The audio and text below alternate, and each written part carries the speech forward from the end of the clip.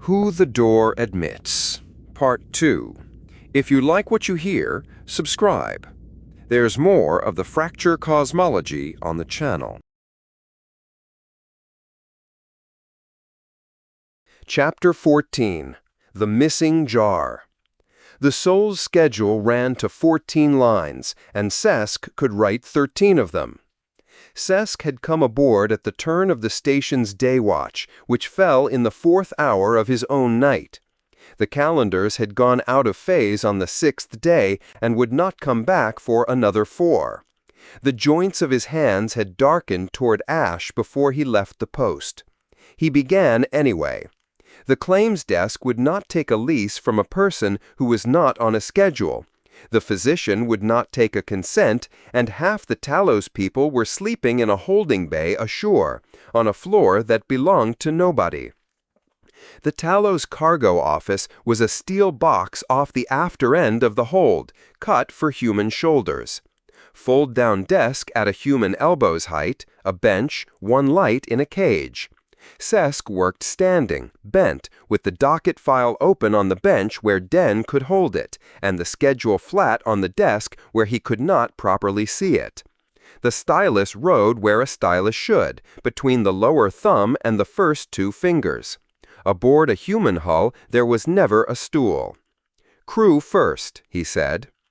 Den found the outbound roll and read it out. 10 names cleared the cairn on the Tallow. 9 had come back. The 10th belonged to that roll and not to this one, and its space stayed empty, because the warden's finding on Master Cray had not come down.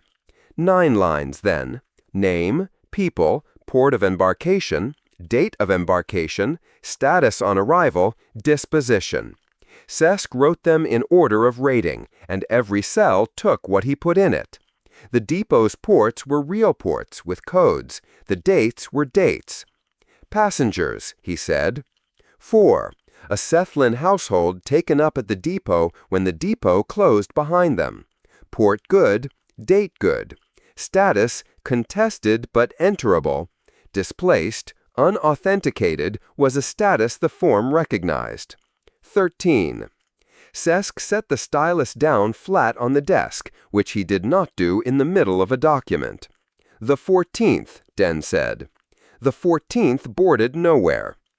F.A. came in from the ladder well with a rolled schematic under her arm and her sleeves pushed up, and stopped 1 pace inside the hatch. 2 days had not thawed anything. She went to the bulkhead locker, put the schematic away, and stood at the office's other end with her back half turned. "Master F.A.," Den said, too quickly, and then had nothing to put after it. "The umbilical crew got your after trunk warm. They said to tell you." "I know, I was standing there." "Right." Sesk turned the schedule a quarter turn on the desk, which brought it no closer to being true. "Master, I require the particulars of the 14th. "Then take them from Lote." "That is my intention."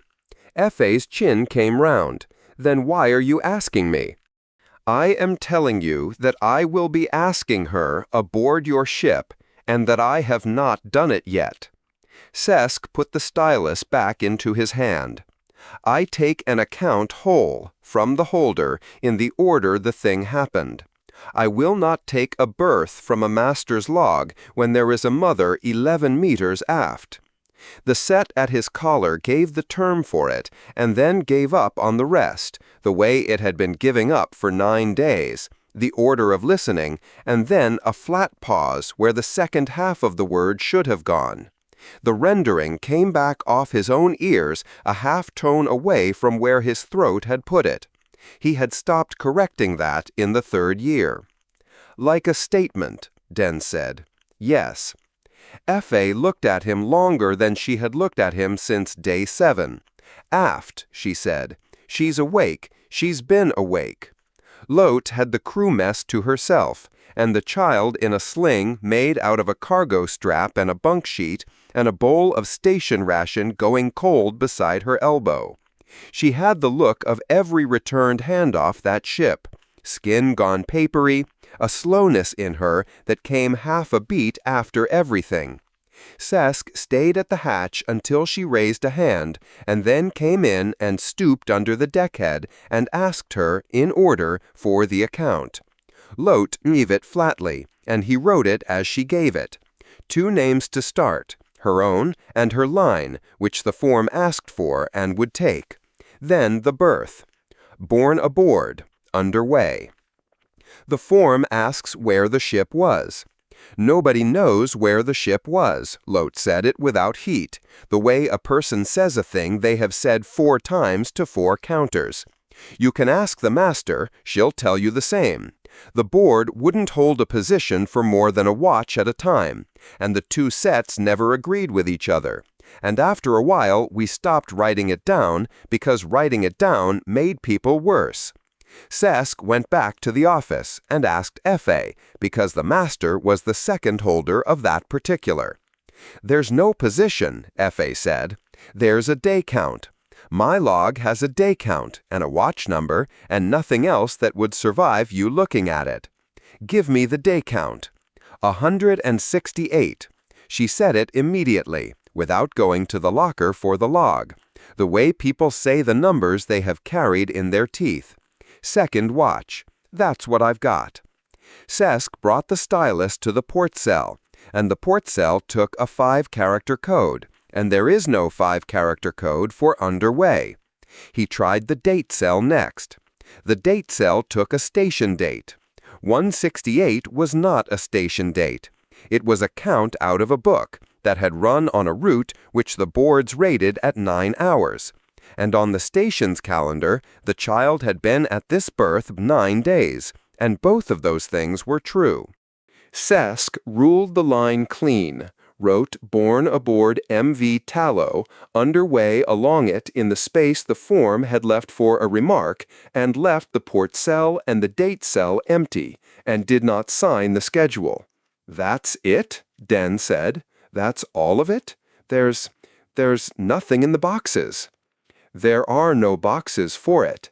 Then what's the child? On paper. What do I say at the counter when somebody asks me? The child is aboard, Sesk said. The form does not have a cell for a person who did not board. It has a cell for a person landed and a cell for a person embarked. He closed the file. I will refer the schedule to the civil branch unsigned, with the remark, and note where it fails. Effie came off the bulkhead. Refer it then. That child will be aboard in the morning and every morning after it until somebody's box fits and the ship gets worse on all of them. Her voice did not go up. 9 days old, Loadmaster, in a hull that's failing round the both of them, and you have a form with a hole in it. One of those is a problem you can solve tonight. No, Sesk said, neither is. Effie took her ladder without saying anything else, which he preferred to what she could have said, and Den stood in the middle of the office with the docket file against his chest and made 3 separate starts at speaking before he gave it up and followed. Den was waiting at the foot of the post stair with 2 paper trays. You worked through your noon, he said. I checked the drift board. Your noon was the 6th bell. The 7th. The board said 6th.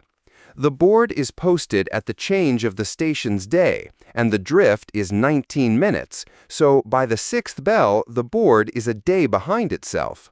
Sesk came down the last 2 steps. It has been wrong since the plating crews moved it. I have sent a memo. You've sent a memo. Den handed 1 tray up. The stall by the south stair.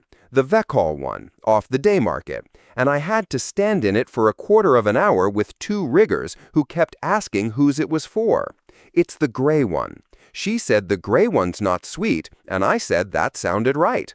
Sesk had not eaten off a Veckhall counter in 11 days. The market drifted, and his watches did not. They sat on the dunnage stack across from the noodle counter, where the concourse ran wide enough that nobody's barrow needed them to move.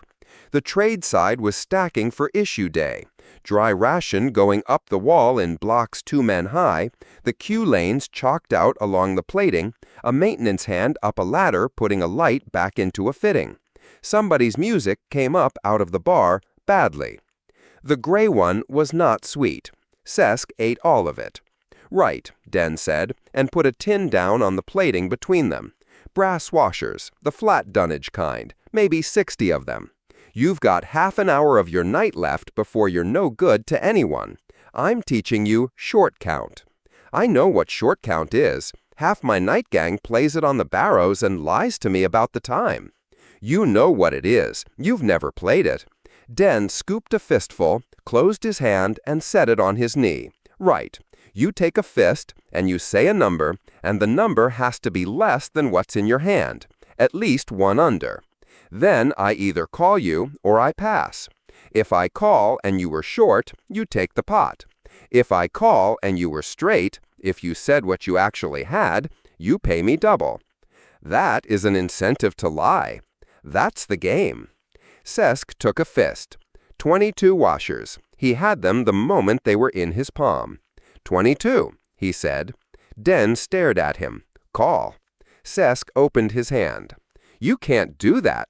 Den was laughing before he had finished collecting. That's double. That's the worst possible. Right. Again, you have to say less than you've got.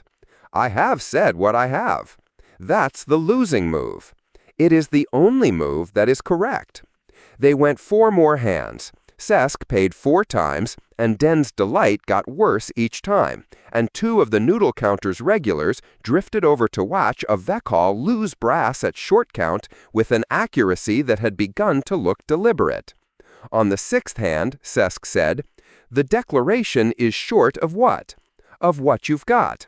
In the fist or on the plating in front of me?" Den opened his mouth.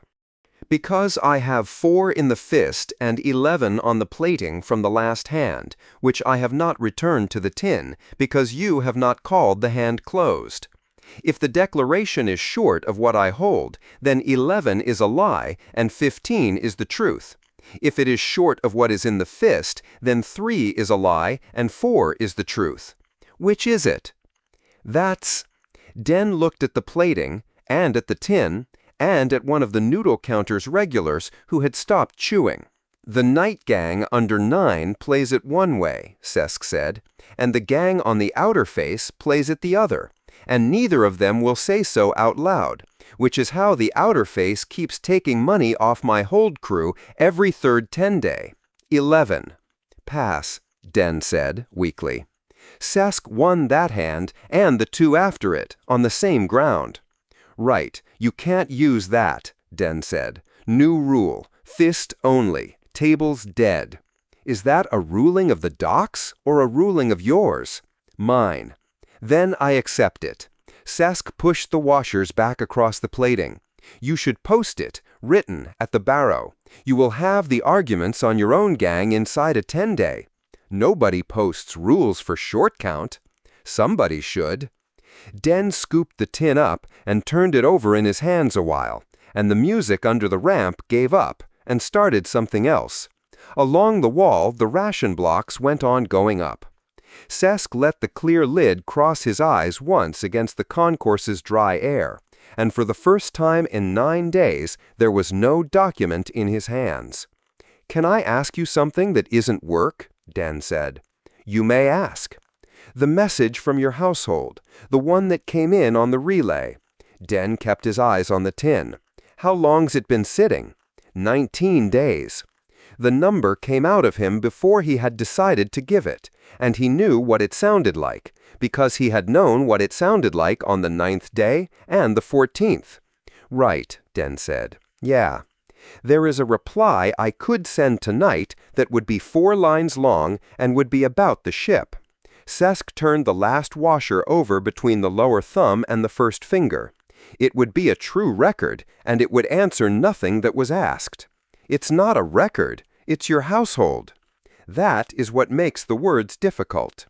"You don't need the words." Den said it fast and badly, and then said the rest of it anyway. "That's the bit you've got wrong. You don't have to have them. You just have to send it. My mum used to get 4 lines off my dad on a 2-month delay, and there was never anything in them, ever, and she read them about 11 times each." Sesk did not answer that, and Den did not push it. and the silence sat where it was. "I did something," Den said after a while. "You'll probably be annoyed. Then say it now, while I am too tired to be." "I went to the shrine by the south brace, for the master, for Cray." Den had the tin in both hands. "Everybody knows about the finding, and the signature, and the argument about him, and nobody's put anything down. So I took a cargo strap off the rack, the good webbing, and I tied it round the brace with the Tallow's birth number written on it in wax pencil, and I went and told Master F.A. I'd done it." "What did she say?" "She said, 'That's not what your loadmaster said to me.'" Den's ears had gone red. "And I said, 'I know. I said it anyway.' And then I said, 'You'd been up 2 of your own nights recounting her ship, on your own body's clock, and nobody had asked you to, and she should know that as well.'" The washer went round again between Sesk's fingers and came back. "She said nothing to that," Den said. "She just went and got a stool for me, and then she took it away again and told me to get off her deck. I don't know what that means." "It means she brought you a stool." Sesk had spent 2 nights getting the Tallow's consumption to balance to the liter, and had produced a document that was correct in every figure, and had cost him the master's cooperation for 2 days. "You will be sure to strap at inventory," Sesk said. "Yeah?" "Bring me the rack number in the morning." "You'll write me up?" "I will write it against my own post stores. Loss on the strapping rack, dated, initialed. It is a true entry." Sesk stood, and his knees told him about the second watch. The bonded hold on the trade side with 3 sections and a cage, and it was cold, and it was the last thing on the cairn that Sesk expected to give him trouble. 31 vessels had come down the Tallow's ramp on day 5. 40 liters each, cargo standard, and the crews called them jars because 40 liters of anything with a lid on it is a jar to a dockhand. Sewell's triage had rated them into 3 classes in the quarantine lab on day 6, and the classes had gone behind the warden seals in 3 separate series. 19 ruined, 5 flagged and unopened into the cage, 7 viable. Nothing in the Soul schedule could be closed tonight. The custody schedule could. Sesk had come down here to put his name on one document that was true before his body finished with him. 19 on the ruined rack. He counted the seals, not the cradles, because a cradle is a piece of furniture and a seal is a fact. 19. 5 in the cage. 5. 6 on the viable rack. Sesk went back to the head of the rack and counted them again in the other direction. 6. He put the light along the plating and read the fitting gang's chalk, which ran the length of the rack in their own hand, 1 to 7, a number at each cradle station. 6 cradles, each with a vessel in it and a seal on the vessel. Position 7 was chalked and bare. A third count, at the seal numbers, out of the landing docket, and the third count told him which one. The viable series ran unbroken but for one number, lot 3-B14. Nothing in the ruined rack carried a viable seal. He went along all 19 to be sure of it, and the cages 5, and it cost him half an hour, because a container misracked by a tired hand was a paperwork error, and a container that had gone somewhere else was not. The ramp tally for the day 5 landing was in the docket file. 7 viable off the ramp, timed, with the gang leader's mark against each. The hold's receiving tally for the same shift was in the hold's own book, in the night hand's writing, and it read 6, and had read 6 for 4 days, and had been countersigned by a SEAL officer who counted the rack and found the rack correct. The rack was correct. It agreed with the hold's book to the last number. It had never agreed with the ship's ramp. 7 came down, 6 went behind the seal. Everything in the paper after that point was true, and 1 jar short of the world. Sesk laid the two tallies side by side on the hold counter and stood over them with his hands flat on the steel, and his hands were ash to the second joint. A viable jar, not a ruined one. 40 liters of the live altered strain, out of custody, 4 days gone, somewhere inside a station of 8,000 people that shares its water 3 sectors at a time. The thing to do about it was to lodge it, and lodging it took the ramp gang's leader, the night hand who wrote 6, and the SEAL officer who countersigned, in that order, each account taken whole from the person who held it, and all 3 laid on the warden's counter under seal. The gang leader was on the outer face until the second bell. The night hand came on at the second bell. The SEAL officer held the other key and was off watch until the second bell. Sesk could put it on the channel tonight, and it would be an opinion, and by the second bell it would be an opinion that 4 offices had already argued about, and a man who wanted 40 liters to stay lost would learn tonight that somebody had counted. Sesk wrote the true count in the margin of the receiving tally, and the date, and the hour, and his initials. He wrote Lot 3B, 14, landed, not received, account incomplete under it. Then he put both papers together in the counter drawer under the spare seals and turned the key, and pocketed the key. The gallery window over the hold looked down the length of the trade-side concourse. The ration blocks stood finished along the wall now, 400 meters of them, and the chalked lanes ran between the blocks and away out of sight toward the heart, ready for 10,000 people to walk through them in the morning. Behind him on the rack, 6 seals. Position 7, chalked and bare. Chapter 15. A household inside. The wheel mark ran 11 meters up the trade-side gallery and stopped where the sweepers had started. Yoss went down on one knee at the end of it and held her light flat along the plating. 1 track, not 2, a hand truck with a dragging caster, loaded heavy for its footprint, pushed up the gallery in the small hours and then not turned, not parked, stopped and lifted. 2 men to lift it. Past that point, the deck had been washed the way the trade side washed things, and the sealant dust was nobody's evidence now. The crew that did it had come off at 6. Their shift lead stood 8 meters away, pretending to count strapping. Who told you to start at the pallet line instead of the head of the run? Nobody tells us anything. We start where the muck is. We've always started where the muck is. The lead had a clipboard she wasn't reading. It's in the schedule. You can have the schedule. I'm not saying that to be difficult. I'm saying it's in the schedule.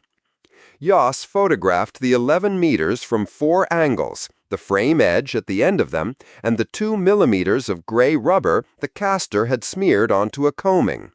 The lead watched her write the crew's names and staff numbers into the log, then went back to the strapping, and that was everything the trade side meant to hand over today. 10 days on this dock, and she could have drawn the gallery blind. What she could not get was a straight hour out of anyone standing on it. The board outside the berth office carried tomorrow's notice in fresh chalk, and half the concourse had stopped to read it. Open sitting, the deck 12 question, 3rd bell, relay heart, deputations admitted. Underneath, in a different hand, somebody had added the sailing times, so that anyone could see how long there was to be angry before they had to be at work. The berth office queue ran 8 deep out of its window and into the gallery, and Sel stood at the back of it with a document wallet under his arm and no apparent objection to being 8th. Yoss had seen him at the boundary docks twice, and never once on the trade side, and she went over. Investigator. Sel said it the way he said everything, flat and no louder than the cue required. You're a long way from the throat. The berth office is here. He turned the wallet over, a passage note, printed, folded twice, a thumbprint block at the foot, and a witness block beside it. I need a seal on this. The clerk says any office. You are an office. Show me. A private loan against shifts, 3 weeks of them, borrowed off a neighbor in the Knoll rooms to cover the long runner's deposit and the freight on a crate. The terms in a hand that had learned station common off paper. Nothing on it broke a rule Yoss knew. The lender's here? Works nights. He printed it at 4 and went to bed. Then he'll want a seal on his too, or mine does nothing. Yoss took her stamp out. Bring him back on his rest day, and I'll do both as one witnessing. Saves you the cue. That is better than the clerk said. The clerk's had a week. Sel watched her thumb the seal onto the line, then put the wallet away square, the fold turned inward. Gray hands, a splice callus riding the outside of each thumb, and the patience to stand in that queue an hour and account for the hour afterwards. You had a berth already, Yoss said, 6 days ago. I saw your name struck off the boat list when I pulled the sailings. The throat needed hands. Sel moved up one place as the queue moved. The next boat is a long runner, 3 days to the shallows. My household comes out to meet it. Where's out? The basin. There is a landing. No weight anywhere on it. He might have been giving her a bus stop. Yoss had the name off the route boards. Inside the wound, past the shallows, on the far side of water the charts drew 3 ways and no 2 of them agreeing. Boats went anyway. The queue moved again. Behind the window the clerk was arguing with a man about deposits in 2 currencies. I have a list, Sel said. The elder sent it with the boat. 6 things. 5 of them are the pump. What's wrong with the pump? The seal is wrong. It has been wrong for 4 months. The elder wrote the size on the list 3 times, in 3 ways, because she did not trust the first 2. No complaint in it anywhere. One of the 3 is correct. I will buy all 3 and carry them. And the 6th thing? Not the elder. The youngest sends a question with every boat. This time, are there animals on the station? Sel looked at her. I did not know. I work the boundary. There is a tank of fish in the exchange, and I do not think fish count. There's a cat on the trade side, Yoss said. The Veckhole freight gang under 6 adopted it. They've entered it on their manifest, and the administrator's office ruled it would take the matter up when it bit someone. Sel took a stub of pencil out of his coat, wrote 4 or 5 characters on the back of the wallet, and put the pencil away. That is a better answer than mine, he said. 2 places from the window now, and he had not said the thing he came to say. The boat, she said. You want something. The master has not decided to sail. She sails to the shallows, or she sails the near coast, and she decides tomorrow, and she has been asking on the dock for a week whether anyone has seen the water off the basin. Sel moved up another place. The ship that came back went out past it. You have their statements. I do. Does any of them say the shallows? One does. Yoss did the arithmetic she always ended up doing here. How much of the truth she could hand over without spending something that wasn't hers. I can't hand you a deposition, and I can't point you at the page. What I can do is ask the woman who gave it whether she minds one line going to a master making a sailing decision. She's aboard, she's tired, and everything to her goes through a quarantine officer with a stopwatch. 2 days. The boat books tomorrow. Then I'm no use to you, Yoss said. Not by tomorrow. Sel reached the window's edge and stopped there, waiting for the man with 2 currencies to finish losing his argument. I will tell her to sail. You don't have the statement. I have pulled boundary gear for 11 days. The near frames have come up dry on the last 4, and the wax on the recovery lines is holding it set. 8 days ago it was not. She can sail. He said it the way a market says a price. If I am wrong, she loses 4 days and a fuel allocation and comes back. And if she doesn't, then the pump waits and the elder writes the size a 4th way. Yas laughed. One short breath of it, and she hadn't done that since the 3rd day. "Do me one in return," she said, and brought up the combing photograph. 2 millimeters of castor rubber, and this. Yas swiped to the frame edge, a bright scuff across the painted steel, and above it a scored line where something under tension had come across the corner. Sel looked at it longer than she expected. 2-inch cargo strap, he said, ratcheted, and ratcheted too far. The mark is the buckle taking the corner, not the webbing. Dock lockers issue rope. Ships issue that strap. He gave the slate back. And it was pulled, not carried. If 2 men carry a case, the strap is slack and the mark is on the case. Pulled how? On its side, along the deck by 1 man walking backwards. The other man was somewhere else. Sel's turn came at the window. Look for a strap burn across 1 palm. The ratchet goes in the hand at the corner. The joint security post on the trade side was 2 rooms and a counter, and the objection was already on her chief's desk when she got there. "Sit down, Yas." "I'll stand. I've a castor mark and a strap mark, and about 4 hours before somebody scrubs the rest of it." "Sit down anyway." Her chief turned the slate around. "The docker's advocate lodged this at the 9th bell. He's asking that you come off the movement inquiry." Yas read it standing up. 2 paragraphs, correctly drafted, no heat in it anywhere. The investigating officer was a named party in the statement under the birthline charge. The statement's language went to the officer's own lineage. The officer therefore had a personal interest in the Tallow's people and the disposition of their cargo, and the inquiry should pass to somebody without one. He's saying I can't be trusted with it because of what his client called me. He's saying it in a way 3 registries will accept. And you? I'm saying no, and I have to log the asking, and logging the asking means a declaration off you. Her chief was a fair man who had spent 6 weeks learning that fairness took paper. SC4. It goes under the inquiry file and stays there, and it's what stops him raising this in front of somebody who doesn't know you. The form came up on the counter terminal. Yas stood over it and filled it in, because the alternative was handing the inquiry to a man who had been on the dock 4 days. Nature of interest. 60 characters, and she used 42. Officer named in the underlying statement. Parties. Her own name and staff number, which the terminal supplied.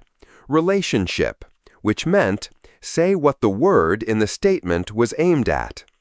Yas entered her mother's registry, Earth, a port authority number, a city she had been to twice as an adult and not liked. Then her father's, Viray, a settlement code, a clan line notation the form had no cell for and took as free text with a warning. Then, because clerks in 3 registries would want it plain, she wrote out what her parents were to each other, and what that made her on a dock, in the dock's own arithmetic.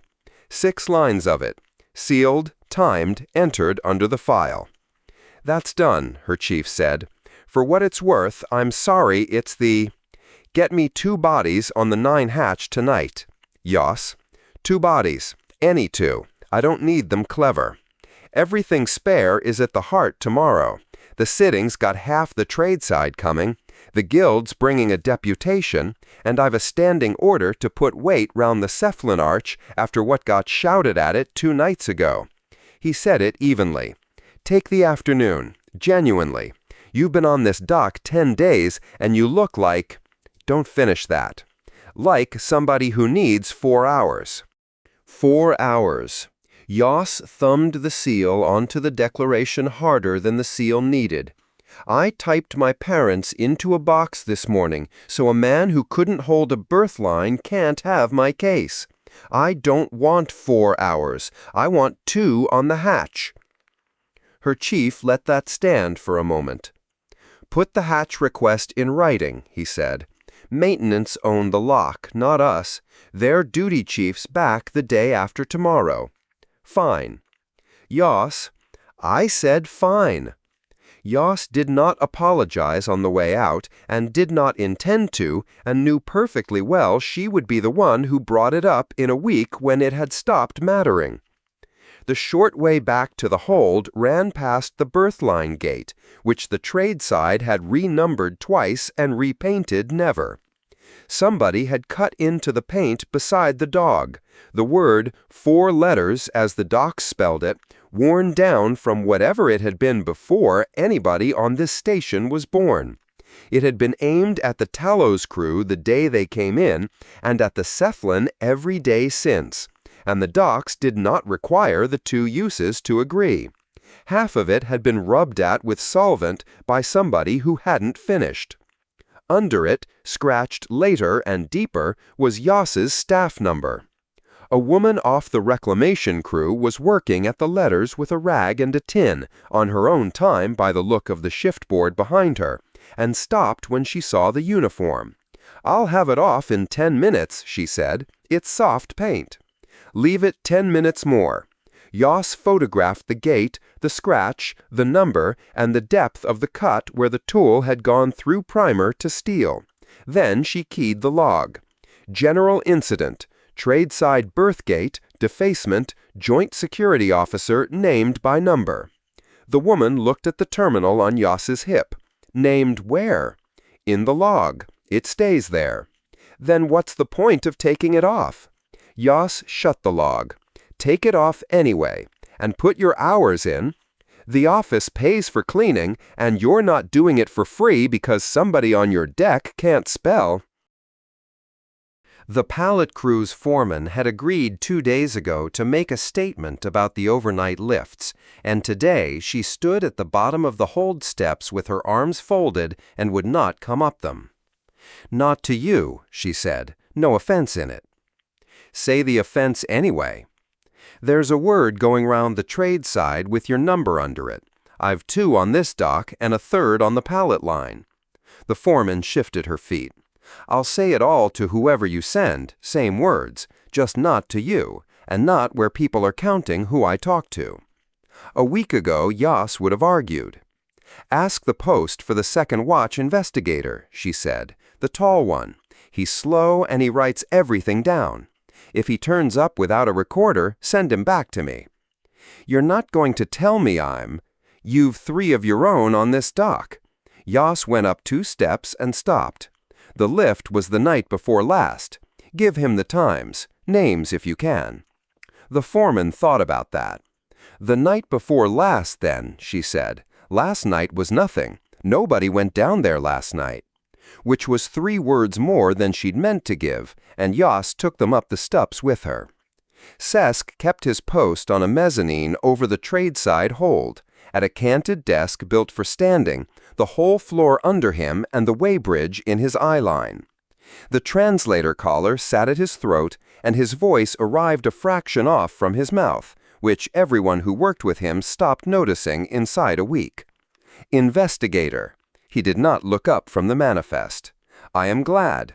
I was going to send for you at the 4th bell, and I have been dreading the wording." "Send for me about what?" "1 container of viable culture is not in this hold." Sesk put a finger on the manifest, then on a second slate where a whole diagram carried a hand-drawn grid. "Yesterday I counted the stack against the custody schedule.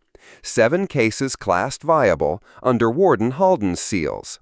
The seals are intact. There are 6 cases behind them. Somebody sealed an empty gap. Somebody restacked the block so the gap is at the back and the seals are at the front. It is competent work.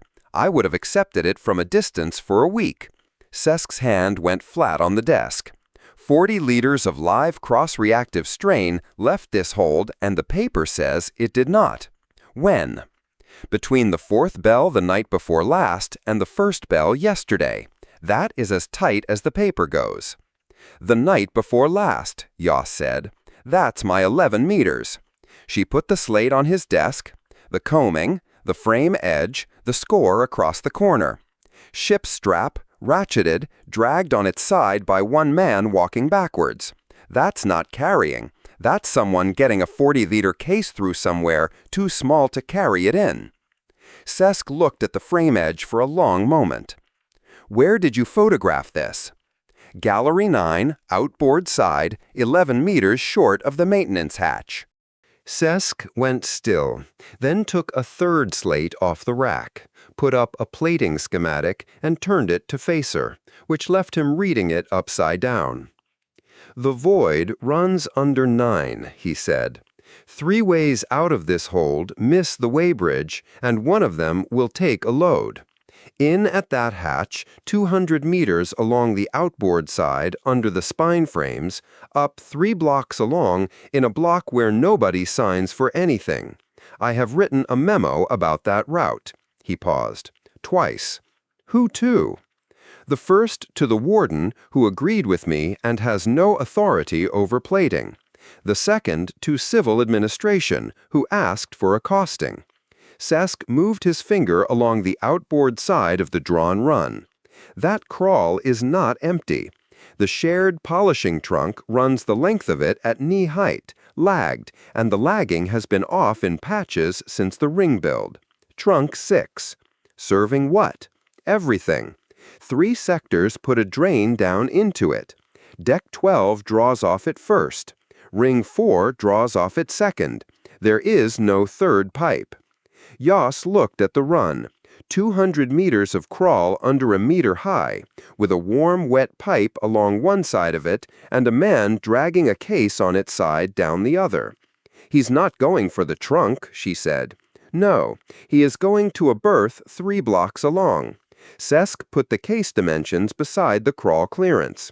810 millimeters on the long face, 900 under the spine frames. The case is rated for a lift and a lash. It is not rated for a drag. How much of that route has he already done? None. He came in that night, he did not come out with it, and the block was restacked before the first bell. Sesk's hand stopped. "It is in the void now. It has been in the void for a day and a half." "Tomorrow," Yoss said. "Tomorrow the sitting takes the heart. 4 gangs have asked me to move their shifts to attend it, and I have granted 3. Sesk squared the slate to the desk edge. "By the 3rd bell, there is no watch on this dock worth the name." "Count them again." 7 on the schedule, 6 in the hold, Sesk said, already writing. "I will recount tonight every case against the schedule and not against yesterday's count. And if it isn't 6? Then more than one man walked out of my hold. A word came through the collar that the translator did not carry across. 3 syllables, then a gap, and Sesk went on as if the gap were a comma. You will have the count in the morning." Yoss copied the schematic to her own slate. The run in gray, the trunk in blue along the outboard side of it, knee height, 200 meters. Then Yoss went down to the counter and wrote the hatch request out longhand. 2 officers, 9 maintenance hatch, 2200 to 0600, ground stated, maintenance lock to be keyed by the duty chief or his relief. She timed it to the minute, sealed it, and put it in the queue for a man who came back on shift the day after tomorrow. Chapter 16. Complicity. Ration issue gave Cade an hour that would go unmissed, and she took it. From the head of the ramp, the heart ran as a single body, east curve to ramp foot. The queue doubled back on itself twice under the old relay core. Joint security corporals stood up on crates to call the turns, and the dry goods scales went over and over at 4 counters.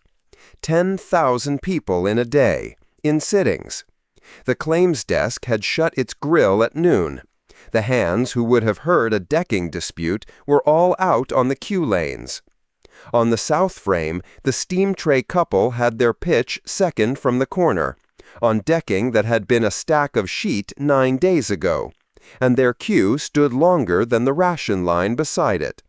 The man called the prices. The woman had her sleeves pinned back and did not look up. Her clerk caught her at the top of the ramp with his slate already lit. "The ring quarters pressure complaint. If I put it back to maintenance with a priority, I have it."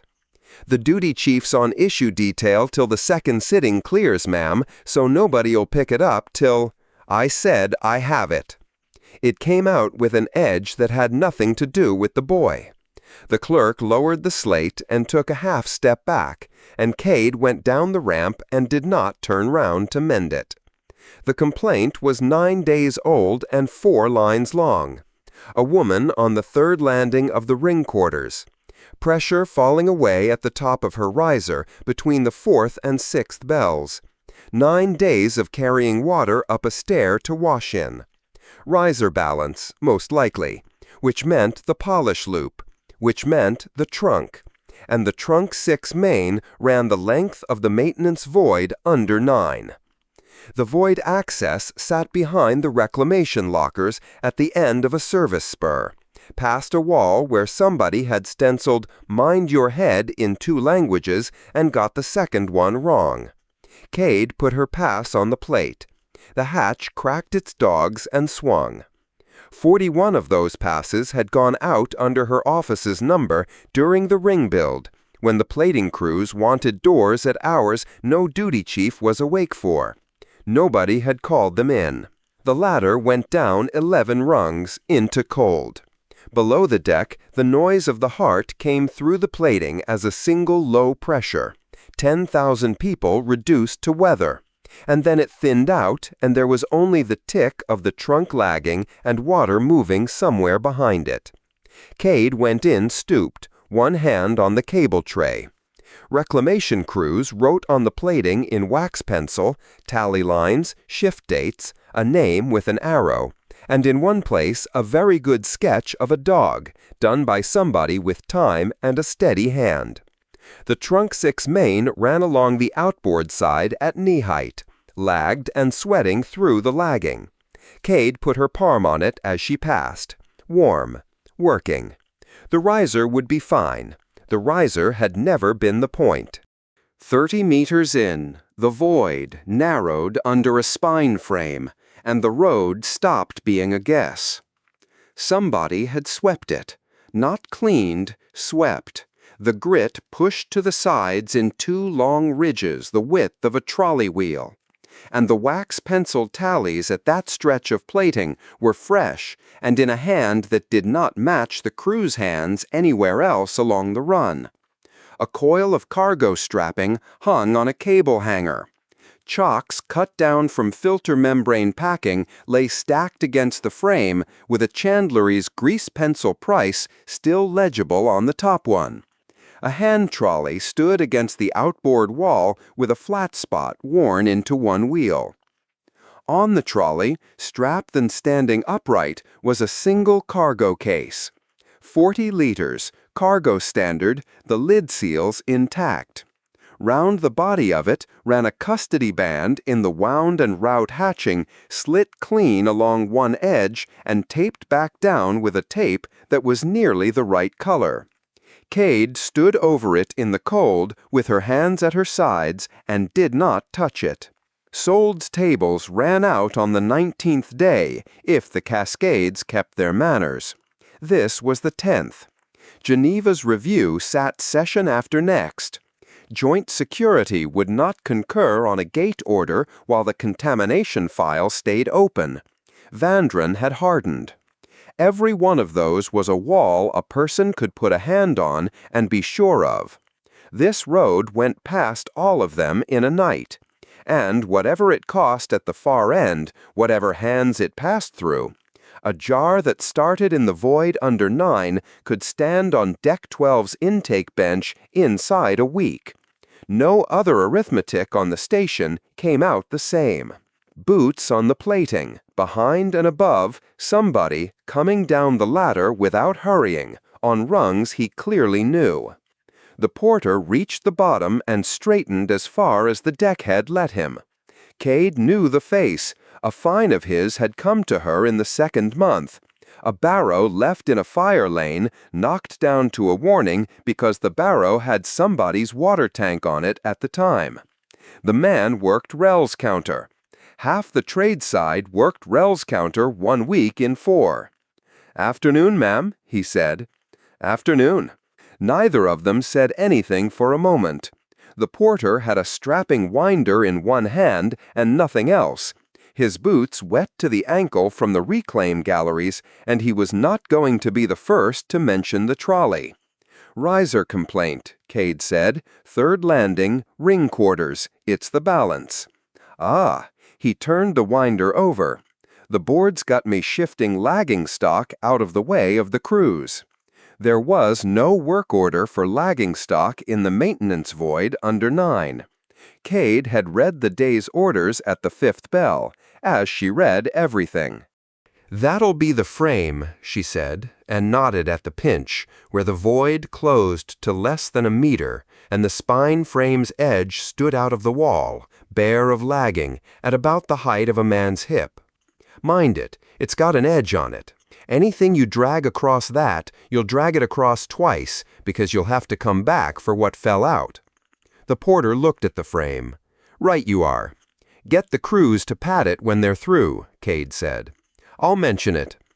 Cade went past him and on into the run, past the pinch, the deckhead coming down on her until she had a hand on the plating either side. 12 meters further, the void forked, one leg inboard toward 12's service side, one outboard along the trunk and away toward the trade side holds and the departure gallery, where the packets loaded and a case could stand among 400 others and be nobody's. Both legs were swept. The grit was pushed to the sides on both of them, the same width, the same wheel. Cade stood at the fork with her hand on the frame.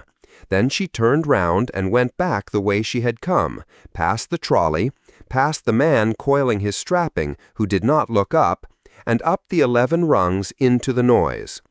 The hatch dogs went home behind her. In the office, Cade wrote the riser complaint up as a balance order, third landing, ring quarters, priority 2, signed it, and sent it to the maintenance duty chief with a note that the woman had been carrying water for 9 days and would like an hour's warning before anybody came into her rooms. There was a form on the terminal for a thing observed in civil volume without a work order, 4 fields and a signature. Cade cleared the terminal and got on with the afternoon stockets, and by the 3rd of them, her hands had stopped being cold. By the time the second sitting cleared, the hour was worth more to her than the sleep was, and Cade got the grinder out to settle the matter. The good tin lived at the back of the bottom drawer, behind 2 bricks of ration chicory.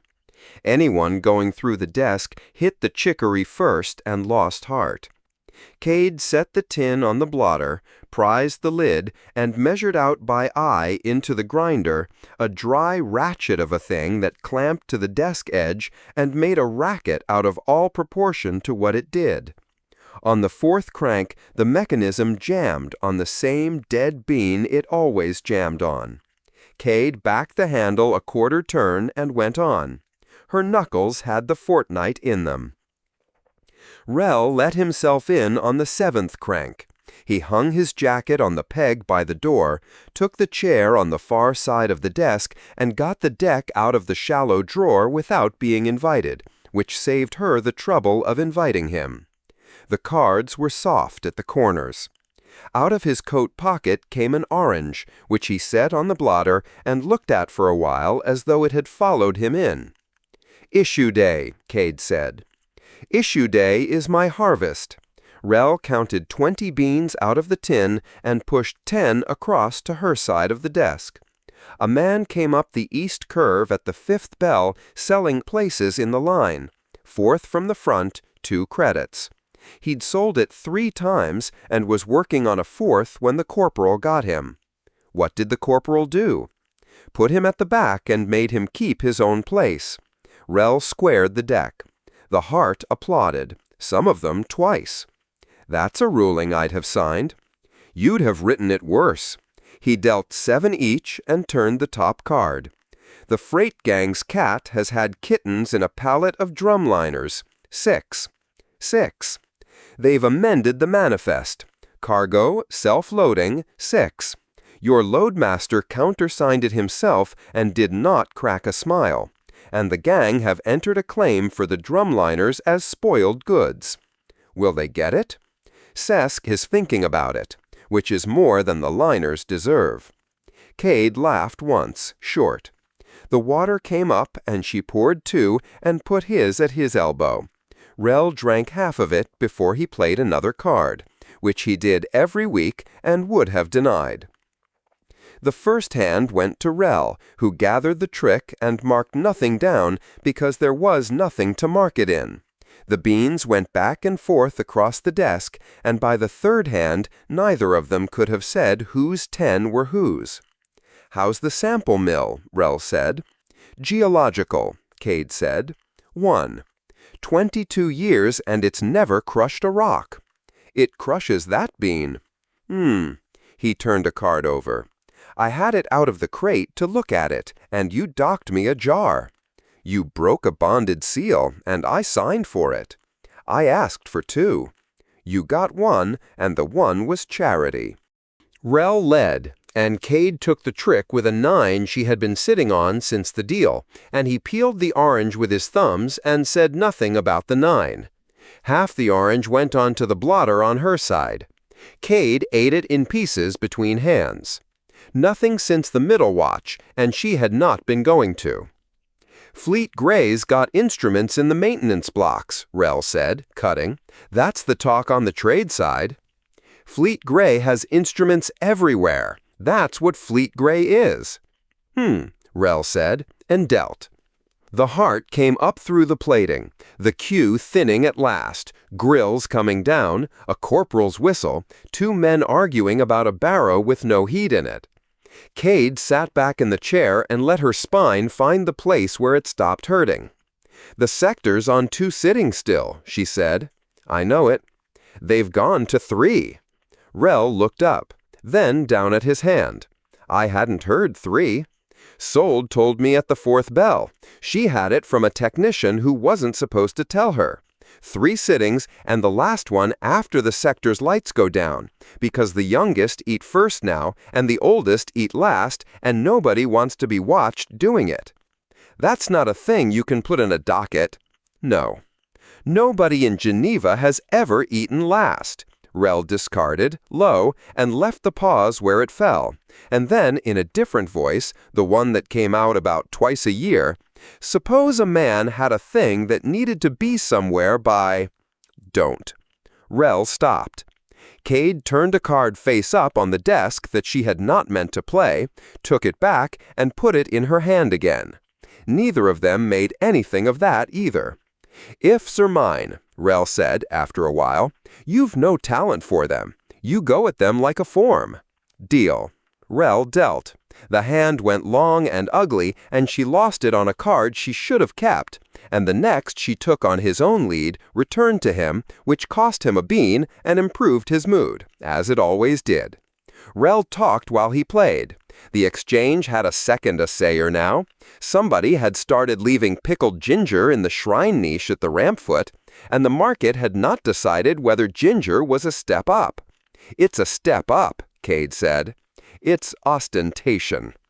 Late in the hour, with the pot down to its good grounds and the beans in a single unclaimed heap between them, Cade set her cards face down and let her hand flat on top of them. Rel. Madam Administrator. The floor of the heart had gone quiet enough that a single grill coming down carried all the way up. The sentence was 4 words long, and it started with I know what. Cade had had it ready since the fork in the void. Nothing, she said. Your deal. It is not my deal. It has not been my deal since the ginger. He took her cards off the desk anyway and shuffled them into his own, which was cheating, and dealt. They played out the last hand. Rel won it, pushed the whole heap of beans across to her side with the back of his hand, stood, and got his jacket off the peg. At the door, he stopped. "Eat something," Rel said, and went. Cade came down the ramp at the 8th bell into a floor that 10,000 people had walked over. Dry goods dust lay in drifts against the counter legs. The ration crates stood 6 high on the west curve, with 2 corporals sitting on them writing up the day, and a child slept flat out on a pallet of empty sacks with an adult's coat over her and 1 boot missing. The steam tray couple were scraping their trays down with the flat of a knife. The woman had a wad of chit paper the size of a fist and was going through it twice. Somebody had swept the east curve, badly, and given up at the shrine niche and swept round it. Halden stood at the public root board with a flask of her own tea. The warden did not come into the heart.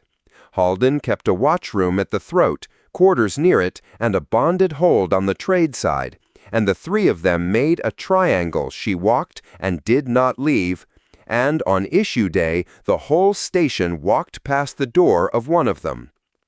Administrator. Warden. Cade came and stood alongside. On the board, the day's traffic ran in gray chalk. 2 departures gone, the evening packet loading, the long sight still alongside, the rampart on station.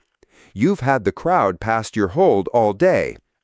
Since the first sitting, I put my own eyes on my own door. Halden poured tea into the flask cup and drank it black. Nobody tried it. They queued past it 11 hours, and one of them apologized to me for the noise. Cade waited. Halden finished the cup, screwed it back onto the flask, and got to it in her own order, as she got to everything. A maintenance hatch at 9 was keyed at 10 minutes past 2 this morning. Not forced, keyed with an office pass, live and unexpired, out of the ring build. It's in the access record, and I pulled it myself because it's 4 meters from a bonded hold in my custody. The warden set it level, without any weight on it at all. 3 offices on this station can key that hatch. Mine is not one of them. No, Cade said, it isn't. On the 6th, I countersigned a custody band round every viable case out of that ship. This morning, I recounted my own bands against my own hold list and got a number I can't put my name under. Halden turned and looked at her. And it was not an accusation, and that was worse. There is one lawful way to move that cargo out of my custody. The gate, civil and joint security, 2 of 3, on an order with a volume and a route on it. Bring me that, and I'll band the volume myself and ride the trolley if you like. Joint security won't concur while the contamination file's open, Cade said. Vondran's amendment sits behind them. I can't move them by Thursday, and I can't move them at all. Then it doesn't move. The sector fails in 9 days. Then the record will say a sector failed while the mechanism held, and I will write it. Halden set the flask down on the ledge under the board. What I can't write is a jar in a corridor. Down the west curve, a corporal called something to the other one about the crate count, and got an answer that made them both laugh. "Coffee," Cade said. "I've a tin in the office." "Everyone tells me about the tin." Halden picked up the flask. "I brought my own. I don't take the thing everybody takes." "No," Cade said, "you don't. I'm entering the access discrepancy at 0600. Numbers, times, pass class, nothing else. I don't write causes." Halden tucked the flask under her arm. "I wanted you to have it from me, in a corridor, before you had it off a board." "That's a courtesy." "It's a habit." The warden went up the east curve, past the sleeping child and the corporals on the crates, walking her triangle back to the throat. Cade climbed the ramp. The 3rd step shifted under her boot, the same corner as always, no worse, and she made the note she had been making since the plating went down. The office was dark except for the shutter. Cade sat, brought the terminal up, and pulled the register. Maintenance block access, passes issued under the administration's number. Ring build. 41 entries. 38 expired on their own dates. One a clerk had canceled in the 4th month for a reason nobody had entered. One belonged to a plating foreman who had gone back to Earth in the spring. The last was live. The field to cancel it took a keystroke and no signature. Cade sat with her hand on the desk edge for a while. Then she closed the panel and put the terminal to sleep. Through the plating, one deck down, a wheel with a flat spot in it went along a corridor, stopped, and went along again. Cade put the tin back behind the chicory, closed the drawer, and keyed off the lamp. Chapter 17. Breach. Sold wanted it to be the electrode. Probes on the return legs failed constantly. Condensate crept into the housings, the reference solution went off, and a bad electrode could sour an entire trunk on paper while the water inside it stayed exactly what it had been at breakfast. She kept a box of spares under the bench for that reason, and she pulled one now, moving the flowering plant off the bench edge to make room for the rack the way she did 20 times a shift. The new probe came up at 6.88. Trunk 6 ran at 7.4 and had run at 7.4 for 209 days because that was what the shared polishing loop was built to do. Take everything 3 sectors, put down a drain, feed it through the standard cultures, and hand it back clean and boring at 7.4. Nothing in the loop moved pH half a point in a morning. Nothing that belonged in it. Sold drew a grab sample off the return tap and dropped a milliliter onto a substrate plate. The plate cleared in 50 seconds. Sold had written that number down herself 5 days ago in the quarantine lab, with Halden's custody seals on the crate and the physician standing half a beat too formally by the door. Eats fast, sours what it eats. 52 seconds, that time. The original strain took 9 minutes. The cephalin feed alarm came up while she was still holding the plate. Not the loud one, the low chirp that meant a culture's dissolved oxygen had gone somewhere it shouldn't. Sold was through the hatch and running before the second chirp. Deck 12 gave onto the cephalin sector through a stepped lock, and the temperature and the light changed inside 3 meters. Dim and wet-warm, the air heavy enough to sit on your skin. 406 people lived in there. On the near side of the commons, a family had divided a ration between 3 bowls and carried them to 3 different walls, and none of them looked up as she went past, and she had stopped apologizing for that days ago. The feed panel stood at the sector's inboard face. Emrit was already at it with the cover off. "Take the sector off trunk feed," Sold said. "Everything. Now. Day tank only." Emrit's hands went to the manual isolators. No argument, no questions, which cost her more than an argument would have. "The tank is 9 hours. I know what the tank is." Turbidity on the mother culture was climbing off the top of the scale. That vessel held the last viable lineage of a strain that sector could metabolize, and no one on this station could make from scratch. And it had been fragile at breakfast, it was souring now in front of her at the rate a plate cleared. Trunk 6 turned over every 22 minutes. The cephalin draw sat first on the loop. Ring 4's standard streams sat second. Sold got her set to the docks. "Sesk, Sold, your custody count on the tallow cargo, the viable jars. What have you got?" Sesk answered inside 2 seconds, flat, no preamble. "Short by 4 containers against the landed schedule. I completed the recount a quarter of an hour ago and was walking to Halden with it." "Don't walk anywhere. Where do they move cargo out of the trade side hold when they don't want it looked at?" "Through the void runs under 9. I have said so in a memo twice." Yas cut onto the channel without asking. "Sold, Yas. I've got a porter in a stairwell with wet boots and a strap burn on his palm. He went in through the 9 hatch overnight and came out 3 blocks along. Give me 4 minutes with him. Tell me the count first." 4 in. He's cagey about how many came out. Sold was already at the sector's engineering console, pulling the trunk schematic. And there on the schematic was the next bad thing. Both isolation gates on the trunk 6 split carried a red lockout flag. Remote actuation disabled during the ring build pending recertification. Nobody had re-signed it. Nobody had needed to. Manual then, in the voids, at the split, by hand. Off the sector locker wall came a mask and a filter cartridge, gloves the wrong size because the right size were in her own locker back through the lock, and the longest bar she could carry one-handed down a ladder.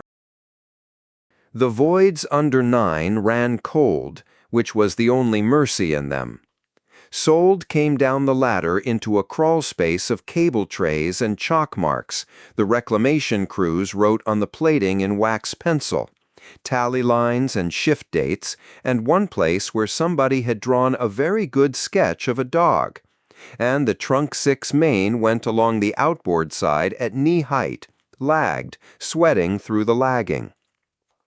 Den was crouched 30 meters in with a lamp on a strap and both hands on his knees.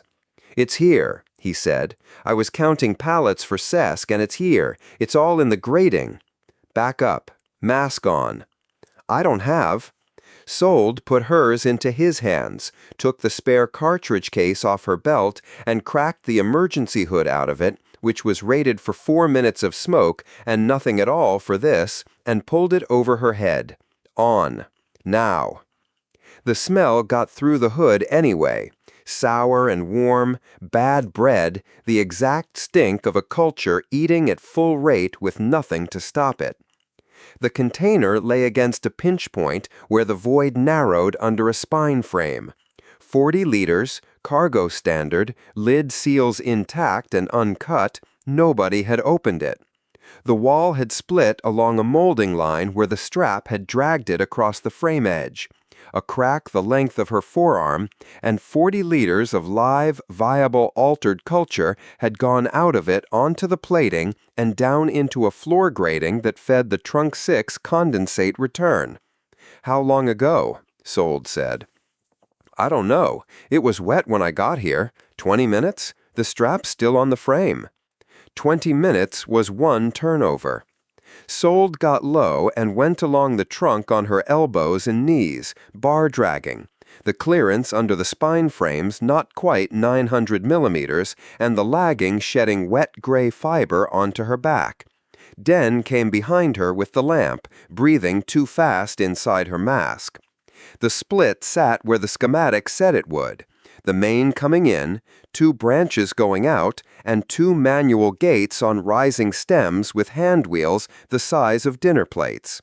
The plates on the branches were stenciled, G-6-C, G-6-D.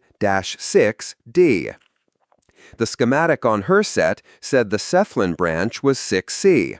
Sold put a hand on the 6C wheel and stopped, because the stencil was not the paint she expected.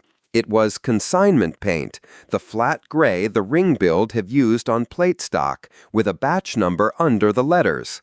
"Sesk," she said, "void under 9, the 6 split, 2 gates, stenciled 6C and 6D. My schematic calls the Cephalin branch 6C. Which one is it? Read me the batch number under the stencil." Den brought the lamp in. Sold read it off, and there was a pause on the channel of maybe 3 seconds, which for Sesk was a long time.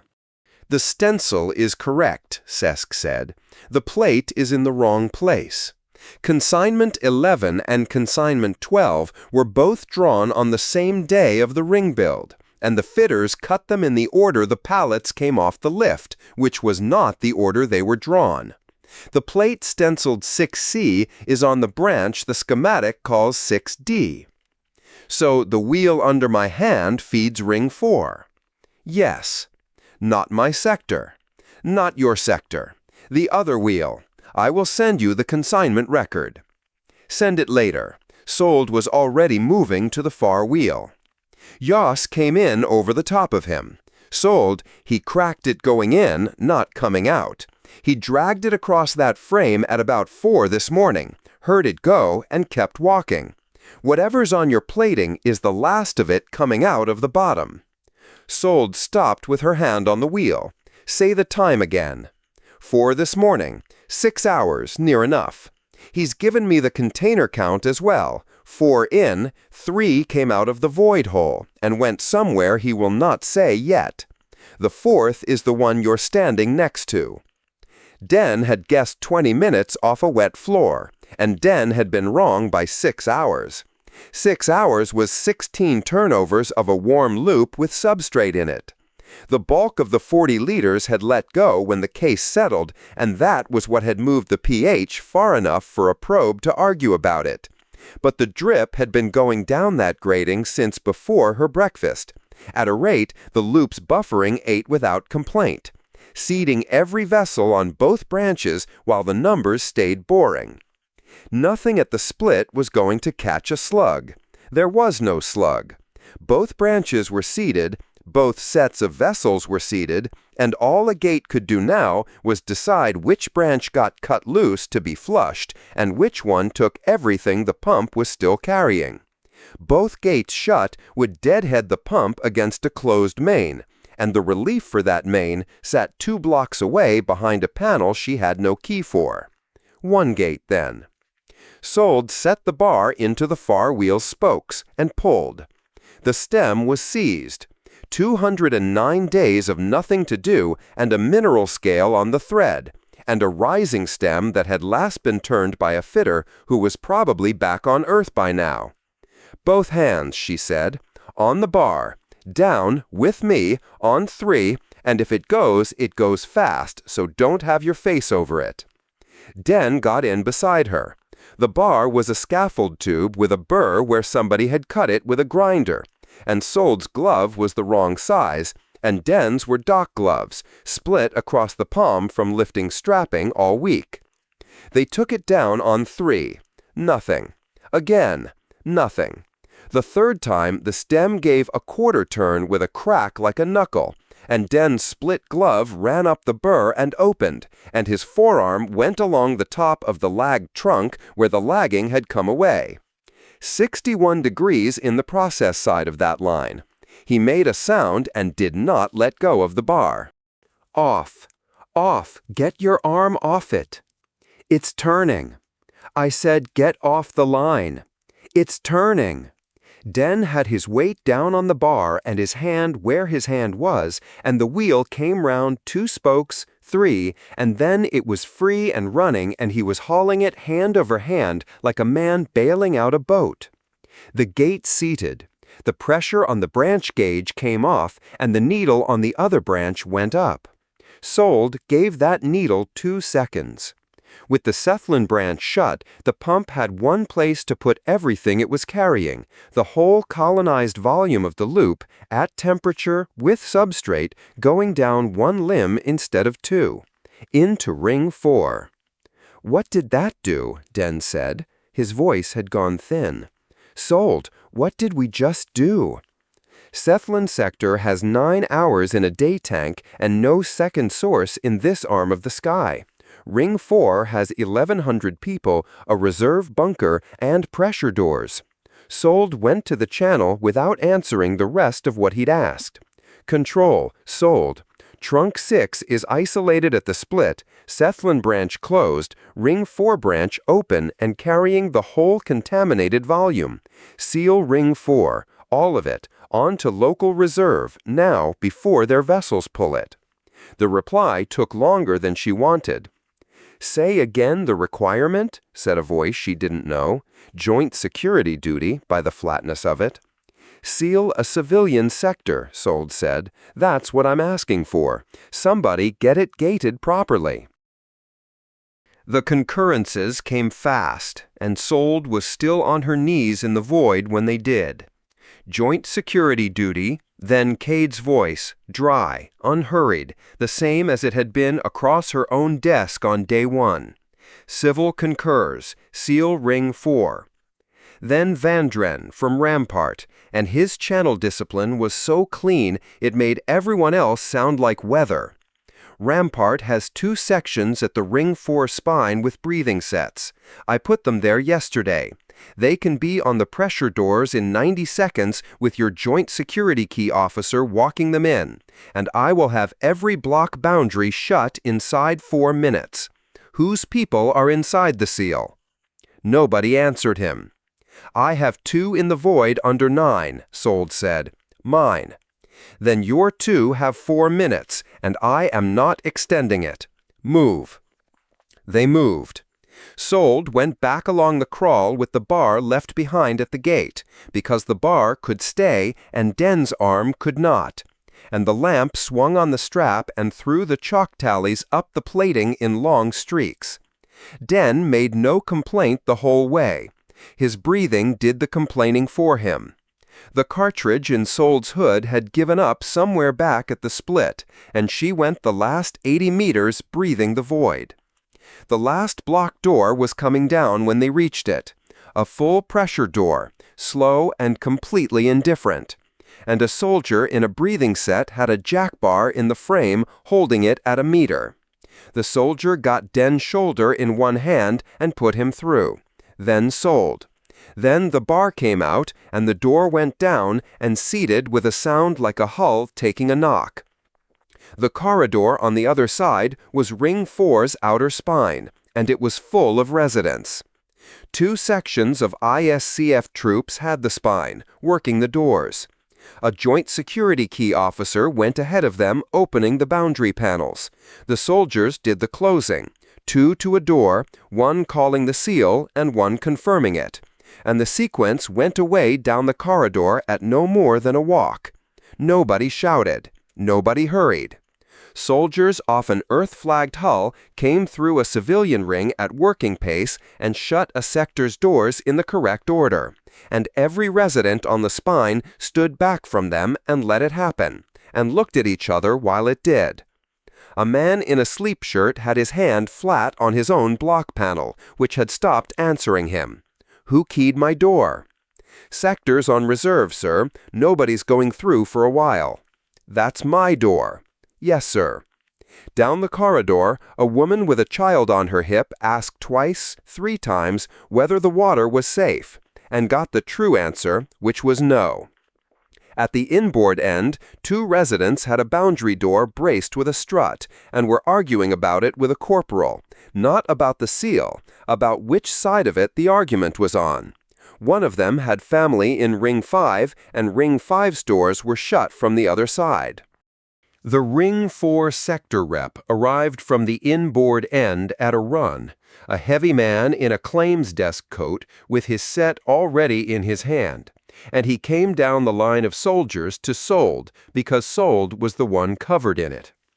Is that off the tallow? Yes. The cultures, the ones that were going to feed the cephalin? Yes. The rep looked at the sealed door and at the soldier standing in front of the sealed door and put his set down at his side. The captain said this exact thing would happen. Sold had no answer that was worth the air, so she didn't spend it. Vandren came over the channel to her direct and to the record. Engineer, Captain Vandren, Rampart. Ring 4 is sealed at all 9 boundaries and on local reserve, and it is holding. Note the time in your own log, not mine. Now, the container count. 4 moved out of custody, 1 breached in the void under 9, 40 liters, into the 6 condensate return, 3 unaccounted for. 3 unaccounted for, no inflection on it at all. Are those 3 the same strain as the one in your line? They are. Then I want them found, and found by somebody with a manifest. I'll say the rest of it in a chamber where it can be argued. A pause, 1 beat only. My section leader tells me your man came through that door with a scald and a wet sleeve both. Get him to my coursemen after spine. They're closer than yours." They were. Sold walked Den down there herself and handed him over to a courseman who had his sleeve cut off before Den had finished explaining that he was fine, and Den kept trying to give Sold her mask back with his other hand. The medic did what medics do and asked Sold for her own exposure baseline. "There isn't one," Sold said. "Not for me. Nothing in the tables covers my line.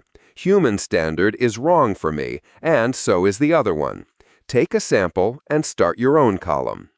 "Ma'am, I need a reference to—" "You don't have one. Nobody does. Take the sample." Trunk 6 still had it.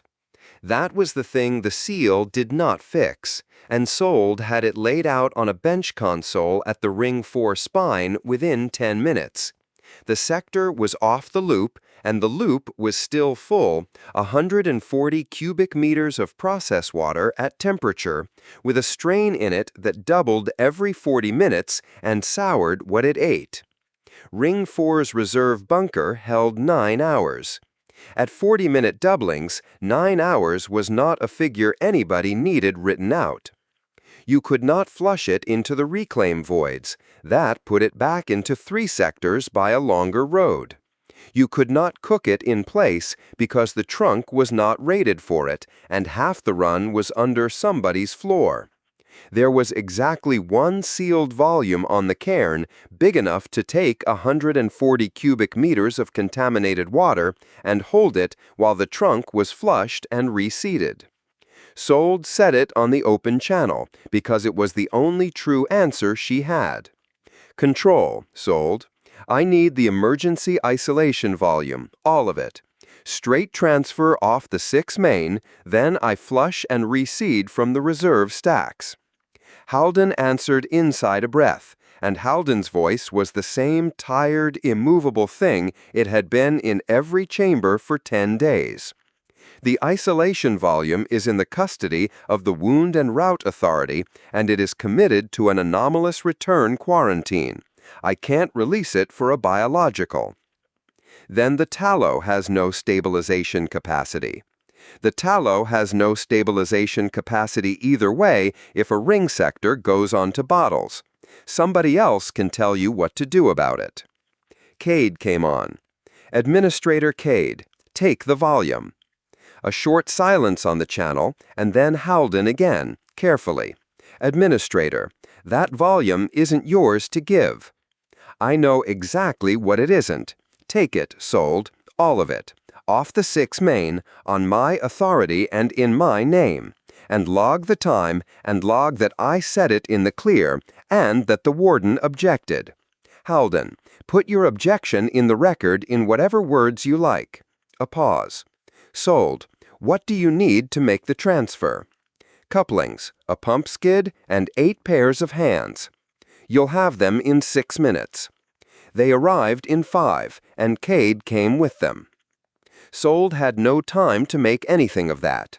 The transfer point was a valve station in the reclaim gallery under the spine, 4 couplings, 100 mil, on a manifold installed for a purpose nobody had ever used. And the pump skid came down on a trolley with its own crew. And there was the exact amount of talking that had to be done, and none other. "Take the weight on the bar," Sold said. "Hold it up against the face while I get the pin in. You'll have them in 6 minutes." They arrived in 5, and Cade came with them. Sold had no time to make anything of that. The transfer point was a valve station in the reclaim gallery under the spine, 4 couplings, 100 mil, on a manifold installed for a purpose nobody had ever used. And the pump skid came down on a trolley with its own crew. And there was the exact amount of talking that had to be done, and none other. "Take the weight on the bar," Sold said. "Hold it up against the face while I get the pin in." Cade got both hands on the bar and held the union hard against the manifold face while Sold lay under it and worked the pin through. The bleed off the main filled the gallery with warm mist inside a minute. Both of them were wet to the elbows and then wet to the shoulders. Cade had a survey administrator's hands and no business at all on the end of a bar. She took the weight and she did not put it down. "Second union," Sold said. "Where?" "Under. Left-hand side. You'll have to come round." Cade came round. "That's the Tallow's volume," Sold said, working the second pin. "All of it. Every hour they've got left in the umbilicals was coming out of that tankage." "I know what it was." Cade shifted her grip and got her boot against the manifold skirt. "Third." Yoss's voice arrived on the channel while they were on the third coupling. Clipped, exact, and not enjoying itself. "Sold, if you've got Cade there. The porter went in through a void hatch at 9 with a pass on it. Off-hours access to a maintenance block. Keyed. 3 offices on this station can key that hatch." Sold's hands did not stop, and neither did Cade's. "Copy," Sold said.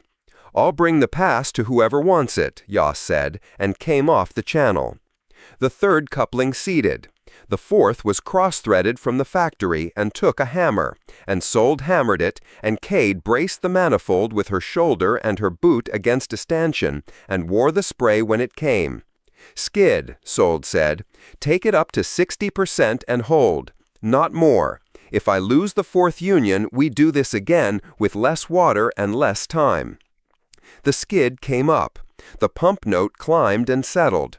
The gallery filled with the noise of 140 cubic meters of water going somewhere else, and the trunk gauge on the manifold face came off its peg and started down. Sold kept her hands where they were on the union, until the needle passed the third mark. Then she let go and rolled out from under the manifold and reached for the flush line. Cade was already holding the end of it. Chapter 18. After the line holds. The physician made his evening round at 8, and after the round, the Tallow's water stopped being a dock job and became a finding. Wells had 40 cans to move before then. The boundary dock service filled a 20-liter can in 51 seconds. Wells had the fill end, one boot on the drain grating and her sleeves wet past the elbow. 2 dock hands ran the trolley up the ramp to the quarantine berth, and the pass-through took 2 cans at a time and then had to be cycled, so the whole line moved at the speed of a hatch built for sample crates. 40 cans came to 800 liters.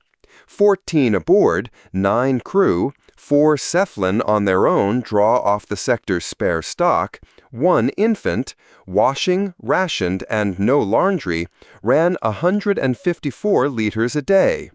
Wells had done that arithmetic 3 times since noon and got 5 days every time, and 5 days was a lie. The Tallow could no longer use a liter twice. The Tallow's water plant had 3 barrier stacks. They had left the yards 2 years back and come home crazed through the potting, weeping at the ends, failing a leak check by a margin nobody could argue with. The aging had gone through that ship in patches, a feed pump running like new, a gasket set that came apart in the hand, the galley's clock and the bridge's clock months out from each other, and both of them months out from the cairns. Nobody had a reason for the pattern. Wells had asked for one on day 5 and been given, correctly, a form. One of the failed cartridges sat on a bench beyond the pane, inside the ship's plant room hatch. A white cylinder gone the color of weak tea, a hairline map crawling all over it. A week it had sat there. Wells wanted it in her hands, in the light, turned over, and was never going to have it. Everything past that pane sat in Halden's custody until somebody with a signature said otherwise. Since the 4th day, the arrangement had run one way only. Nothing off the Tallow into station streams, nothing off the station into her, except through the emergency isolation tankage, clean in, contaminated out, held in a volume nobody had ever used for anything.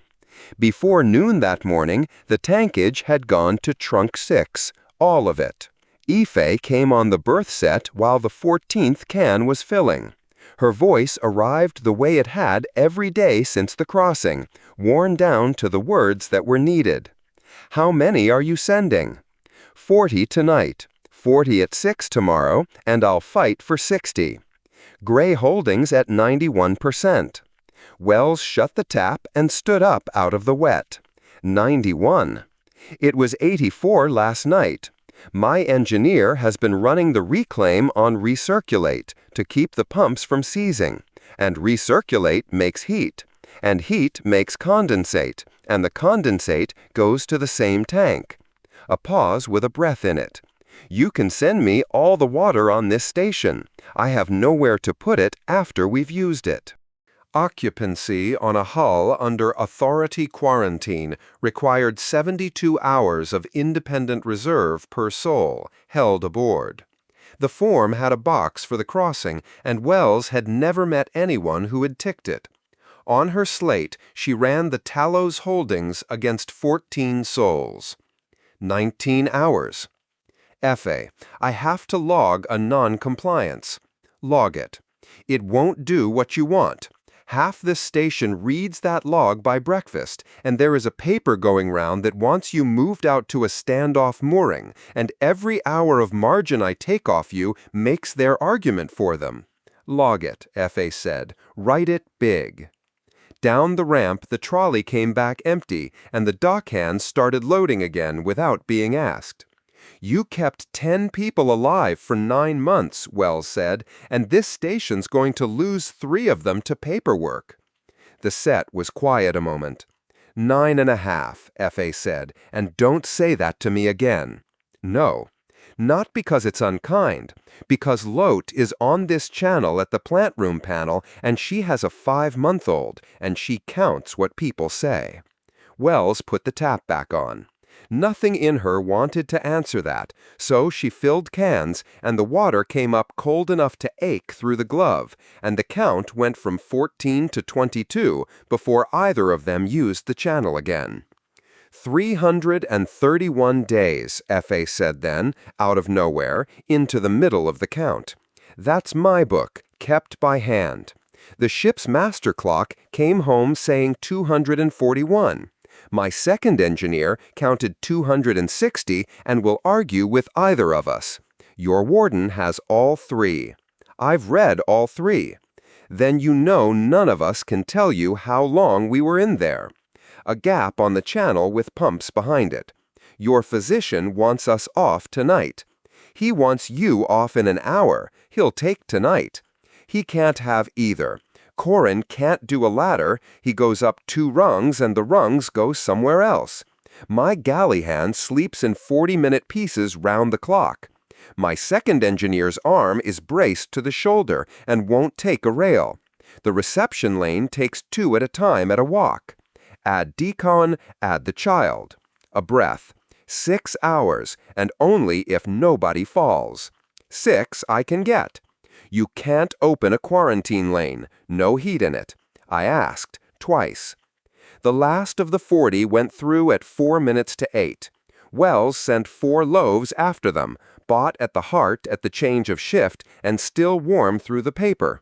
And FA said they would be gone before the cans were stacked, and was right. Wells wrote the entry at 19:58, standing on the wet apron under the berth's working lamps. MV Tallow, Quarantine Berth 2, Independent Reserve 19 hours against 72 required. Non-compliance logged. Water transfer 800 liters this date. Gray holding 91% and rising. Reclaim barriers failed leak check. No station capacity available for transfer. Wells read it over once, initialed it, and left the last clause exactly as written. Everybody who read that log would know which volume had gone where and whose name was on it. The throat side watchroom at 8 in the morning held 3 crude consoles, 2 joint security ratings who wanted a number every half hour, and a standing query from Geneva sitting in the header of every report going out.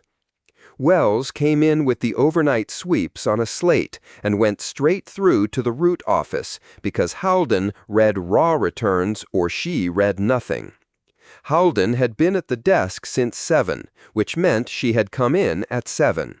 Her flask stood at her left hand, her own tea in her own cup, the watchroom urn ignored as it was ignored every day. Across the desk, in the visitor's chair, sat the physician with his hands folded and his coat still on, at the particular angle of a man who had already said his piece once and would say it again as courteously as required. Overnight, Wells said, and put the slate down where Halden could reach it. Halden reached it. Near pair. 3.9 at the 6 o'clock. It was 4.1 yesterday, 3.6 on the 9th. Wells stayed standing. It's wandering inside about half a tenth, and it's wandered every day for 10 days. Deep pair still won't agree with its own echoes past about the 3rd return. And the heads. Watchroom head and the boundary gallery head disagree with each other by more than either disagrees with the chart. Same as Tuesday. Bigger than Tuesday. Wells had spent an hour before this at the gallery pane with nothing but her own eye, because the numbers were making her stupid. Stand at the 2 panes yourself, an hour apart, and you'll see it without an instrument. The double star off the shoulder sits a finger clear in one and nearly true in the other, and it doesn't stay put in either. Halden read down the raw column with her stylus, doing her own arithmetic in the margin. 2 flat sweeps in a row is the best we've had, she said, the 6th. Then it moved again. 3 consecutive inside tolerance, Wells said before Halden could. 3 consecutive inside tolerance. The physician unfolded his hands. Warden, if you will allow me the discourtesy of repeating myself. Repeat it. 14 people are living in a hull with 19 hours of water and a holding tank at 91%. 2 of them cannot climb. 1 is 5 months old. I would move them today. I said today yesterday as well. I know. I have beds. What stops me is that they are an anomalous return quarantine, and that quarantine falls the moment the root annex closes. He said all of it in order at the same pitch. You are the only office that can close it. I am. Then I am asking you to. You are asking me to write that the tallow came home by a route this authority has authenticated, Halden said. The board out there has 10 days of returns that will not add up and a lane solution that moves between sweeps. If I close the annex, I have certified a road nobody can find twice, and somebody will fly it inside a month on the strength of my signature. The stylus went down. You will have your 10 people.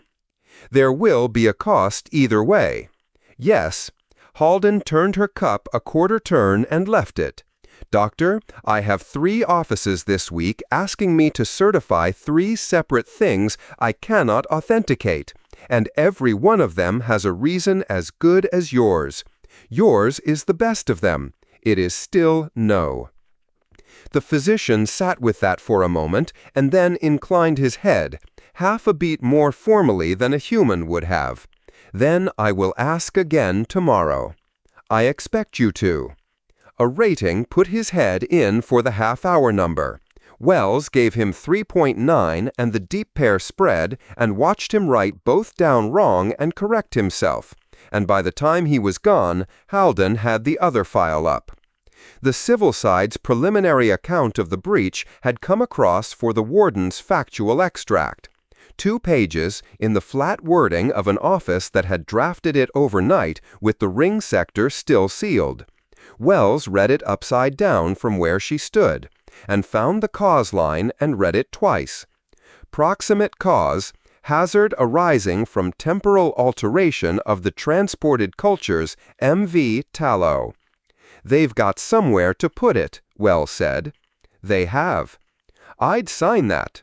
It came out before she had decided to have the opinion.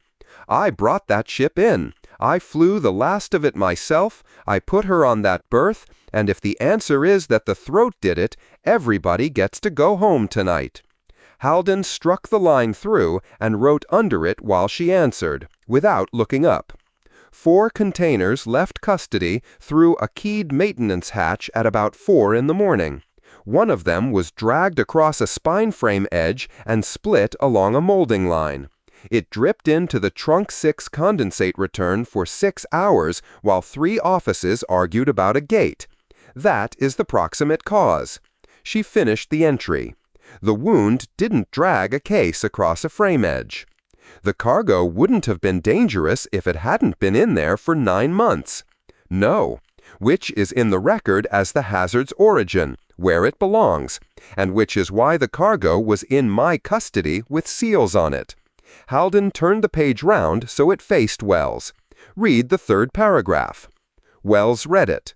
The 3rd paragraph recorded that MV Tallow had been brought to quarantine berth 2 by the throat watch on the 4th day under the warden's own written instruction, on the warden's own signature, and that the berth and its umbilical arrangement had been specified by the authority.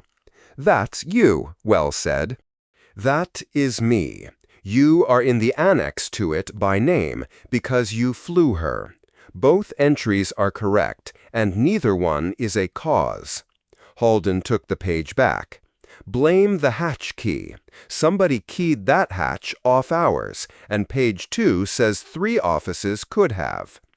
That's not why It is a little. Halden squared the 2 pages and set them under the seal block.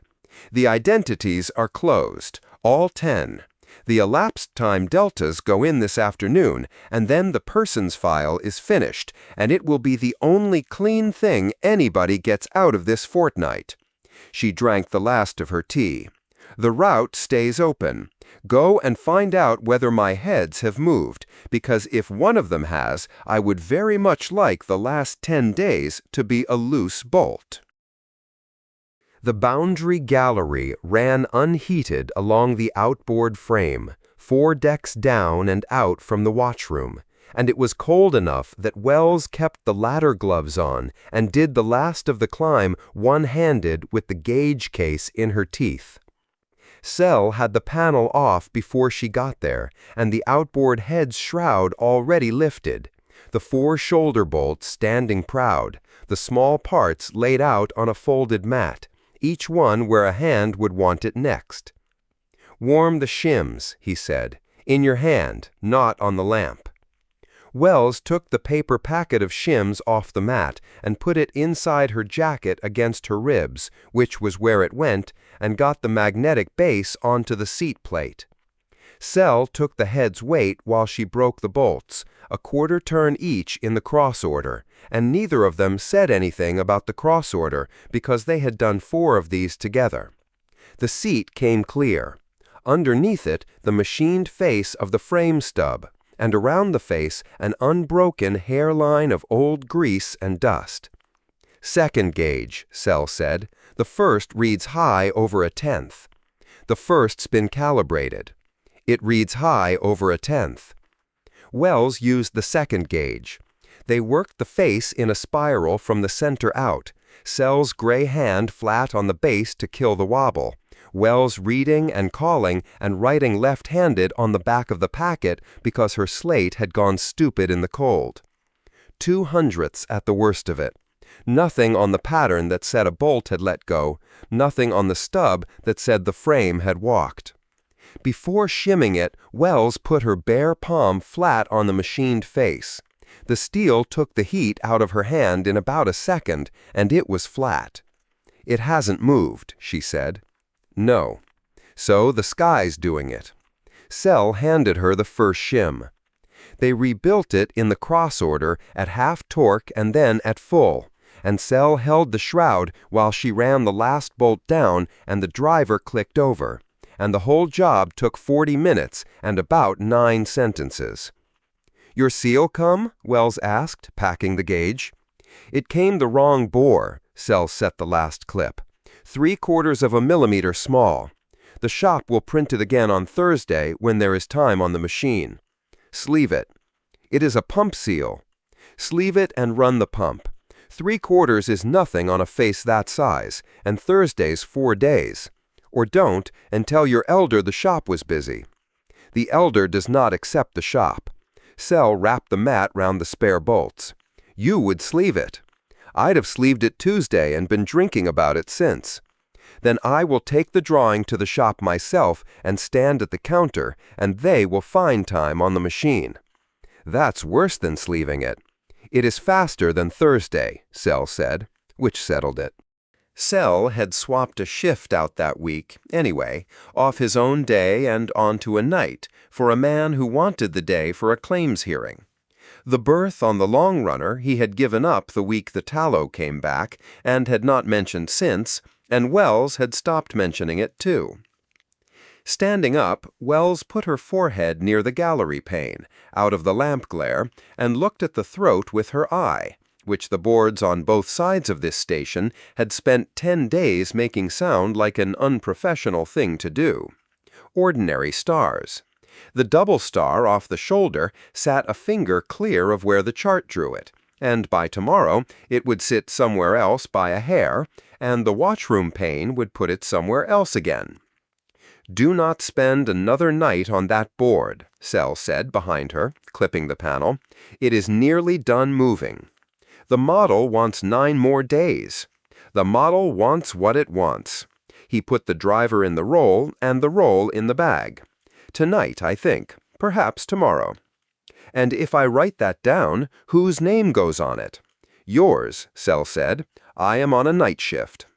Wells laughed once in the cold and did not write it down.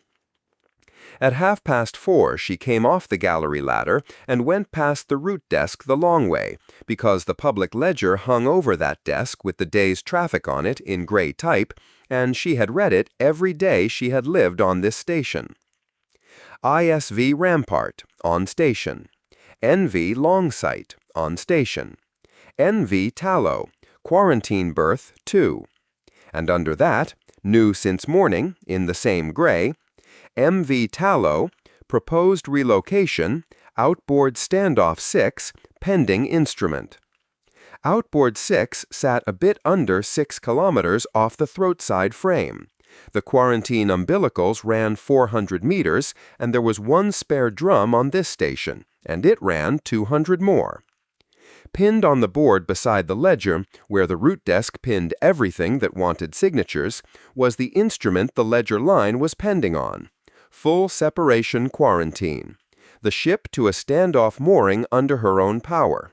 The altered cultures held in authority custody pending a Geneva determination. A clean, defensible, entirely legal document drafted by people who had spent yesterday behind pressure doors listening to soldiers call SEALs to each other, and it wanted 6 sector signatures out of the 11. It had 9.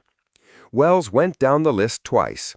Ring 4 first, in a hand that had pressed hard enough to score the sheet. The 2 ring sectors that had stood with the administrator through both convenings. The core sector that had called Vandren's warning a berth negotiation with a uniform on. 2 she would have bet money on, and 3 she would not. At the bottom of the board, the Joint Security Duty Officer had posted the Rampart separation schema as a working reference for boundary staff, copies at the desk. Wells took one because she wanted to find a hole in it, read it standing there, and found none. It was better than what the Cairn had.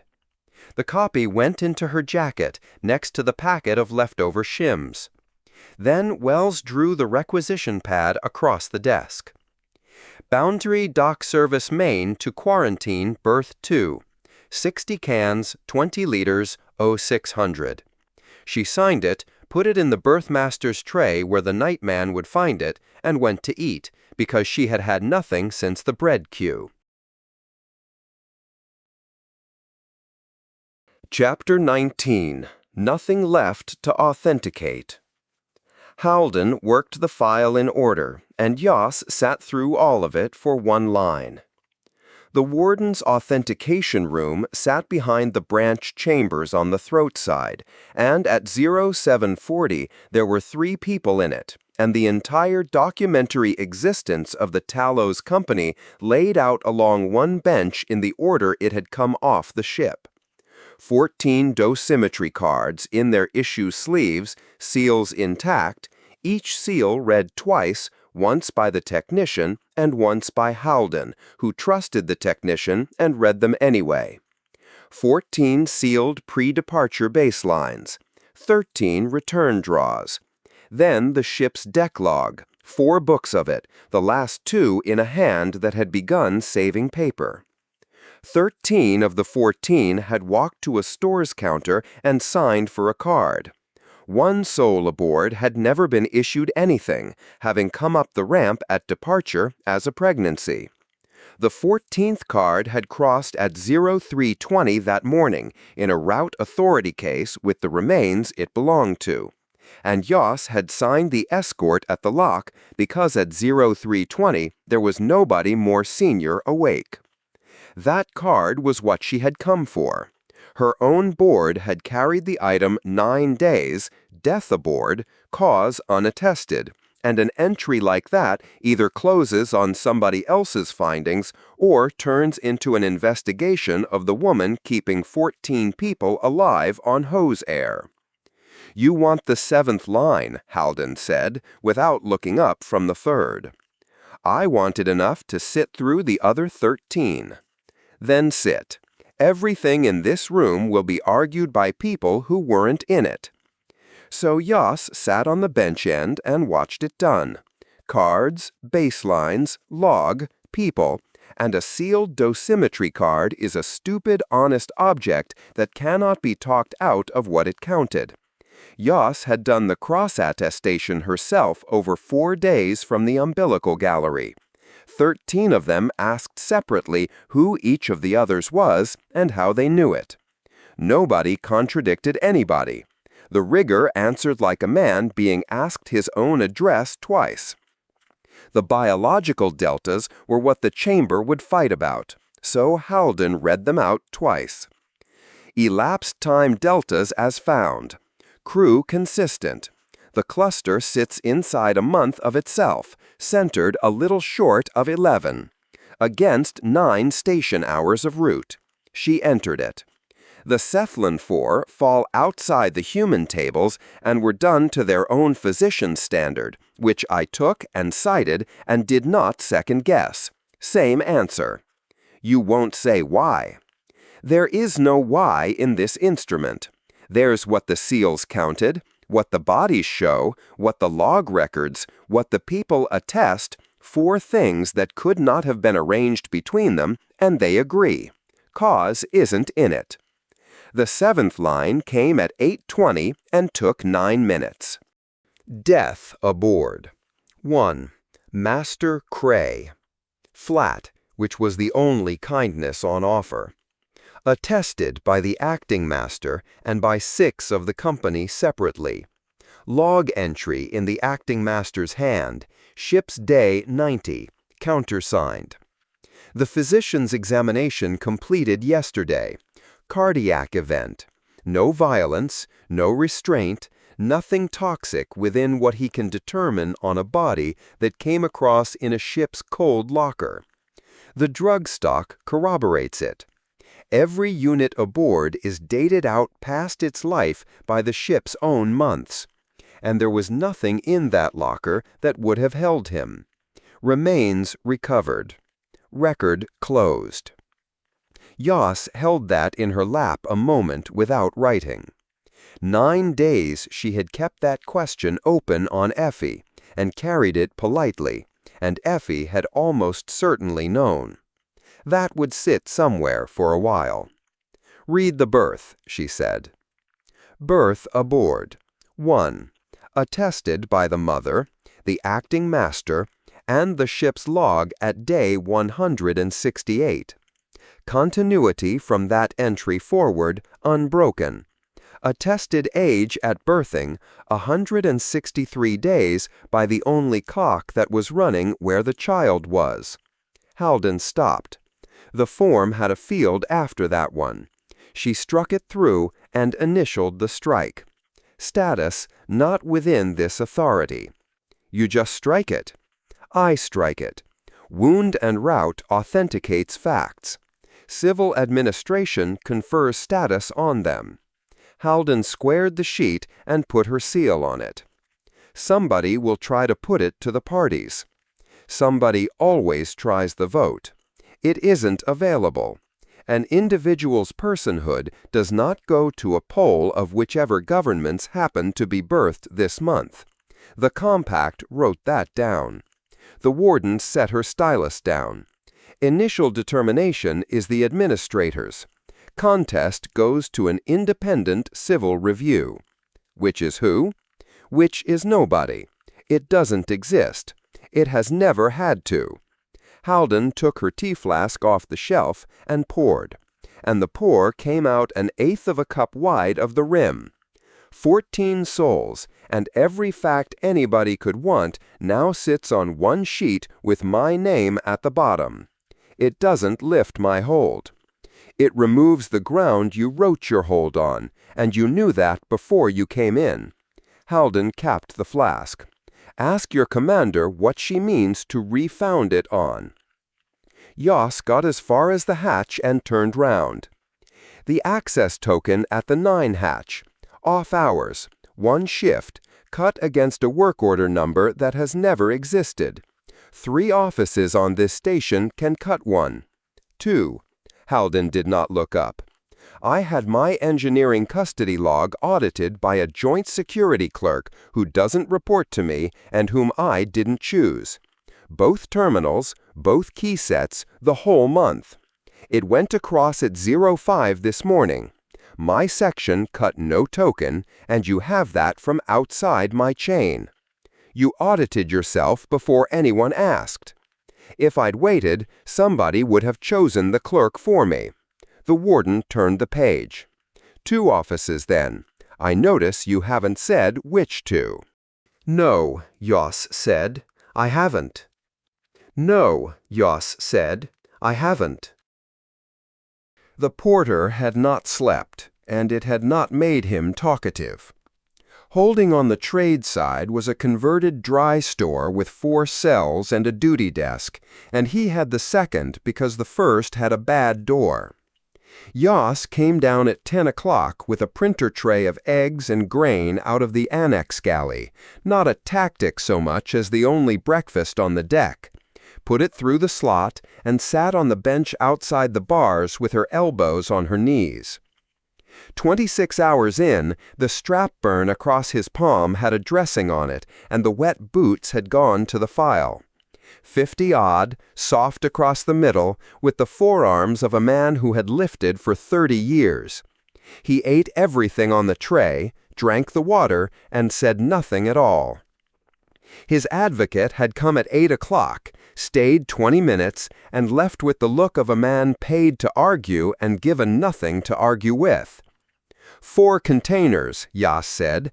I have your boots, your palm, the hatch log, and the token that opened it. I don't have who cut the token, and I don't have who took the 3.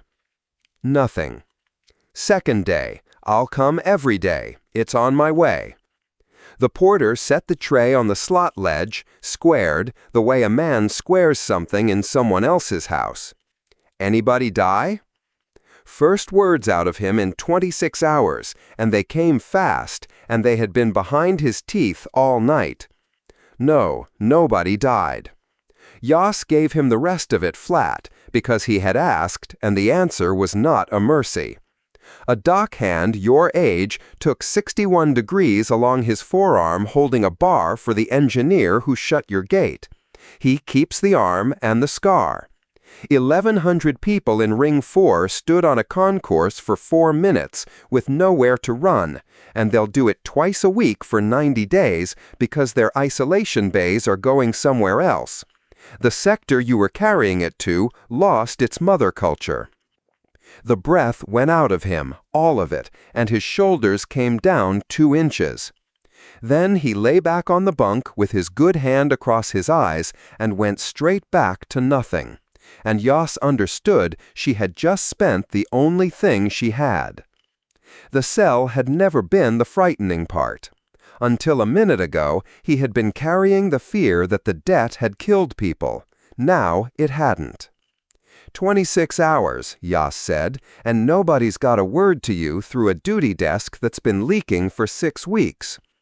Tray's good, the porter said from under his hand, better than yesterday's. Yas logged the interview at 4 lines and left the duty officer yesterday's instruction. Anybody visits, anybody asks after him, anybody sends him a shirt, she wanted the name. The physician was waiting in the annex corridor with his coat still sealed and a slate in both hands, courteous, half a beat too formal, as though the corridor were somebody's office. Investigator, 4 minutes and your signature, in that order. You can have the 4 minutes. The Tallow's trace count in habitable volume has doubled against yesterday's draw. He turned the slate so she could read it, which nobody ever did. The umbilical pushes clean air in and foul air out, and that manages the carbon, and I am grateful. It does nothing for trace organics. The media that catches those aged out inside the pocket with everything else aboard, and I cannot regenerate media through a hose. I have asked for the 2 youngest bodies to come across today, the mother and the infant. I will not date the necessity past tomorrow midday. You need the hold lifted. I need 3 things, and the hold is the one I understand. His hands stayed on the slate.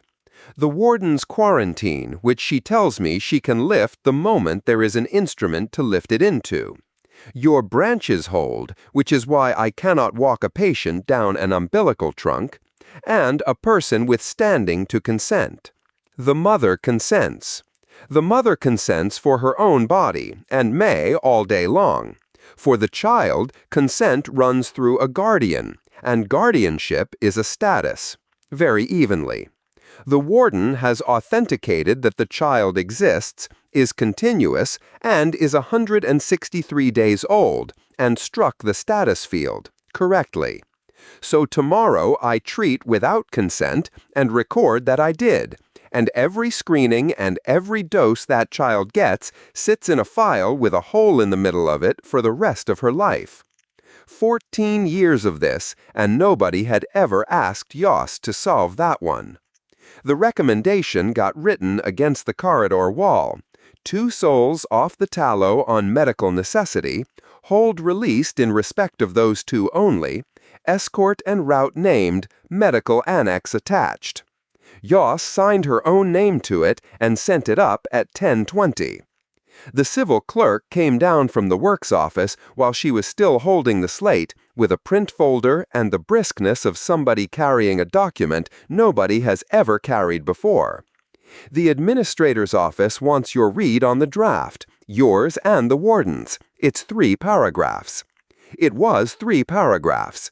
Instrument of provisional status, a heading with a blank where an authority reference belonged, a definition of the class of persons, a conferral, a term, a review line.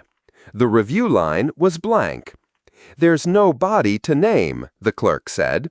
I've been through every signatory instrument on the station. There's a route appeal, there's a claims tribunal for leases, there's an ethics panel for a medical school that doesn't exist yet either. Nobody wrote a review for people. The deputy suggested the signatory parties could hear appeals directly, on the node, in session. He said it would be fast. Yas handed the folder back. Write independent civil review, to be constituted, and leave the blank a blank. The clerk wrote it in, and the sentence went down as a debt with no date on it. The decline came back at 11:05 over the duty commander's signature, and it was neither stupid nor cruel. Hold sustained. Ground amended. Hazard. Per the containment event of day 11, 3 culture containers unrecovered at time of writing. Basis of identity superseded by the warden's finding and noted with thanks. At 11:20, Halden's technician called down. The three had come out of a void bay under 12 at 0640 with their seals unbroken, and had been in route authority custody since 0715, well before the decline was written. Yoss walked it up herself. Her commander read it, set it down, and sustained the hold anyway, because a sector had nearly gone on to bottles yesterday, and she was not going to be the branch that let it happen twice. 5 hours taking reasons off a list. The list was empty, and the lock was the same lock. Yoss went into the chamber with the pass in her jacket and waited for somebody to ask for it. The branch chambers had been built for 11 people and had 30 in them by 1500, standing along the back wall, the air handling given up somewhere in the second hour.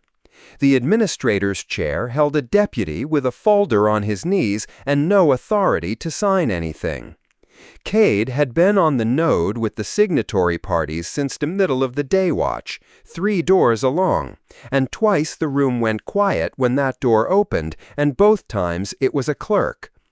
Halden gave the finding first, because facts go in before argument, and gave it in 11 minutes and took no question that wasn't about the instrument. Then nothing further is pending from your authority, the duty commander said. Nothing further is pending from my authority. Halden did not move off it. Enter that in those words. In 6 months, somebody will say we were still waiting on the science.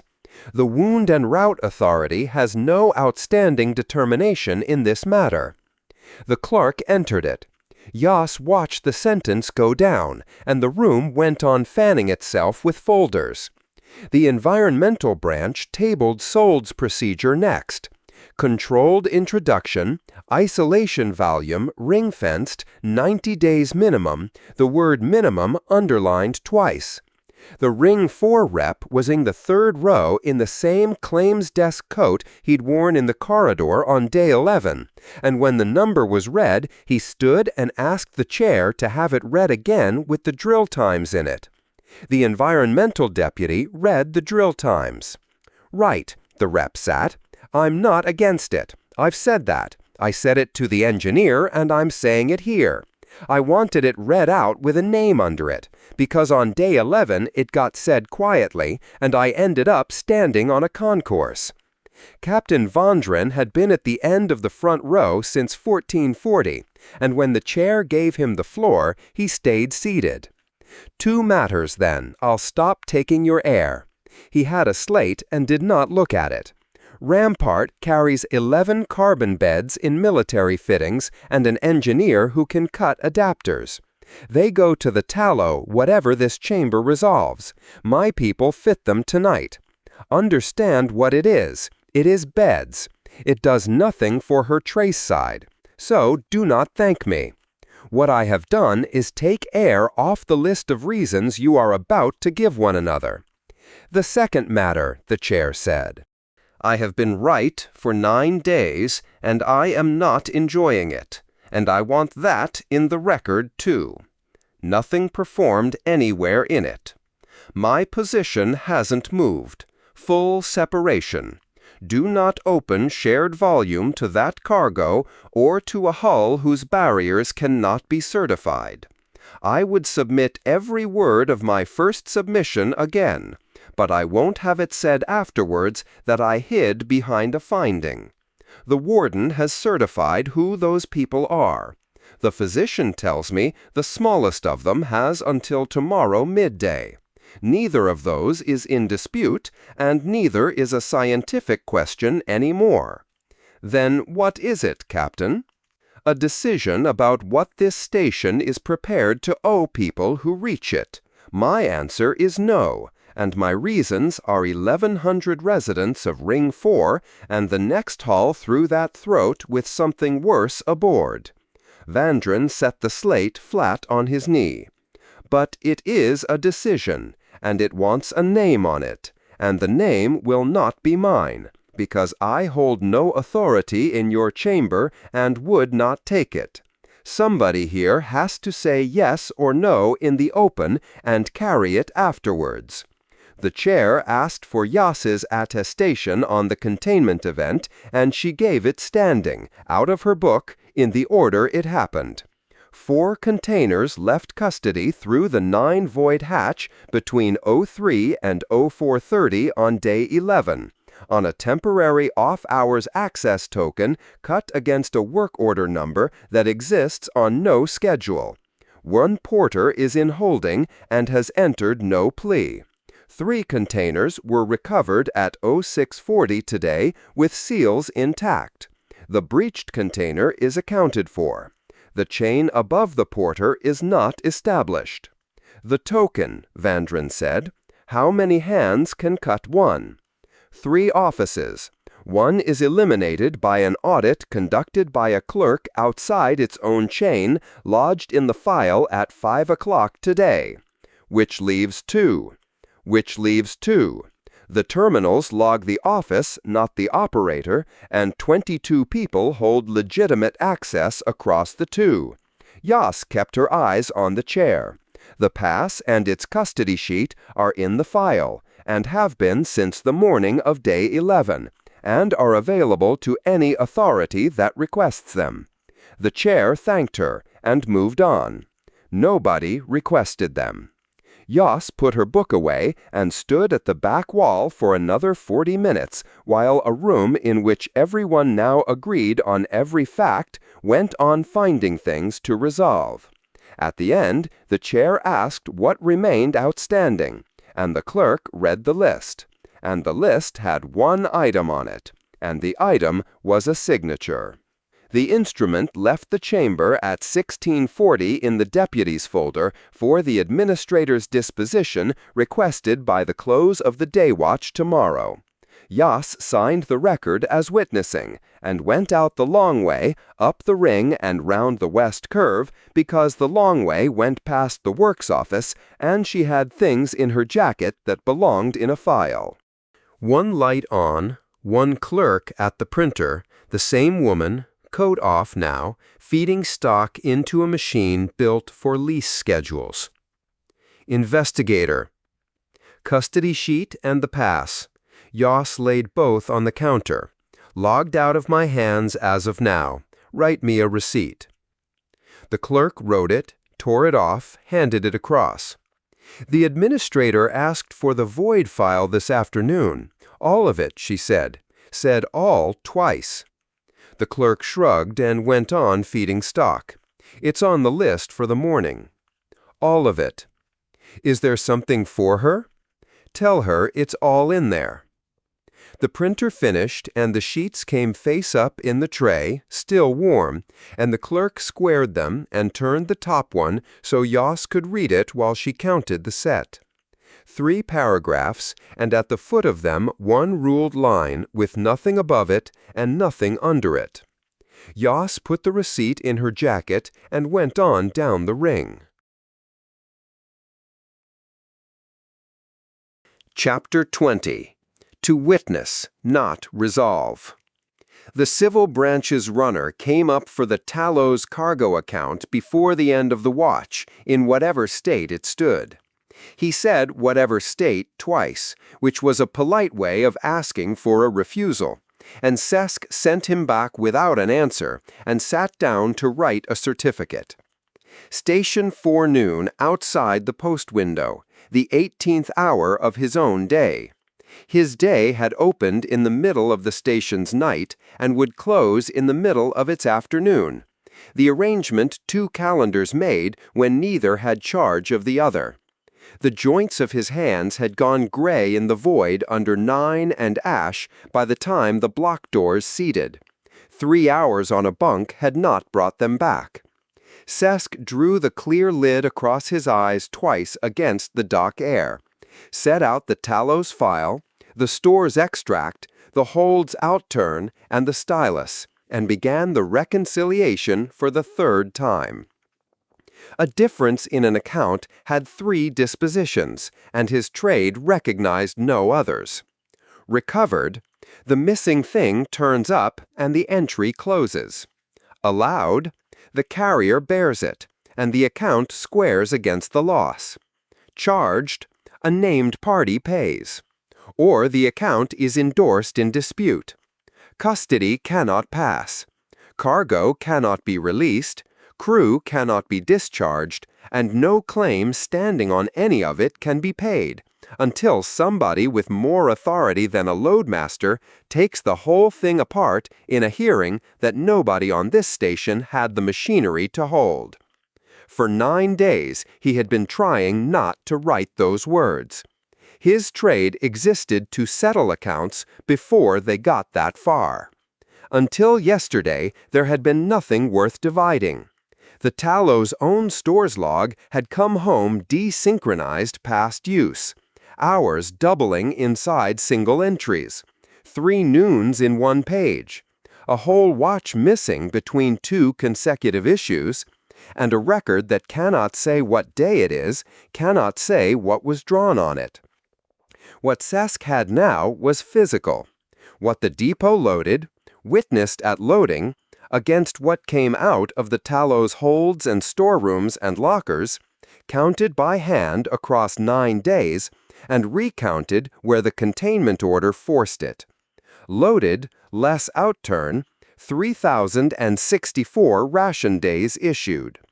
The ship's log ran to 331 days. Halden's finding stood under that figure, elapsed time, sealed, the warden's floor beneath everyone's argument, whatever the root boards went on saying about 9 hours. 10 names had gone out on the outbound roll. Sesk divided. Across 11 months, the Tallow had fed 9 1/4 people. For 9 days he had treated the fraction as his own error, because a fraction of a person is always an error, and he had gone back through the loading tallies twice looking for the cases he had miscounted. There were none. So he turned it the other way and asked the account how long it had been 9 and not 10. 10 names across 331 days wanted 3,310 ration days. 246 had not been issued. 1 man's ration for 246 days. 331 less 246 is 85. The water account was kept separately, in a separate book, by a different hand, for the plain reason that water is metered and food is counted, and Sesk ran it the same way and got 243 days short, 88. 2 accounts 3 days apart on the question of when the ship had stopped being 10. Sesk laid the stylus down on the flat of the counter and did not pick it up again for a while. Then he turned the certificate form over, ruled a column down the clean side of it, and wrote a head at the top of the column in fair print, Source. The form as printed had 4 columns for a difference, and a line at the foot for the loadmaster's hand. Sesk copied it out entire, by hand, with the 5th column standing where the printer had left margin. And in the disposition column, against the 246, he wrote neither recovered, nor allowed, nor charged, and did not endorse the account in dispute. He wrote, as found, not reconciled. Against it, in the new column, ship's log, day count, 331, elapsed time under the warden's seal, physical outturn, tallied and retallied, loadmaster's own examination of the hold. An account endorsed in dispute is a wall. An account attested is a document, and a document can be acted upon by anyone the law lets act. That distinction was older than any station, and was not his invention. The only thing he had ever done with it was avoid needing it. Sesk was still ruling the column when Den came up the stair, right arm dressed from wrist to elbow and carried a little away from his body, with a yard chit in his good hand certifying him unfit to lift. "They sent me to you," Den said. "Nobody in the yard could think where else. I can count, I can write, badly, I can't take a strap. It's not the arms so much. It's that the dressing catches on everything. Anyway, I can count. Sit down. Den did not sit down. Den went along the counter reading things upside down, a habit Sesk had failed twice to break, and stopped at the outturn sheet. This is the count-off 9. It is. I did the second bay of that with one hand and a lamp in my teeth, and a soldier telling me every 90 seconds that the block was sealing. Den said it with a certain amount of pride, and then, because he was not stupid, with a good deal less. That count won't stand, will it? Not if anyone argues it. It ought to be walked again, properly, both of us, on the plate, with the book open and no soldier. On the pad at Sesk's left hand, third line down, written an hour before the runner came, was, "Rewalk the hold with the book. Den to tally." Sesk turned the pad face down. "Then we will walk it," he said. "Get a hood, the one that fits you, not the one nearest the door." The Tallow's hold had been swept. Not tidied, swept, and the sweepings bagged, and the bags stowed against the aft bulkhead with their necks turned the same way. Every strap on the tie-down rails ran to the same tension and was hitched to the same pattern. The dunnage timber had been broken out, stacked flat by length, and the short offcuts kept, because on a ship going nowhere for 11 months, an offcut is a resource. Along the port rail, somebody had chalked a tally that had been added to and struck through and added to for the better part of a year, and at the end of it, in the same chalk, a running total. Sesk stood inside the lock with the hood's collar sitting where a human collar sits and read the hold for a while before he read anything on paper. 9 days ago, he had come aboard and gone straight to the manifest. Den worked down the port bays with the book on a strap at his chest, calling the count, marking it one-handed, and calling it again when Sesk asked him to.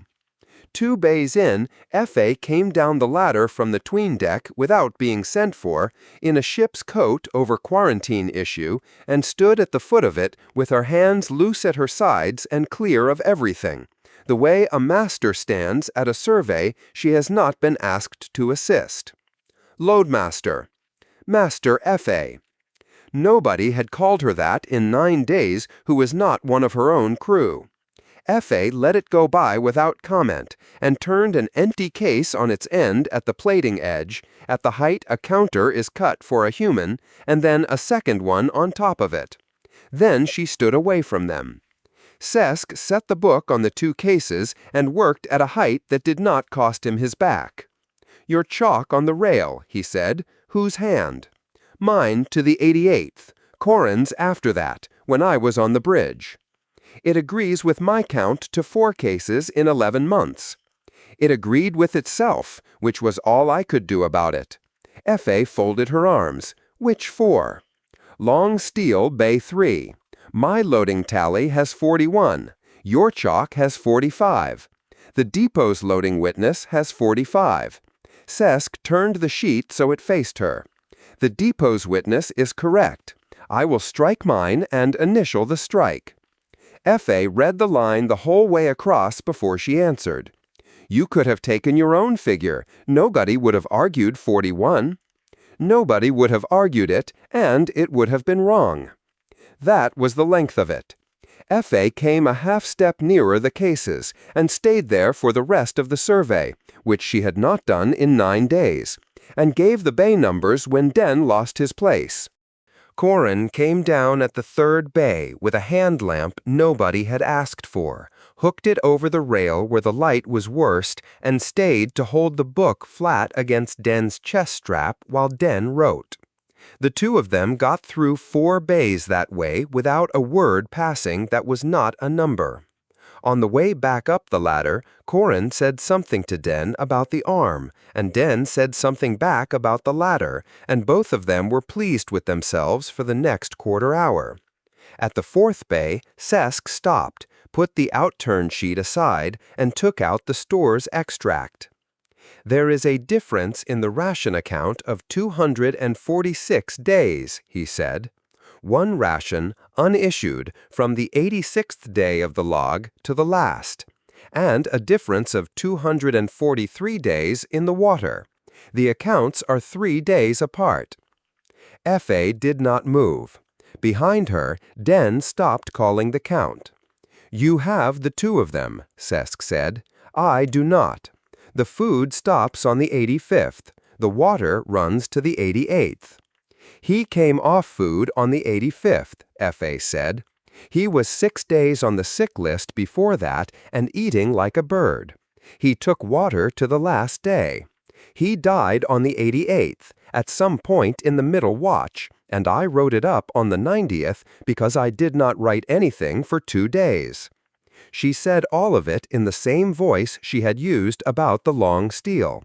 So your two accounts are 3 days apart because a man goes off his food before he goes off his water.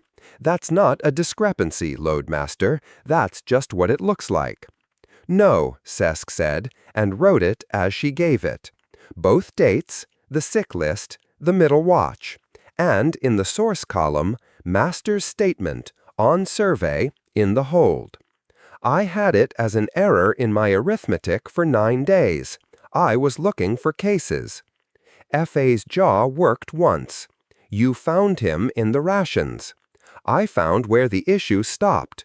Sesk turned the sheet to her again, at her reading height. F.A. read that line too, all the way across.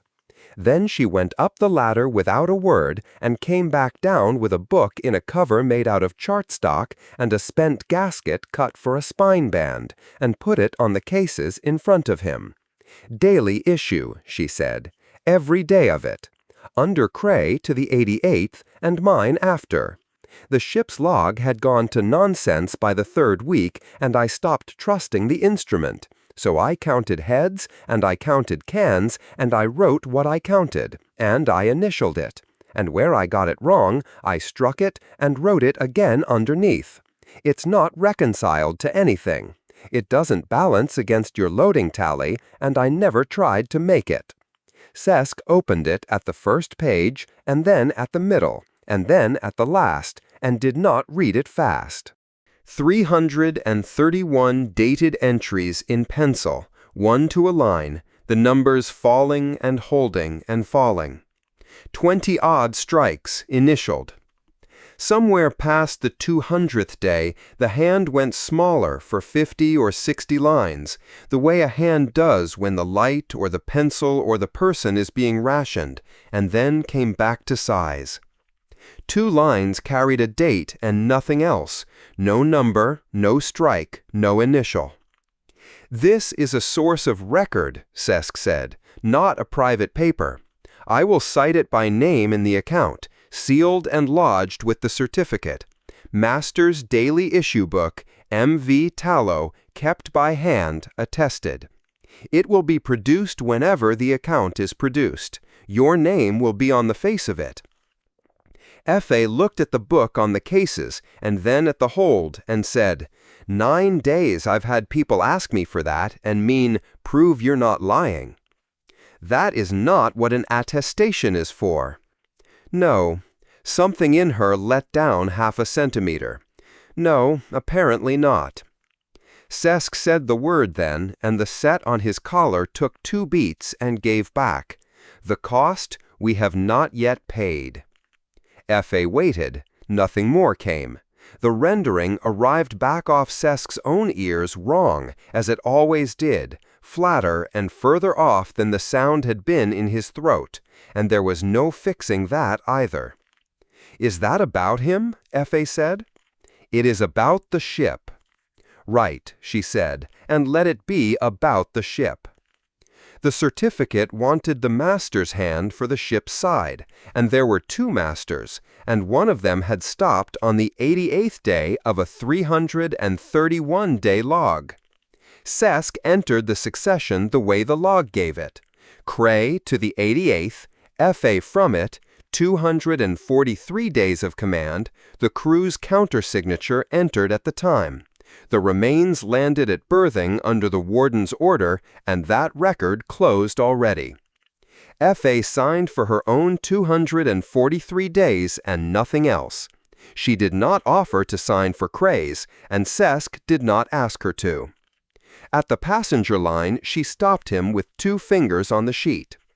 Lot's child came out of the medical stores, not the general. There's a separate book. It's thin. Then the child has no ration history in this account. None. Is that a problem? It is a fact, Cesc said, and wrote nil, see medical issue, separate account, in the space. The concourse was into its afternoon by the time Cesc came back across it. A queue had built at the claims desk that had nothing to do with the tallow leases, water pressure, a woman with a barrow arguing pitch numbers, and under the ramp the noodle stall had a line 4 deep and 1 pair of hands trying to work it. Ordinary business, which had gone on being ordinary through all 11 days, breach and all. The public relay booths stood in a row off the far side of it, 6 of them, 5 working. Cesc went into the one on the end with the survey book under his arm and no intention whatever of stopping, and stopped. The message from his own household had been on the set for 22 station days, 4 lines. His place in the order of listening stood open and had stood open through 2 full deliberations, and a household does not proceed past an open place. It waits or it closes it. They were asking him which. 11 drafts of the answer had gone nowhere because none of them had come out the right length or the right order, and one of them had contained a lie about a birth. What Cesc wrote in the booth was that he did not know when he was coming, that he had not known for 2 cycles and had said nothing rather than say that the place should not be closed yet, and that he understood he had no standing to ask for it to be kept, that the work here was good and there was a great deal of it, and that none of that was a reason. It came out badly ordered. It opened with the smallest thing, it twice reached for trade wording where a household word belonged, and the last line was about a ship. Cesc keyed it out to the relay without reading it back, put the flat of his hand on the booth frame for a moment, and went up to the post. At the counter he wrote the certificate fare while the ash was still in his hands. 5 columns, the loading witness struck and initialed, the sources named. The master's issue book sealed and lodged. At the foot, the line for the loadmaster's hand, and under it, the line for the tally witness, which the printed form provided for, and which in 9 years on the trade side, Cesc had used 4 times. Den, dockhand, trade side docks. Tallied bays 1 to 11, and retallied bays 3, 6, and 9. Signature. Den came round to sign and read it upside down first, which he was going to do whatever anyone said about it. That's me on it. That's my name on it.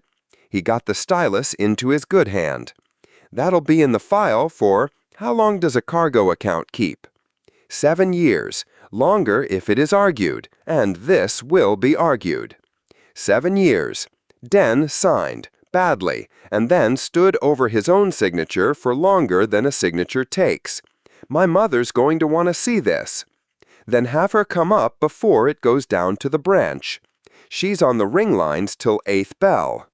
Then it will still be on this counter at 8th bell, Cesc said, and put the certificate under the spare seals, where it would keep, and turned back to the day's dockets. The branch clerk came up himself at the end of the watch rather than send the runner twice. He took the certificate and the sealed book and read the head of the 5th column, and then read the disposition line, and then read it again.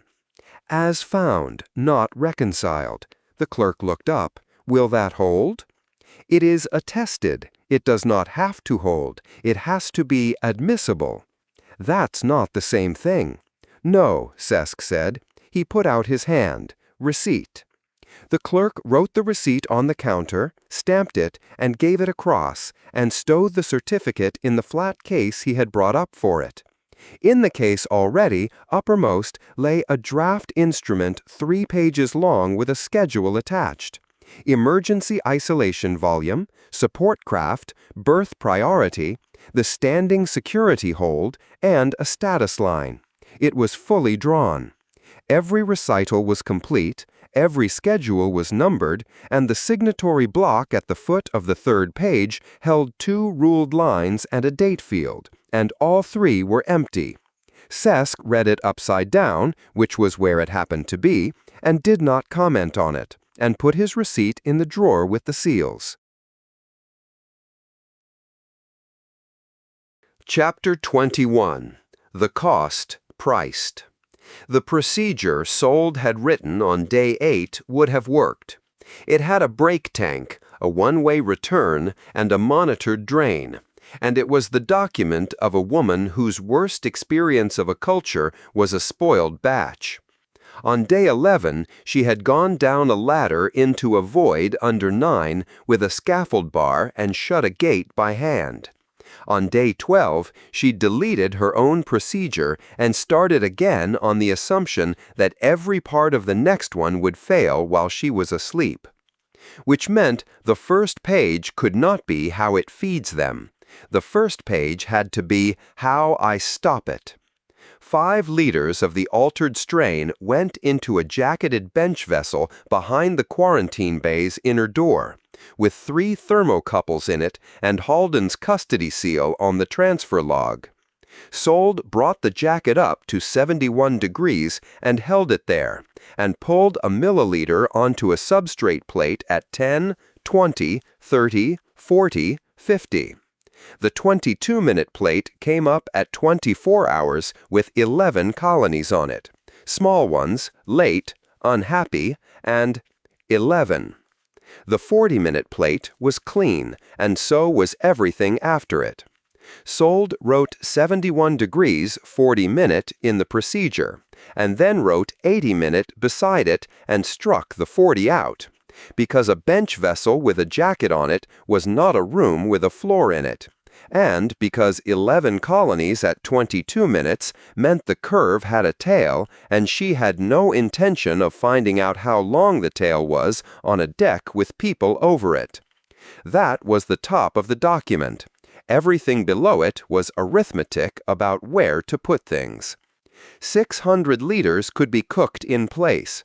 A vessel that size took its own jacket, its own thermocouple, its own 80 minutes, and it could be killed by one person turning one switch and then standing there for an hour and 20 minutes making sure. 200 cubic meters of bay water could not be cooked by anything on the cairn. So the plant was small, and there were 5 of them. 5 600-liter vessels drawn in rotation, each one killable alone. That was the easy part. The hard part was that the strain did not stay in vessels. 40 liters of it had gone on to plating under 9 and down a floor grating. And what Sold had learned from the swab set she took off that plating on the way out, 31 swabs, 29 of them positive, was that it colonized drains, cable trays, the underside of a lagging joint, and the wet lip of any surface it had been within a meter of. It did not need a pipe. It needed damp. So the plant did not sit in a room. The plant was the room, a sealed volume with its own atmosphere, its only drain to nowhere, and no line in common with anything a person breathed. And because the product had to come out of that room clean, filtered, and filled and assayed, the clean side had to be a second sealed volume, connected to the first by a hatch and nothing else. And because a bay whose containment failed had to have somewhere to put its air and its washdown inside the 80 minutes, a third volume had to stand empty for the entire run, doing nothing, waiting to be dirtied. 3 volumes then, and the fourth was Bay 1, which had taken the 140 cubic meters off Trunk 6 on day 11 and still had it, cooking out in 600-liter batches at a rate that would see the last of it clean in about 3 weeks. 4 bays, all of them. 90 days minimum, and 90 days was the number for the paper. Talv's aft frames would hold the growth train. Ring 4's isolation set was what made it safe enough to run. Sold sat with that for a while, and then she got up and watered the plant on the end of her bench, which had dropped 4 leaves in 2 days because she had been running the bay warm and the deck warm with it. The pot was a cut-down reagent tin with holes punched in the bottom. She poured the last of her water bottle into it, moved it back off the bench edge where a rack would not knock it, and ate the second half of her lunch standing up, out of the marked tin she carried because station galley food was a coin toss for her and had been since she was 9. Then she pulled the last vessel out of the chiller and looked at it and put it back. The mother culture had gone below recovery at some point on day 11 while she was under 9 with the bar. She had run the confirmatory anyway, 22 hours, because that was how long the assay took, and there was no faster one. And it declared at the 5th hour of day 12, which was 3 hours ago. 400 liters of the last viable lineage of a strain that 406 people could metabolize. And it was 300 milliliters of sour chilled sample with a lineage record and no future in it. The altered strain in the bay came out of that lineage, hundreds of generations downstream, inside a pocket where the Tallow's clock had come apart. It could feed them. It ate fast and soured what it ate and doubled every 40 minutes, and it was the only line left in this arm of the sky. Sold finished the procedure at the 9th hour, 19 pages. It had the kill on page 1, the 4 bays on page 3, and on page 9 a line she wrote in her own words rather than the branches, because the branches' words were designed to be survivable, and this one was not. This program removes the emergency isolation capacity of ring 4 for not less than 90 days. Then she took her set and told ring 4 she was coming. The claims desk rep met her at the boundary in the same coat he had worn on the concourse yesterday, with a folder under his arm and somewhere else to be. Engineer, I need 2 hours in your bays and somebody who knows the pipework. You'll get 4 and be told you're welcome. The rep looked at the folder rather than at her. I'm due in chambers. I'm going to say some things in there about the last 2 days, and I'd rather say them without you standing next to me. He put 2 fingers up the spine corridor. Barack runs the plant. Barack's run it since the ring was 3 frames and a tarpaulin. He's better than the drawings. The rep went inboard at a fast walk. Sewell went outboard. Nuri Barack was 40-something. Gray coming in above one ear, unhurried, in coveralls with the sector's frame number stenciled on the thigh. He came off a ladder with a slate in one hand and looked at her the way a plant engineer looks at a stranger carrying a folder. You're the Deck 12 one. Sewell, I need the bays. You've had the bays since the breach, Barack said. Come and see what you've had. Barack walked her the whole run, and he was better than the drawings.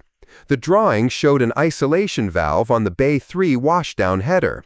There was a blank flange there, and had been since the header was fitted, because the valve had gone into a consignment for the 4th ring and never come back.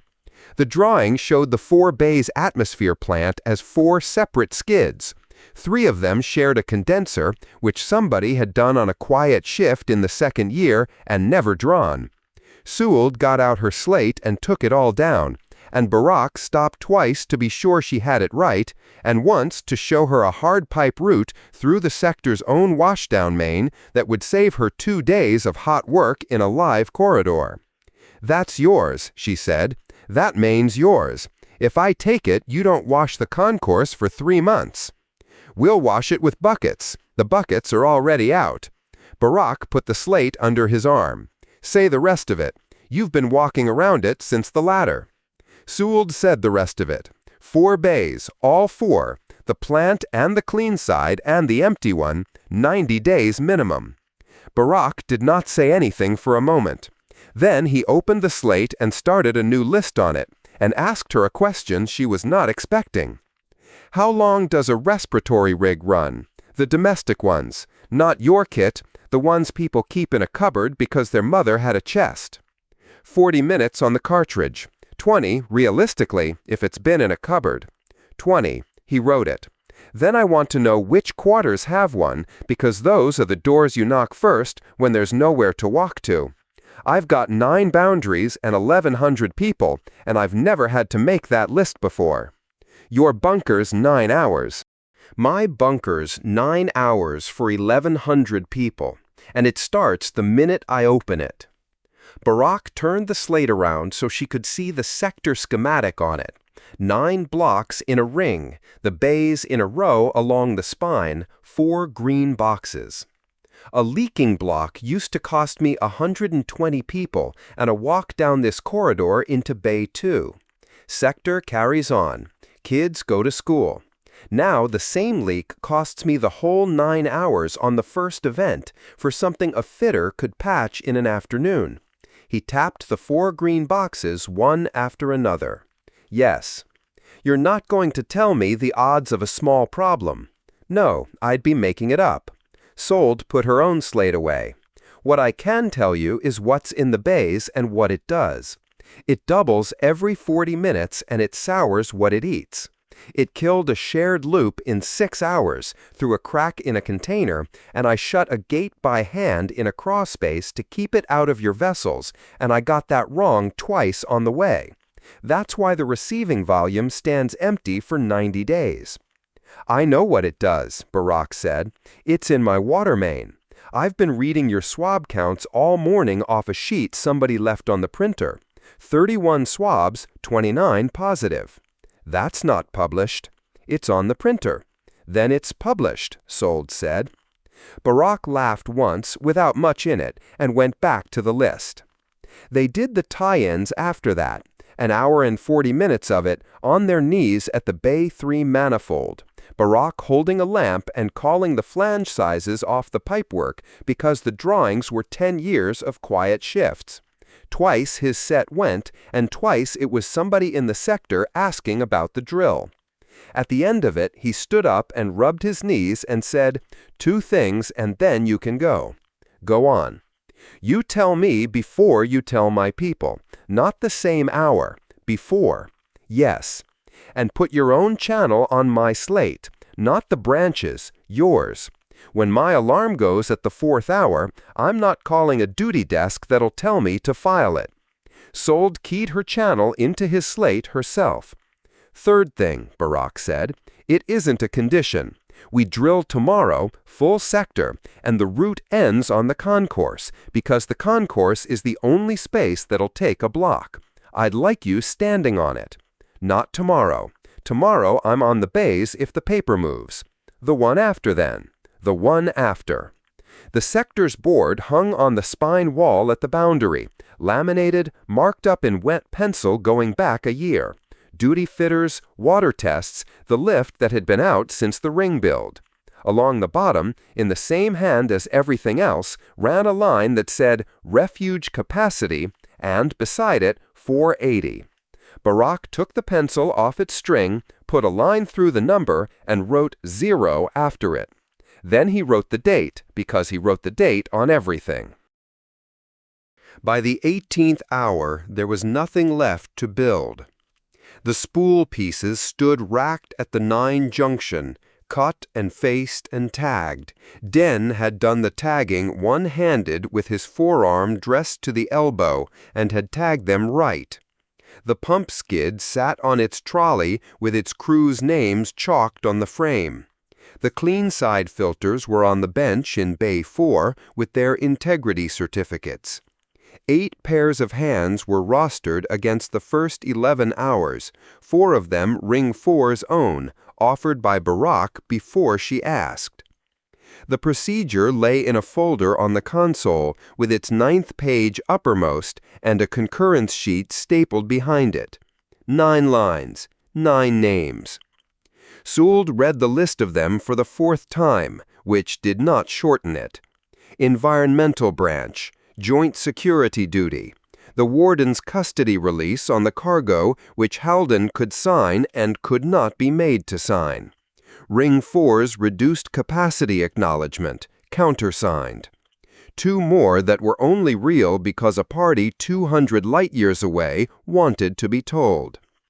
Everything on this deck was ready, and not one part of it could be started by anybody standing on it. Cade came onto the channel at the 19th hour. "Suld, give me the numbers I'll be asked." 11 hours from the word to the first 800 grams. 19 days to full rate, which is 5.5 kilos a day against a requirement of 4.5. 90 days minimum on all 4 bays. Ring 4's refuge capacity for those 90 days is naught. And if a bay fails, the receiving volume takes it, and I cook the lot, and we start again 3 weeks later. That's why the receiving volume is in the paper. Take it out, and the answer to your question is Ring 4. 9 names, Cade said. 9. Halden's is one of them. I can't order any of the 9, Cade said. A pause on the channel, about a second of it. You'll have them by morning, or you'll have me telling you why not, Cade said. Don't be standing there at the 2nd hour, Suld. If it moves fast, and I want you slept. Cade came off. Suld stayed where she was for a moment, and then went through the stepped lock into the sector, because there was one thing left that did not need a signature. Deck 12 gave onto dim and wet warm inside 3 meters. The commons had been rearranged since day 11. The mats pulled back to the walls, the bowls stacked and dry, 406 people's worth of a place where nobody had eaten together in 11 days. Talve was waiting by the feed panel with the sector's technician and 2 others Suld did not know. 800 grams, Talve said, for 406. 2 grams a head. It does nothing at 2 grams a head. It's below the dose where I can measure a change. You'd be spending a week's product on making everyone feel included. I am aware of how it would look to you. I'm telling you what it does, not how it looks. Sickest first, in order, stepped up over 5 days, and the 5th day I can start a 2nd vessel. If you want the other way, I'll write it down as your instruction, and you can carry it. Talve's hands stayed folded. 2 households will not take it at all, he said. They have said so. They say the compact let the parent lines go dark, and now offers us what came back changed, and that we should not eat from the hand that was slow. He said it plainly, the way a man reports a thing he has argued about all day and lost ground in. I do not agree with them. Not my business. It is about to be. Talve turned his head. The house with the sickest child in it is one of the 2. The mother came in from the far side of the commons 10 minutes later with the child on her hip and nobody with her. Young and not there to talk. The child was 4 or 5, at the size Cephalin children were at 4 or 5, and slow with it, heavy-lidded, holding on to her mother's collar with the grip of somebody who had been carried a lot lately. Her house has not agreed to this, Talve said. Her house isn't drinking it, the mother said, and that was all she said about her house for the rest of the evening. The technician did the measuring, because he asked to, and because it was his sector. 2 grams of the finished product off the bench batch, weighed twice, into 100 milliliters of the sector's own day tank water in a cup the mother had brought from her own quarters. Suld ran the assay on the batch in front of them, out loud, reading the numbers off as they came. The product, the filter integrity, the plate at 52 seconds that came back with nothing on it because there was nothing live left in the cup to clear it. It will taste wrong, Suld said to the mother. It's not the same line. I'm not going to tell you it is. Will it hurt her? I don't think so. I can't promise it. She's the first." The mother took the cup and then handed it back and let the technician be the one to hold it, and put the child down on the mat. They came from the walls without being asked. Not all of them, perhaps 60. The ones who were close and the ones who came at a run when word went along, and they sat down around the mats in the dim, and nobody brought a bowl and nobody ate. Talve stood at Sewell's shoulder and said nothing. The child drank it in 4 goes, with a long rest in the middle, and made a face at the second go, and finished it, and asked her mother something. Sewell set rendered as, "Is that all of it?" The cup came back empty.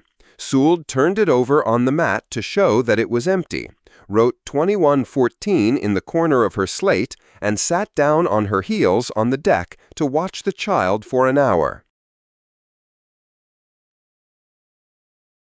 Chapter 22. A community responsible for whoever reaches the door. Cade brought the instrument into the chamber already drawn, 2 ruled lines at the foot of it, and the 4th hour coming, which every person in the room would hold against her. 3 pages and a numbered schedule.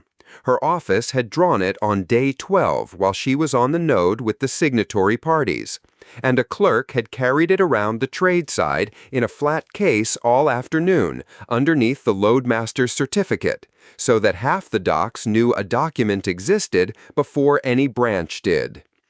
Every recital complete, the schedule numbered. At the foot of the 3rd page, 2 ruled lines and a date field, empty since the 18th hour. The chamber off the heart took 9 at its table, and had never held 9 who agreed. Joint Security's duty commander came with the polling list he took everywhere, a folded sheet of 9 parties and a column of penciled marks. The garrison liaison came with the same closed folder he had carried on day 3. Master Sabel came because 2 of the boats in the schedule were his. The Ring 4 claims desk rep came in the coat he had worn on the concourse on day 11, with Nuri Barak beside him in coveralls holding a slate, having been up all night on somebody else's pipework. On the node, 4 signatory liaisons sat in 4 separate rooms 200 light-years away, listening at the speed of speech. Captain Vandren did not come. What arrived instead was a slate, hand-delivered by a rating at the 3rd hour, with 1 line of measurement on it and a note under the line. Cade put the instrument on the table face up and said what it did before anybody could read it wrong. 4 things. The emergency isolation volume, all 4 bays, comes out of anomalous return quarantine and goes to the Deck 12 program 90 days minimum. 2 boats and the number 2 tender come under the compact's hand for the day. Berth priority at the Deck 12 outboard lighter berth over the standing charter. And the security hold on the off-network return is lifted for the transfer only, the persons, and the consigned cargo by the routes in the schedule and no others. She set 2 fingers on the 3rd page. The persons come off with residency, provisional, on the warden's authenticated facts. That part is mine alone, and needs nobody's hand but my own. And the engineer's procedure wants 9 concurrences. I have 4. I want the other 5 out of this room. The duty commander read it the way he read everything, from the bottom up. 2 of 3 on the instrument, civil and joint security.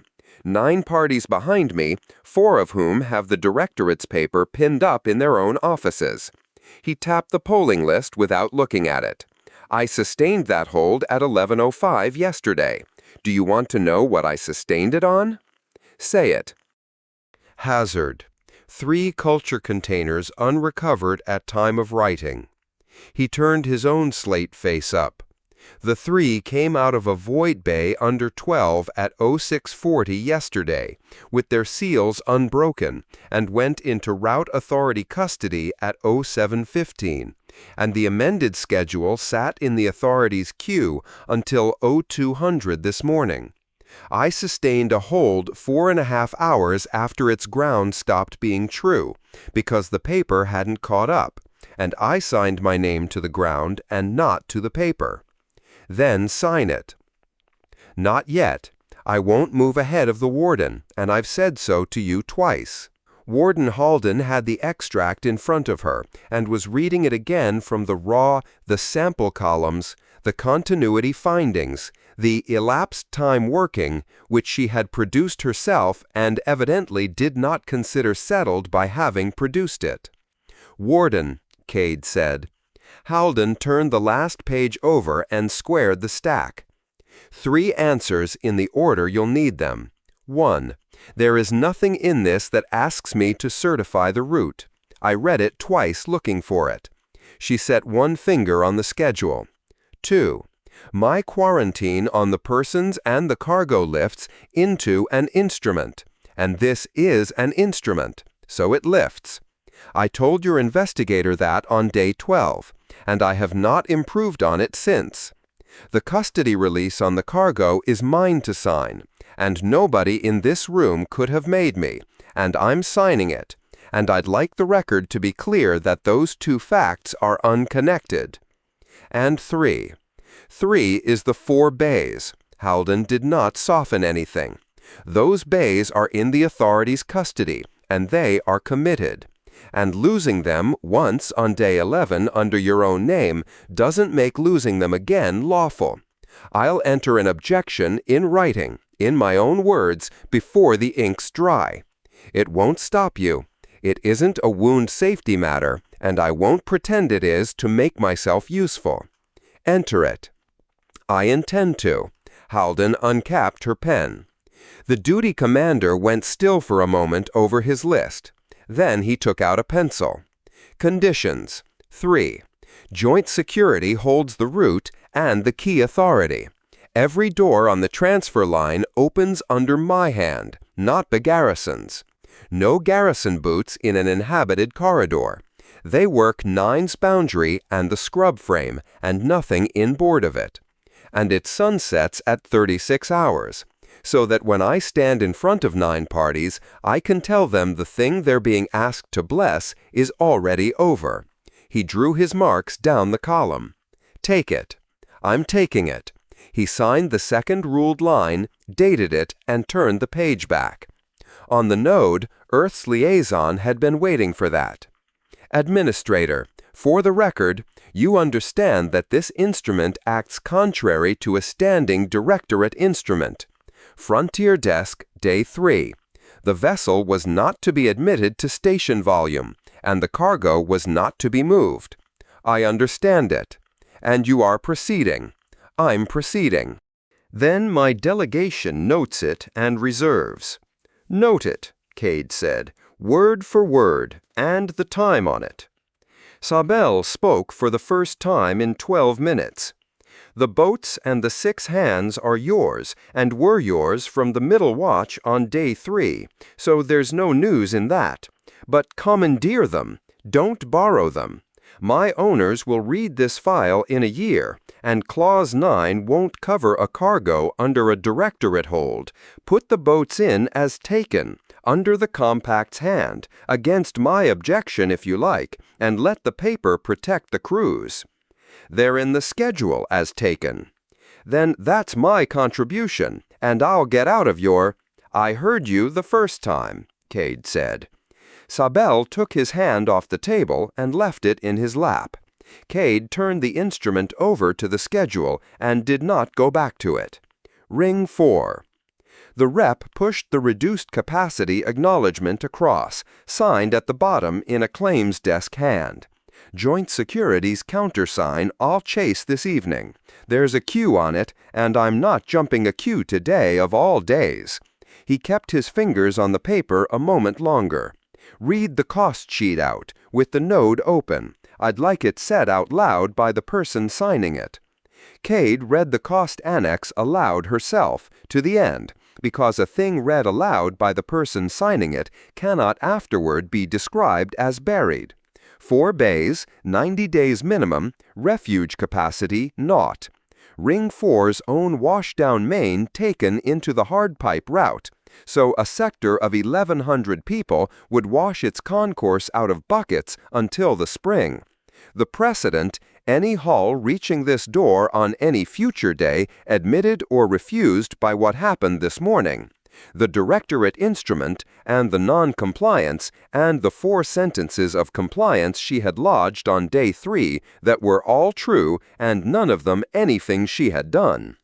And the last paragraph, 11 lines, in the same flat register as the rest. On day 9, a joint security sweep and seal order for the maintenance voids, sections 8 through 20, was laid before the civil hand and permitted to lapse without signature at 4 a.m. On day 10, the civil administration had knowledge of unauthorized movement of quarantined material in maintenance volume beneath section 9 and did not seek interdiction of it.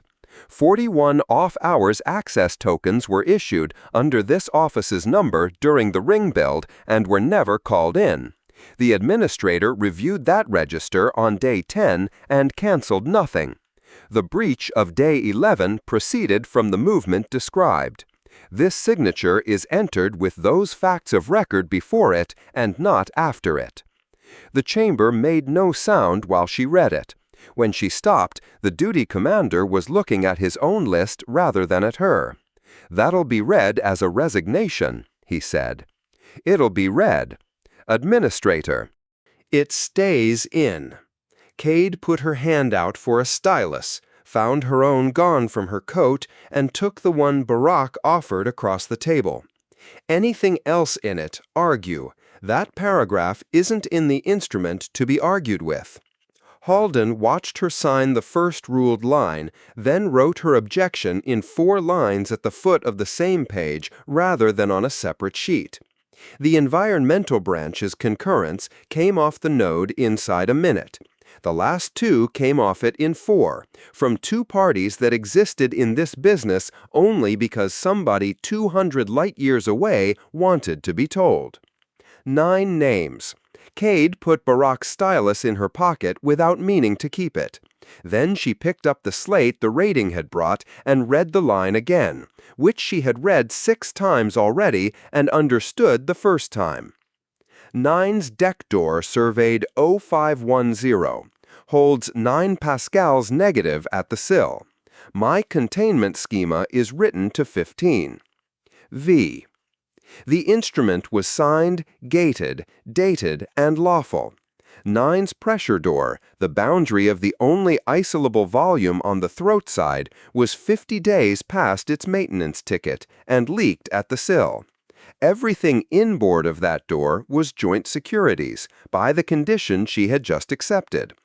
Everything at the door, the breathing sets, the decontamination gear, the coursemen, the sections who knew how to walk 14 people across a boundary without losing the boundary, belonged to a man who was not a branch, was not a party to her gate, and had put his own measurement into her hand before she asked for it. Vondran was on the gallery over 9's apron with 2 of his own people and a manometer, and did not turn around when she came along the rail. "Administrator, you have your lines." "Both of them, and 9 names on the procedure." "Then you have an instrument and a door that leaks." He tapped the gauge's face once. 6 pascals short. The outboard sill, the seals gone hard in the corner where the plating steps, and 50 days of a ticket nobody read. My section leader can show you where it draws with a smoke pencil. I recommend you look. I'll look. Good. Vondran handed the manometer to the rating beside him.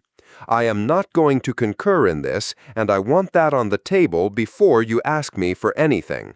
Nothing about this morning has changed my view. I didn't come to change it. No, he said, you came from my courseman. All of it. The boundary at 9, the scrub frame, the sections on the door, and the containment run to your schema and nobody else's. Then you are asking me to open the door I have spent 9 days telling you not to open. Yes. Vondran turned around at last. Below them, 9 ran out under the work lights, 80 meters of apron, the old relay's serial still stenciled up the gantry mast, the Tallow riding dark on her lines with her umbilicals sagging, and along the outboard sill of the deck door a chalk mark somebody had already made, a long straight line with 3 crosses on it. "Say the rest," he said. "You did not walk down here to ask me twice. Yesterday you told a chamber that the decision wanted a name on it and the name would not be yours. It's on it." Cade put the instrument on the rail between them and opened it flat at the schedule. Annex A. The containment standard is the condition of the admission, not a method, a condition. Nothing comes through that door except at the standard written in this annex. The annex is blank and you are writing it. Today, and in every citation of this instrument afterward, there will be citations. Vondran looked at the blank annex for a while. "And my objection?" Clause 9, numbered, inside the operative part, not appended to the back where it can be dropped in the copying. Anyone who cites this instrument for the admission cites the officer who refused to concur in it in the same breath. I can't take a precedent back. I can make the objection ride inside it. That is not a small thing to offer. It's what I can put in the instrument, Cade said. The rating had gone carefully out of earshot along the rail.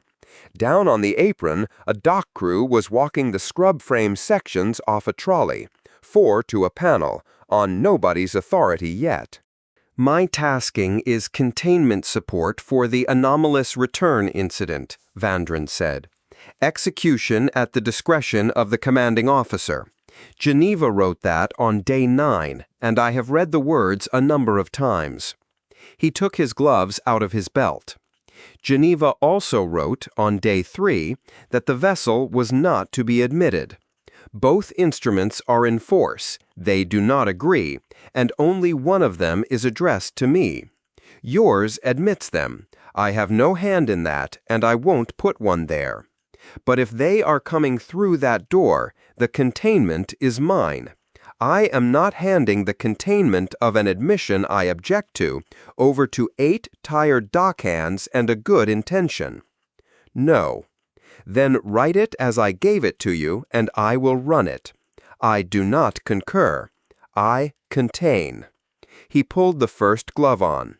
12 pascals, not 9.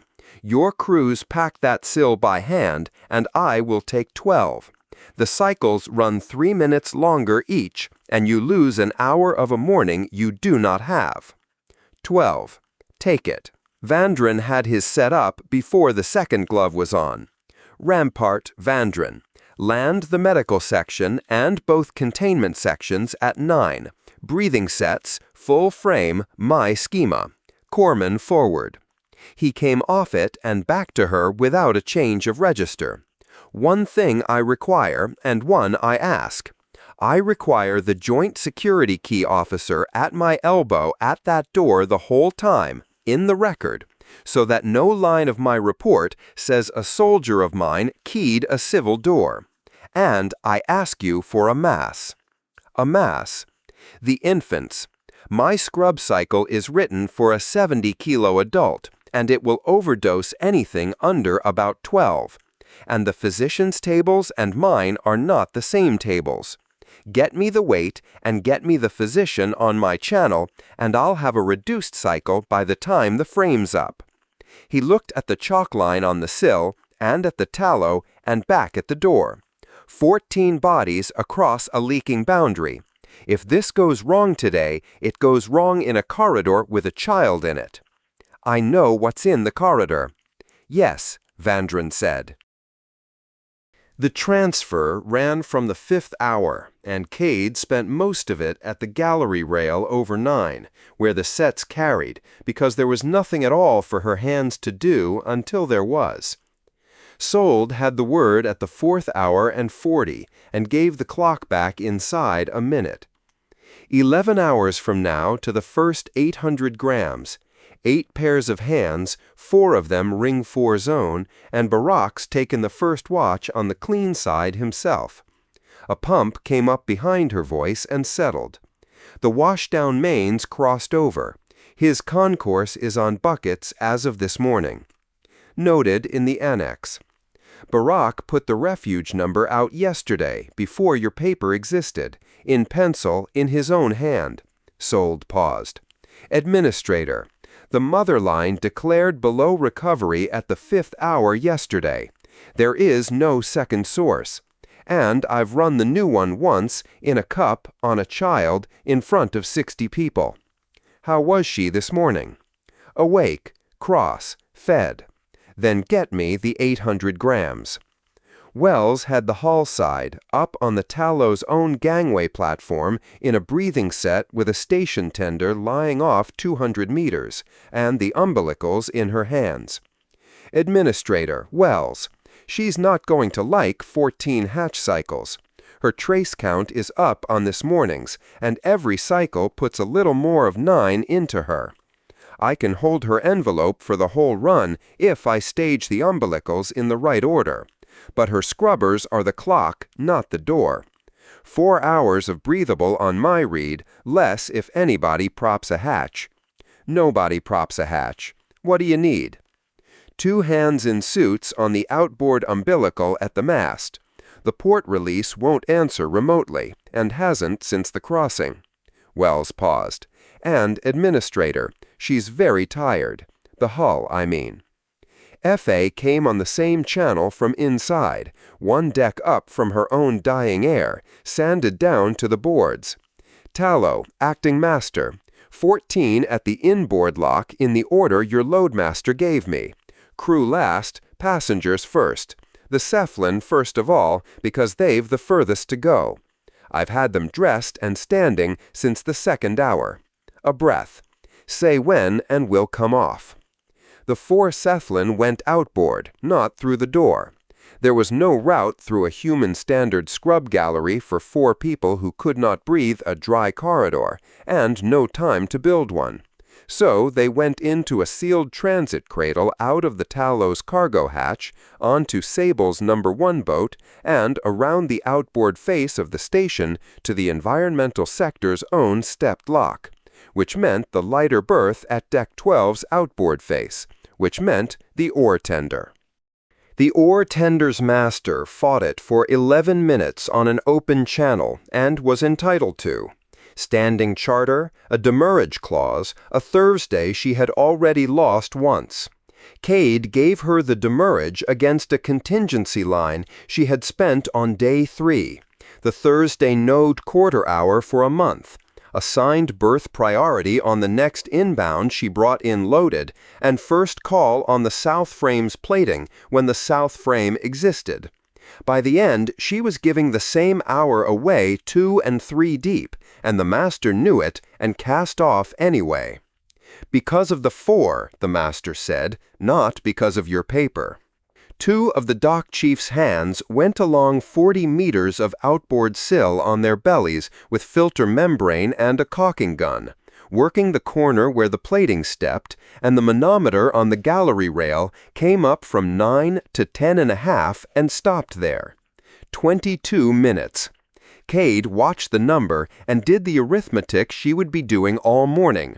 4 hours of breathable air inside the hull, 7 cycles of 2 at 11 minutes each, plus 3 for the differential, 1 reduced cycle for the child, and 22 minutes spent on somebody's belly in the corner of a door that had been on a maintenance list since before the Tallow left. 12, a section leader said on the channel eventually. 12 and holding, sir. Then we begin, Vondran said, first pair to the frame.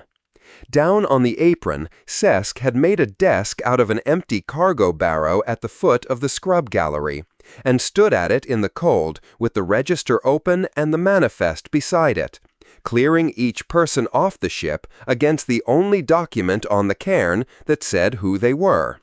Cade could see the top of the register from the rail and nothing of what went into it. Twice a clerk came up the stair to ask her about a field, and twice she answered in 3 words and sent him down. Yoss held the route. From the rail it looked like nothing. A corridor block with its boundary panels standing open under a joint security hand, 2 ratings at the head of the stair, and the concourse going about its morning at a distance somebody had established early and without shouting. Once a man in a mid-grade coat presented a printed abstract at the head of the cargo line, and was still standing there 4 minutes later holding it, and then was not standing there. Cade never learned what was said. Twice the crowd at the rail thickened and thinned, and at the second thinning most of what had gathered was carrying something. Bedding, a crate, 2 women from the third ring with a folded cot between them. On nobody's instruction. The rings had worked out before the office did that 14 people were coming off a ship with what they stood up in. The first pair went through the frame at the 6:40, the second at 7 exactly.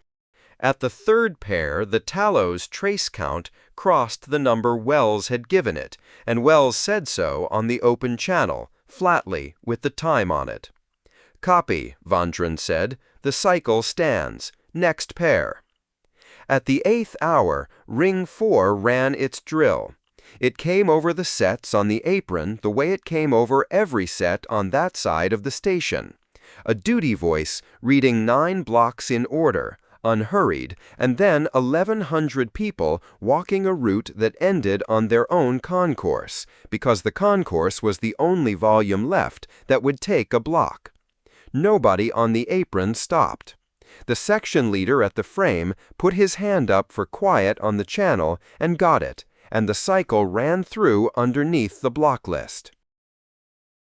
The last 3 came off after the 9th hour, past every figure anybody had written down that morning. The braced arm went through with the helm hand, slowly, because a scrub cycle wants both hands on the rail and she had one. Then the engineer, alone, because the count had gone odd. Then the reduced cycle, 3 minutes shorter at half the concentration, on numbers a corpsman and the physician had argued out over Vandren's channel while the frame was still going up, and Lote came through it with the child against her shoulder, both of them wet to the skin, the child furious and entirely well. Cade was at the foot of the gangway by then. There had been nothing for her hands until the 7th hour and a great deal after it. The frame's inboard curtain, which wanted a body's weight on its lower rail every time the differential shifted, a cradle strap, a tally board, and now the last handhold on a wet ramp, where people with 11 months in their legs were coming down a slope in station gravity. Barak came down at the tail of it with his slate under his arm and stood back out of the way. 4 minutes 40, he said. To stand somewhere useless. That's the drill. Is that better or worse than you had? It's the number. I'll have it again on Thursday, and I'll have it every Thursday until the spring. Barak turned the slate over. 4 of my fitters are on the clean side of your engineer's plant as of the 5th hour, and 2 of them were on the concourse this morning with everybody else and then went back to work. I'm not making a point. He looked up the ramp at the woman with the braced arm, and at the cot the 2 women from the third ring had left folded against the gallery frame with nobody yet to hand it to. 406. 406. Right, said Barak, and went off up the stair to be shouted at by 1,100 people until the spring. On the gallery frame above the scrub curtain, where the Joint Security Key Officer's log was pinned, a second printed sheet had gone up during the 8th hour and was already curling in the wet. Annex A, the containment standard, 12 pascals negative at the boundary, a cycle table, a reduced schedule for anything under 12 kilos, and, at the foot of it, a name and a rank, and the line entered without concurrence. The clerk from the holding annex came down the stair again with his slate held out at arm's length. Ma'am, status field on the last 3. Resident, provisional, same as the other 11. And the citizenship? Ask investigator Yas, she's got the annex. The clerk went. Below the gangway, the 14th of them came off the ramp onto the apron plating and stood on it, and F.A. came down last with her hand on the rail and stopped at the bottom and counted her own people twice, out loud.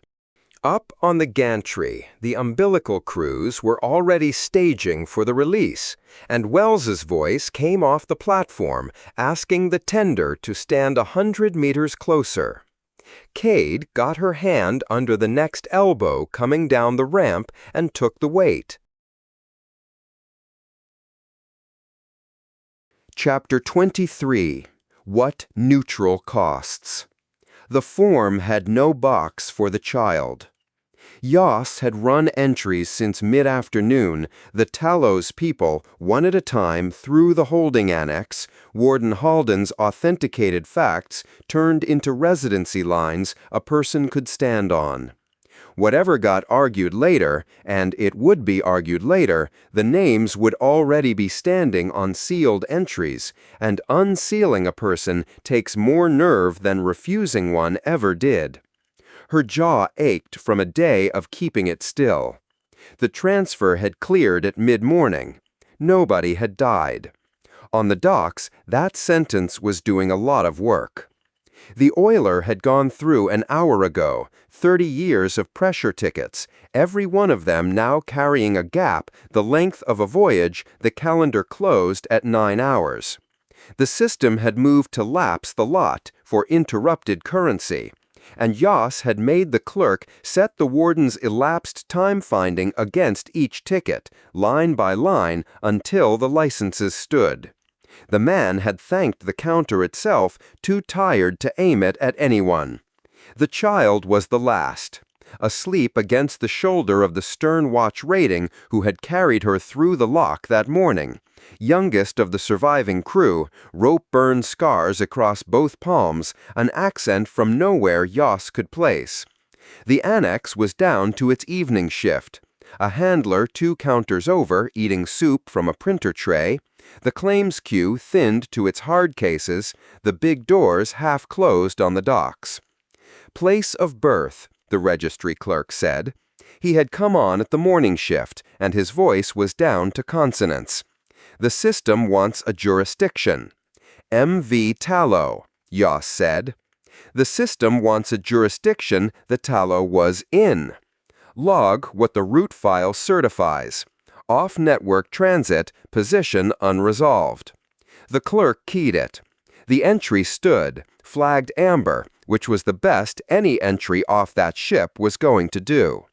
Date of birth, the clerk said, and stopped because there it was. Halden's seal sat attached to the file. The floor, everything since had stood on. Identity continuous. Birth occurred in transit. Elapsed time as found. Which meant the girl asleep on the reading shoulder was months old.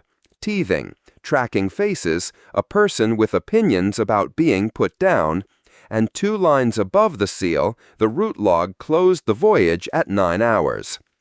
I can't enter a date the calendar rejects, the clerk said, and I can't enter one it accepts, that's false certification. I sign under my own number. It's my number that goes on it. The rating shifted the child's weight.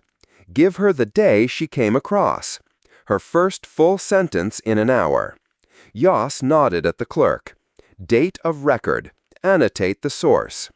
The clerk keyed that too. Then, status. Resident, provisional. Guardianship to the mother on the warden's continuity finding. And the citizenship field? 2 counters over, a spoon went round a printer tray. There was no compact citizenship, no compact yet that a person could be a citizen of, only a provisional administration and the signatory registries, and every one of them would answer no. I can leave it blank, the clerk said. Blank reads as pending. Pending means somebody's deciding, Yas said. Show me who's deciding. The clerk's hands stayed off the keys. Provisional, Yas said. Provisional until when? Until isn't a field either. Enter it. The clerk entered it. The seal went on. The child woke halfway through, blinked at the annex lights without enthusiasm, and went back under. The rating did not move to leave. "Can it be taken away?" she said. "The status? Any of it?"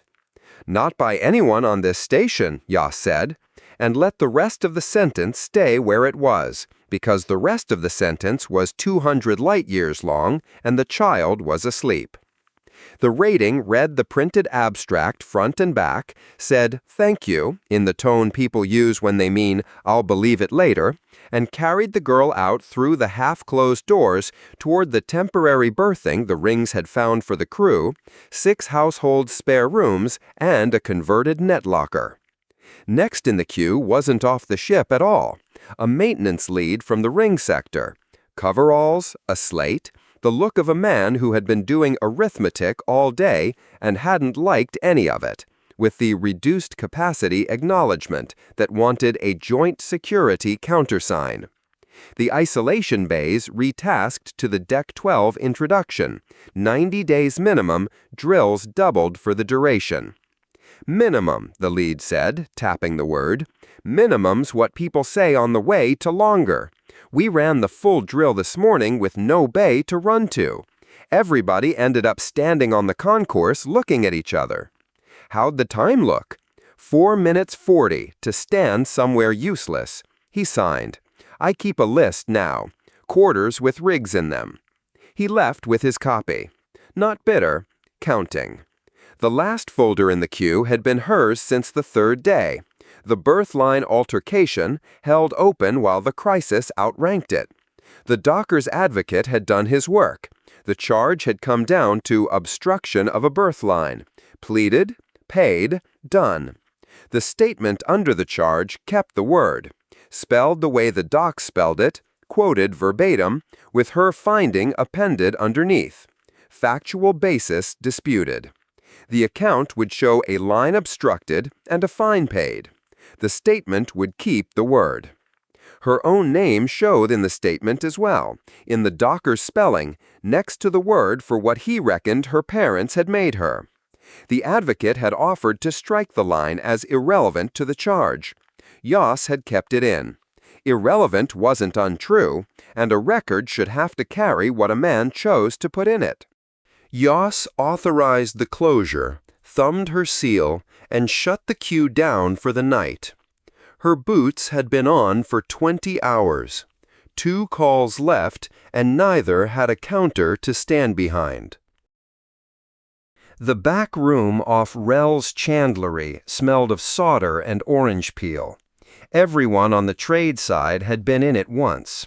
Yoss had been in it a dozen times, always standing, never drinking what got poured. Rel was restocking when she came through the strip curtain, actual goods onto actual shelving.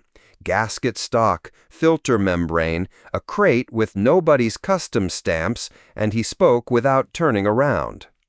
"Investigator, if you've come to arrest me, I'll need a cleaner shirt. Case is closed." "What case?" He turned, sleeves rolled, unhurried. "There's tea. There's also the other thing, if you're finally off duty. The real article, not printer bourbon." "Neither." "You look like the end of a long shift wearing a longer one," Rel said. "Sit down at least. Free of charge." Yoss stayed standing. "Closed against persons unknown," she said. "The movement charge lands on your hauler. Unlicensed transfer of quarantine stock," he pleaded this morning. Never once said a name. His own advocate couldn't get one out of him. That kind of quiet gets paid for, Rel. "Terrible thing," Rel said. "A man taking his own bad decisions on the chin. There's less of it about than there used to be. The container that breached killed nobody, which is luck, not design. Solds people closed it off by hand. You'll have seen the scrub bill." "I heard it was the garrison saved the block," Rel said. "New times." "What I wanted was the chain," Yoss said. "Mover to buyer to the hold in the watch schedule it walked through. I had the shape of it by the 2nd day." Rel went on stacking. You moved it. Not a question. I can't prove it. The root burned with the container. The manifests say what somebody paid them to say. And my one witness loves you like an uncle. I'm not fishing. I'm telling you what I know. Rel set down the box he was holding. If, he said, and I'm dealing strictly in ifs, a man had moved that stock, your branches being deadlocked the way they were, the cultures would have reached deck 12 4 days ahead of any signature. A man could have been the difference. A man nearly took the ring sector with him. If, Rel said again, and it came out with less shine on it. The part I can't prove isn't yours alone, Yas said. Careful, investigator. Gentle as anything. Yas let it lie. So here's how it closes, she said. You owe me. Not the station, me. One day I ask you a question and you answer it straight. Whole sentence. No trade, no if. That's the price of me walking past you tonight. Rel weighed it like an item with a mass and a shelf. One question. You'd want to spend it carefully. Most people waste theirs on things they already know. I'll manage. Then I'm in your book. He wrote nothing down. He was known for not needing to. At the curtain, he said, The Tallow's littlest. Came across all right? Sleeping in the rings by now, status and all. Good, Rel said, and for once didn't dress it in anything. He took an orange off the crate on the counter and tossed it underhand. Her hand went up on its own. For the walk. Mind how you go. Out on the departure concourse, the boarding line for the evening packet was down to stragglers, and the Sundgren factor stood at the head of it with 2 cases and a courier satchel, traveling the way he did everything, early, unhurried, paid up. He would have been unremarkable to anyone who hadn't spent the crisis learning his shape. Mid-grade coat, registry-neutral manners, a man built to leave no dent in a room. Investigator Yas. He had never once been introduced to her. I lodged a document with your registry this afternoon. You'd have found it at the next sweep. This saves you the pull. He held out a printed abstract, and because paper is evidence either way, she took it. A provenance interest in the Tallow Cargo's culture lineage. Against the mother stock and all derivatives.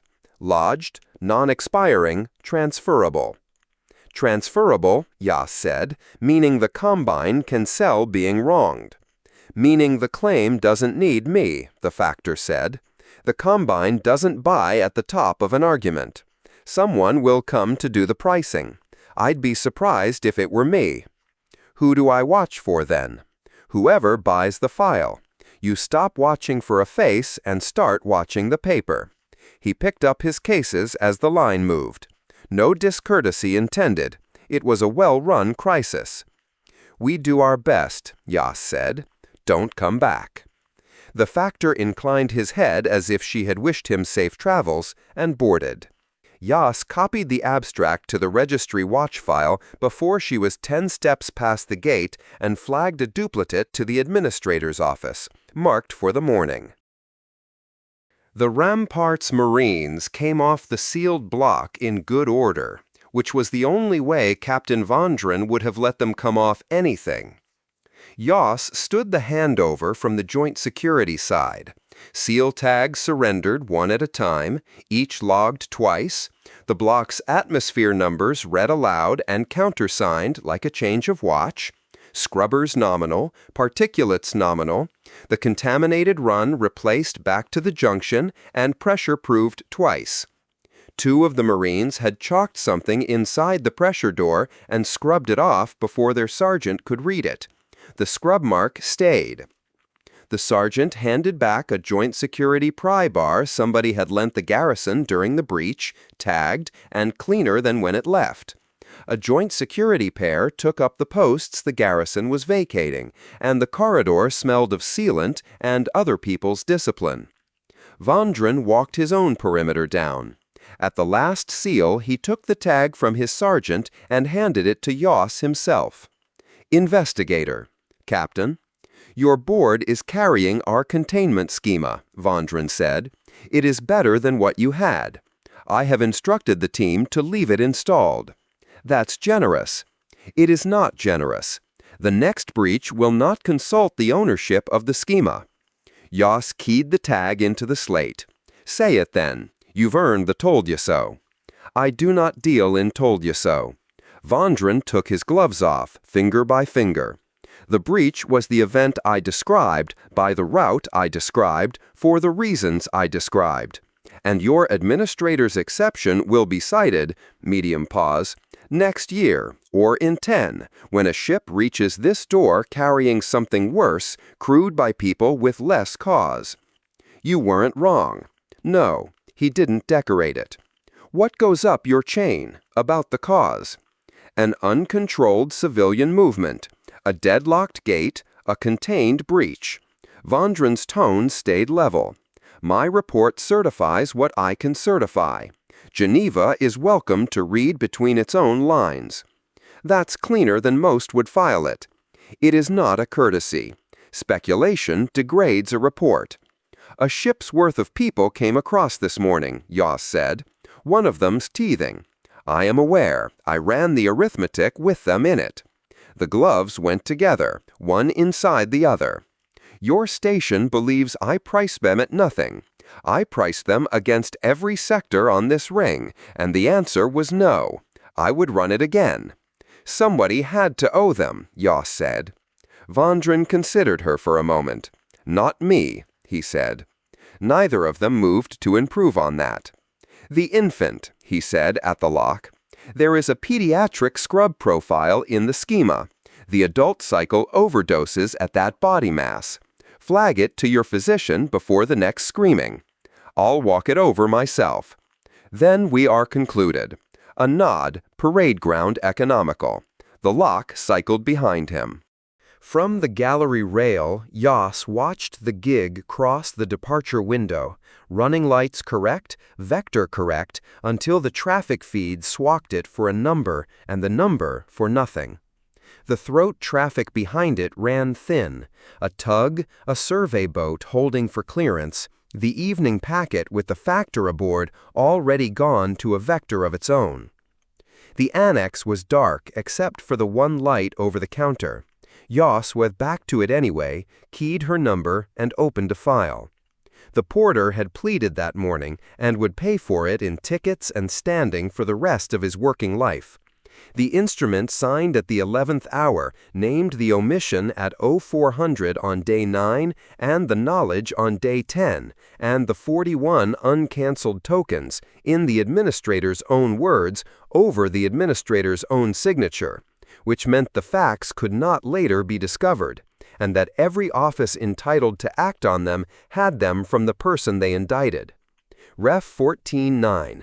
Administrative Omission and Non-Interdiction, Maintenance Volume, Sections 8 through 20. Opened on the signatory's own recital. Investigating Officer, Yas, P. Under anticipated disposition, she wrote none and initialed it, because a file that lies at the top is worthless further down. It would go to a review body that did not exist yet, on a station whose civil code was 4 months old. Against an officer nobody could replace this year. It would sit.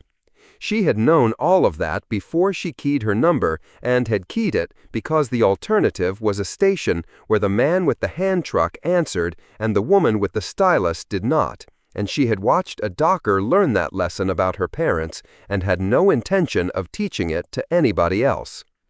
She sealed it and left the light burning over the counter the way she had left it on the 4th day. The set buzzed at her hip. Her partner, off shift 3 hours, 2 words, coming home? Long way round, she sent back, and put the set away. Yas peeled Rel's orange at the first ring junction and ate it walking, past the drill notice with its 90 days, past the scuffed concourse where a sector had stood that morning, past the dimmed warm glass of the Sethlin sector, past the annex where somebody had left one light burning over the counter. The orange lasted to the 2nd junction. The circuit was longer, and she took all of it. Chapter 24. The Manifest Becomes Households. One line stood open on the Tallow's cargo account, and Sesk came to the post early to close it. Early by the station's clock. His body kept a 25-hour day against the Cairn's 24, and this morning the two calendars crossed in his favor. Station dawn outside the post window, his own noon in his hands. The counter had been cut for human heights, like every counter on the trade side, and a tall stool spared his back the stoop until mid-shift at least. He set out the register, the docket file, and the stylus, which rode where a stylus should, between the lower thumb and the first two fingers, and he opened the Tallow's account at the last unclosed line. Line 38. One culture vessel, sealed, removed from the hold without authority. Breached in the shared environmental lines. Contents destroyed in containment. The disposition went down in full, dated and initialed. The account of the most argued-over cargo in the Cairn's short life closed at 4 pages, and, shelved, made a thin book. By his own reckoning, it was time to eat, so he ate, station morning or not, from the flask he kept under the counter. The joints of his hands had gone from gray to ash by the end of yesterday's double watch. Today, he intended to work a single one. The answer to his own household had gone out on the relay 2 days before. 11 days, at the soonest, before anything could come back.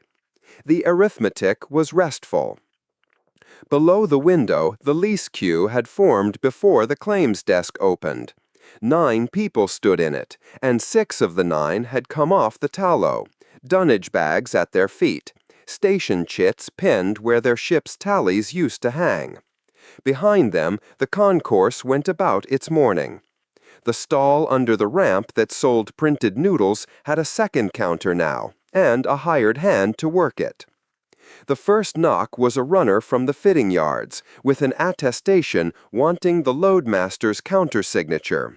The Tallow's engineer, taken on as a journeyman, 11 months engine room time, claimed against a route the boards rated at 9 hours. The yardmaster wants it rounded to the year, the runner said, for the pay band. He says nobody will fight it. That's him saying that, not me. I only carry it. 11 is not 12. Sesk laid the attestation flat and read every line. The months were real. The warden's extract, Halden's seal on the elapsed time finding, and behind that, his own manifest. Consumption, air, water. He signed 11. The runner turned the paper around and looked at it with an apprentice's gloom. He won't like it. Tell him 11 will stand an audit, Sesk said. 12 would not. Near the end of the morning, 2 of the Tallow's deckhands came up the stair together, a woman with her arms still braced from the crossing, and a man who did the talking for both of them.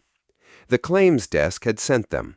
They wanted 1 lease between them, 4th ring, the rent split 2 ways, and the clerk below wanted proof that either of them existed before she would enter it, because neither had a record on the station older than 9 days.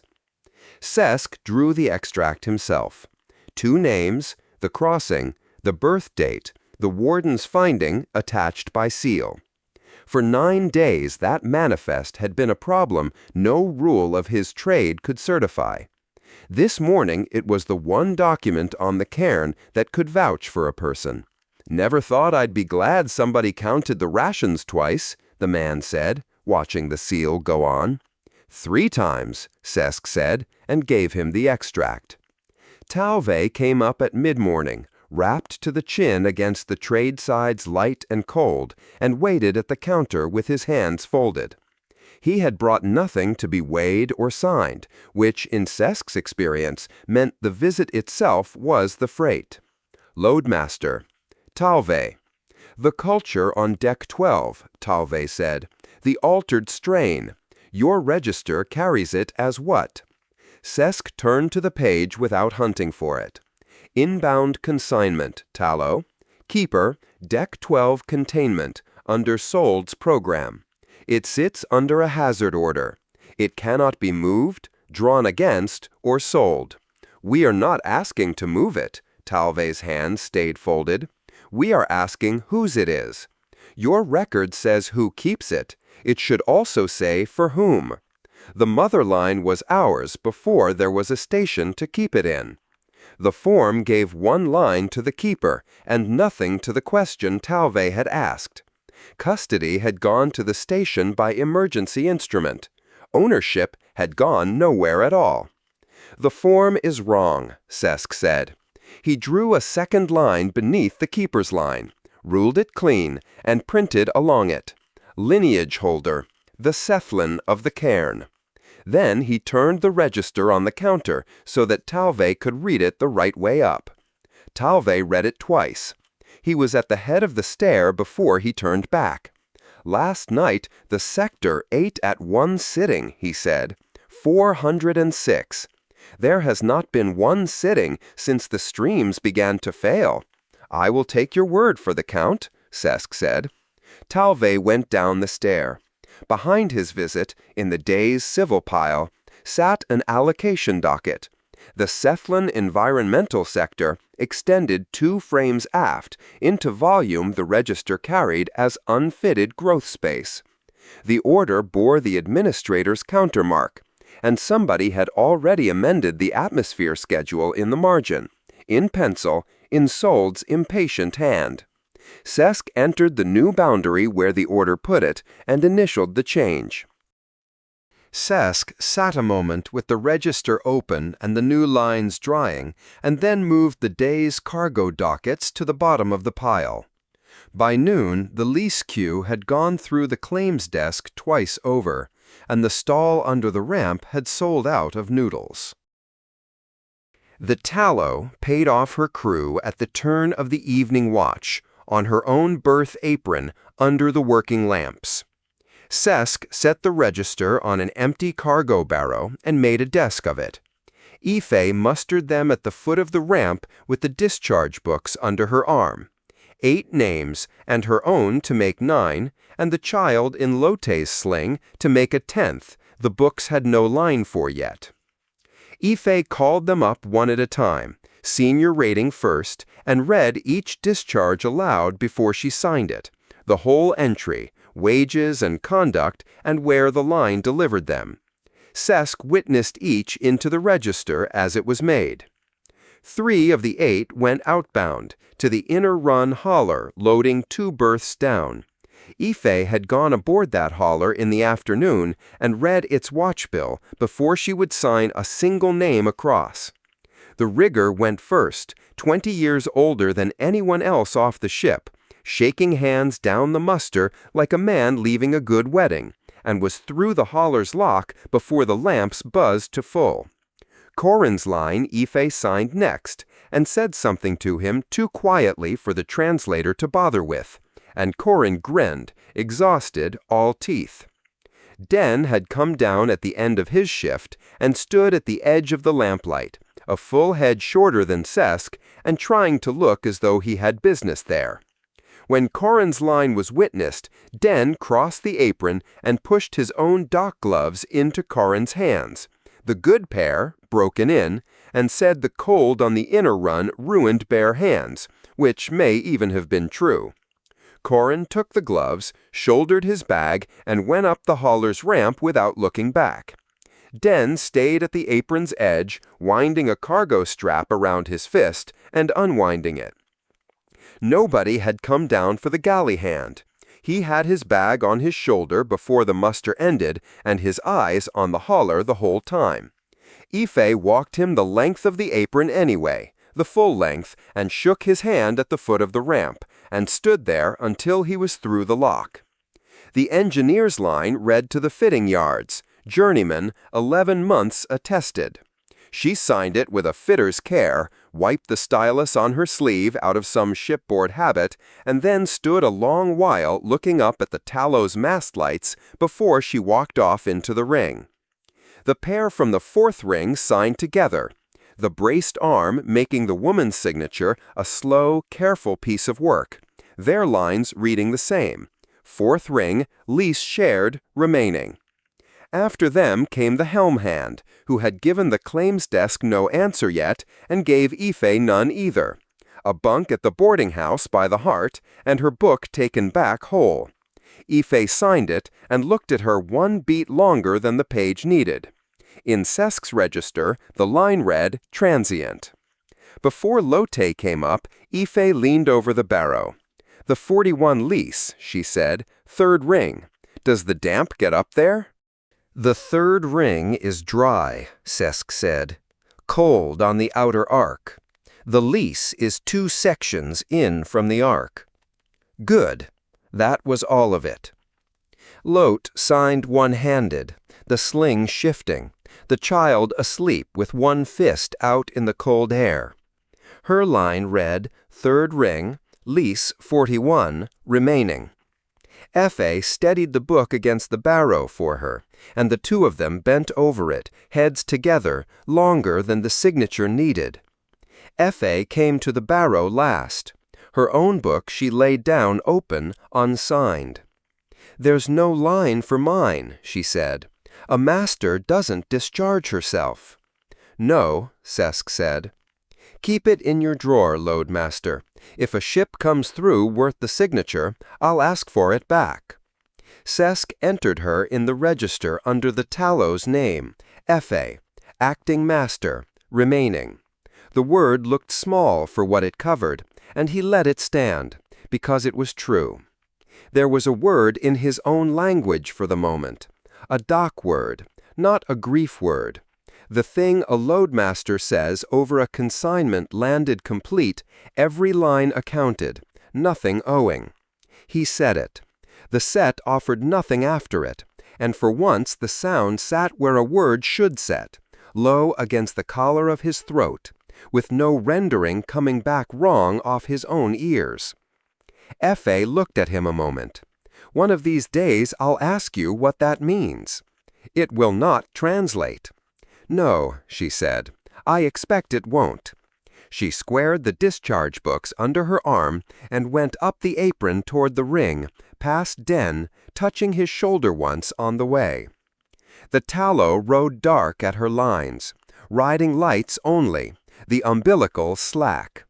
Up in the third ring, one after another, lamps came on in rooms that had stood empty since the plating went in. The claims desk's packet came up before the morning queue.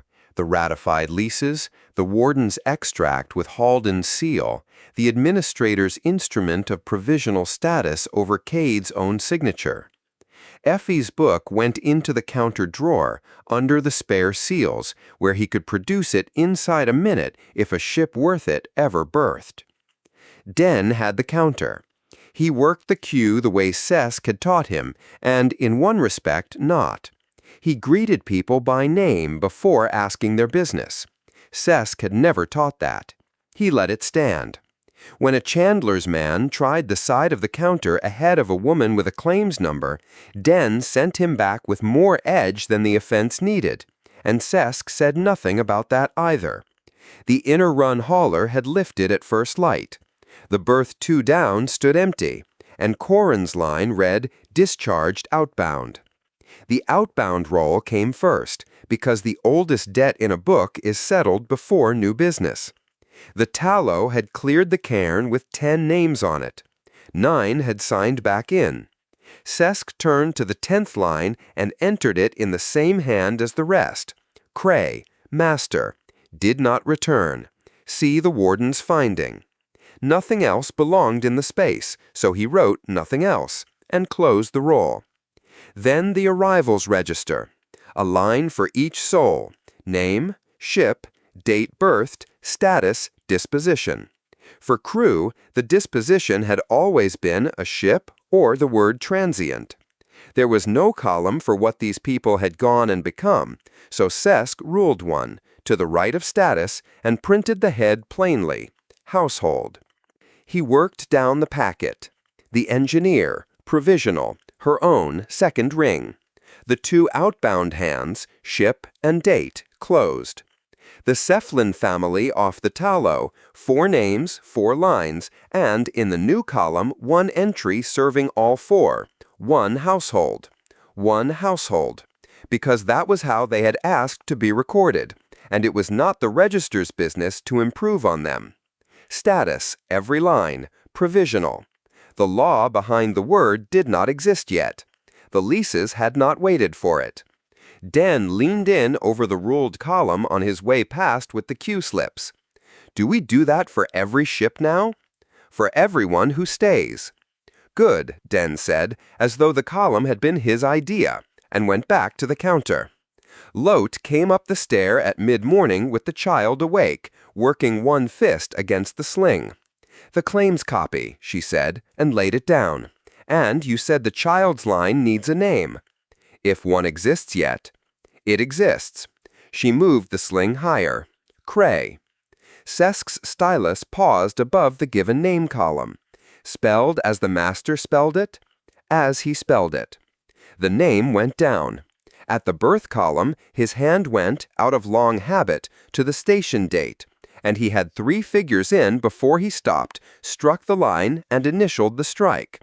Den, passing behind the counter, glanced at it, a strike in Cesk's own book, and kept whatever he had to say about that for another year. Cesk wrote it fair. Born aboard MV Tallow, underway, with the day count out of the ship's own log, and in the arrival column the birth date from the stations. 2 dates, the width of a column apart. The warden's finding stood behind both. He marked neither for correction. Status, provisional. Household, 3rd ring, lease 41, with Lote. Is that all of it? Lote said.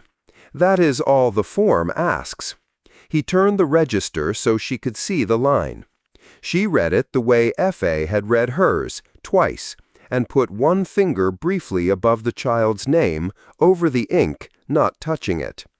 She'll want to see that someday, she said. Lote took her copy down the stair, the child's fist working at the air over her shoulder. Cesk sat back on the tall stool and let the clear inner lid cross his eyes once against the dry dock air. The register lay open to the new page. 14 lines in the Tallow's hand of the book, a closed roll above them, 1 struck error, and a ruled column with its ink not a day old, and down the length of that column, households, a sector, a ring, a child. Below the post window, the concourse crossed and recrossed, the engineer already in yard gray, one of the Cephalin family at the noodle stall's new counter, learning its till. Next, Den said at the counter. Cesk timed the register to a fresh line and waited for the name. Chapter 25. The Sky's Still Wrong. Wells came up to the throat watch 40 minutes before shift because the 6 a.m. sweep would be the last entry in the file and she wanted to be the one who pulled it. The watch room smelled of the night tech's reheated soup and the cold metal smell every throat-side room shared. Seals, static, coffee nobody would admit to. 12 days of picket returns ran the length of the route board in 6 columns, the offsets drawn as a line that had wandered for a week and a half and then, 3 sweeps ago, gone flat. It behave? She asked. The night tech pushed back from the console and stretched until his shoulder cracked. All night, flattest it's been since the ship came back. I ran it twice at 3 because I didn't believe it. Then I ran it again. He collected his bowl and his jacket and stopped at the hatch, because on the throat side you handed a live board over out loud. Your watch. My watch. For 12 days this room had been the loudest place on the throat side. 3 consoles crewed round the clock, joint security wanting numbers on the half hour, a standing query from Geneva sitting in the header of every report.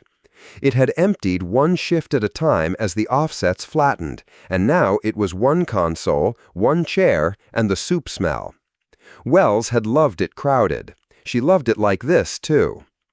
The sweep landed at 6 a.m. station clock, and Wells took it apart the way she liked best. Raw returns first, corrections after, so that anything new in the numbers reached her before the software tidied it. Nothing new. That was the news. Near pair clock lean, 0.4 of a second, third sweep without drift. Deep pair ranging, clean, self-consistent, agreeing with its own echoes for the first time since the tallow came home. The lane solution came up flyable, repeatable, and drawn to one side of where the old lane had run, as if someone had picked the road up whole and set it back down a field over. Readable, still wrong. Both at once, and steady about it. Wells ran the comparison against yesterday's sweeps twice, longhand the second time, and the numbers came back identical, and that was how the event ended, not with an answer, with a repeat. Whatever the throat had been doing since the tallow's return, it had finished doing it. Before the warden arrived, Wells pulled the event summary up one last time, not because the file needed it, because she did. The return, plotted, still read like a harbor log with the storm pages torn out. The tallow going unreachable in stages on the outbound leg. The drive wake that came home displaced from the hull that made it. The ranging returns thinning, desyncing, and then, 9 hours and several months later, depending which clock you asked, thickening again. Then, 12 days of numbers that wouldn't add up. Then 3 flat sweeps. Halden came in on the hour exactly, which was the only time Halden ever came in. The warden hung her coat, poured tea from the flask she carried rather than trust the watchroom urn, and stood at Wells's shoulder with her own slate, doing her own arithmetic standing up. Wells gave her the room to do it. She had tried handing Halden a finished figure exactly once, years ago, and had been handed it straight back with the raw data attached. Third flat sweep, Wells said, the leans holding at 0.4. 4.03. Halden did not look up. I rounded. I know. That was as close as the warden came to a joke on duty, and Wells banked it. Halden set her tea down and brought the file up on the big board. MV Tallow, anomalous return. 12 days old and thicker than most root files got in a year. She worked down it entry by entry, part of it aloud. The warden read aloud when a file was ending, the way some people stand for a funeral. Identities, authenticated, all souls. Elapsed time deltas, recorded, crew consistent, month scale, against 9 station hours. 1 death aboard, attested by the surviving crew, remains recovered, record closed. 1 birth aboard, attested, status provisional. A pause at that line, no comment. The comment belonged to other offices. Cargo, classified and dispositioned under the Feedstock Authority. Hazard record, cross-referenced, containment action logged. Quarantine, lifted under the provisional admission yesterday. Route annex, open. Until the picket stabilized, Wells said. Until this morning. Halden put out her hand, and Wells passed the sweep across, and the warden read the raw returns top to bottom in silence. Outside the pane, the throat sat, where it had sat all fortnight, a stretch of perfectly ordinary stars that no longer matched the chart drawn over them. Say it for the record, Halden said, or I will. Picket stable across 3 consecutive sweeps. Near pair offset steady at 4.03. Deep pair ranging self-consistent. Lane solution repeatable and displaced from baseline. No anomalous returns since the tallow. Wells's voice did fine until the end of the last line, and then she said, I don't want you to close it. The stylus stopped. That came out early, Wells said. "It does that, but it's true, so let it stand a second. Closing it says we stop asking. Eff's people lived most of a year between two of our watches, and the file's about to say concluded like it's a birth dispute. Halden finished the entry she was on before she answered, because Halden always finished the entry she was on. The file records what the instruments kept and what the people attested," she said. "Months aboard, 9 hours here. Both true, neither explained. If I write a cause, the file starts lying. It concludes. It doesn't explain. Different words. Cause? Not established." The warden entered it as she said it. Cause, not established. And then the last field, event, concluded. And her hand went through both without a check anywhere. Wells stood and let the thing be true. 12 days. A ship that left on a 9-hour run and came back months older. A road picked up and set down a field over. For what it's worth, Halden said, still typing, Eff's crew gets something out of concluded. Attested means finished arguing. Nobody stands in a claims line years from now and tells that child what did or didn't happen aboard that ship. The warden cleared the event flag, and the board redrew.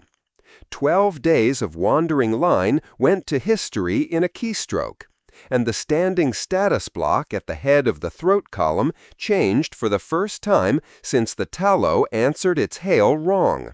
It did not say nominal. Halden had built the new status herself 2 days ago because nothing in the catalog fit.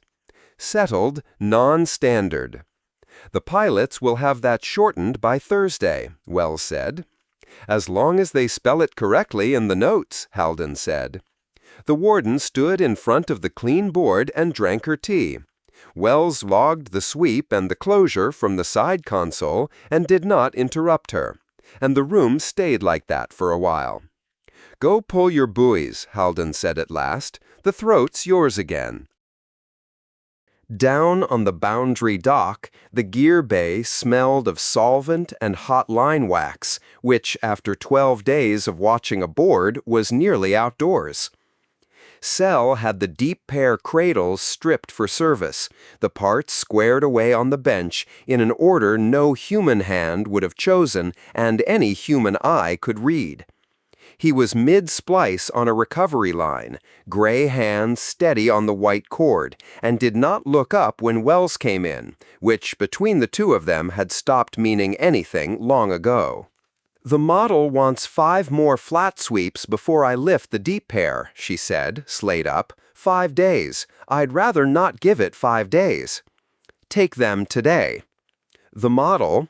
"The pocket finished moving 2 days ago." Cell drew the splice down tight and reached for the next length. "The deep pair is in ordinary water. The lean on the near pair stays. 4/10. It will hold." "You'd fly on that?" "I would not fly at all. It is a buoy." Wells laughed and booked the tender for 1,400 before the sensible half of her could ask the model's opinion again. "Come in on the dark side of the far one," Cell said. "The strobe is down. The frame will be cold. Your grapple will not like the cold." "The grapple doesn't like anything. How cold?" "Colder than the near one." He fed the spool. "It sat deeper." That was the other thing about his reads. They came with instructions. The model told you what the throat had done, to 4 decimals, once it had finished doing it. Cell told you what to do with your hands. The model was honest. That was its trouble. Ask it when the deep pair would be safe to lift, and it drew a window, 1/10 of a second to a full second, settling across weeks, confidence bands wide enough to park a hauler in. Cell gave her a number. In all the time she'd worked this boundary beside him, she had never known the number to be wrong. The crate sat at the end of the bench, packed and lashed, a pump seal in printed wrap, a coil of gasket stock, 2 tins of boiled sugar from the Relay Heart market, 1 red, 1 green. "You got your berth back," Wells said. The long runner makes the near run in 3 days. I ride it to the shallows. The household comes out for me after that." He said it the way he'd said the tender schedule. "How are they?" "Well, the pump is not.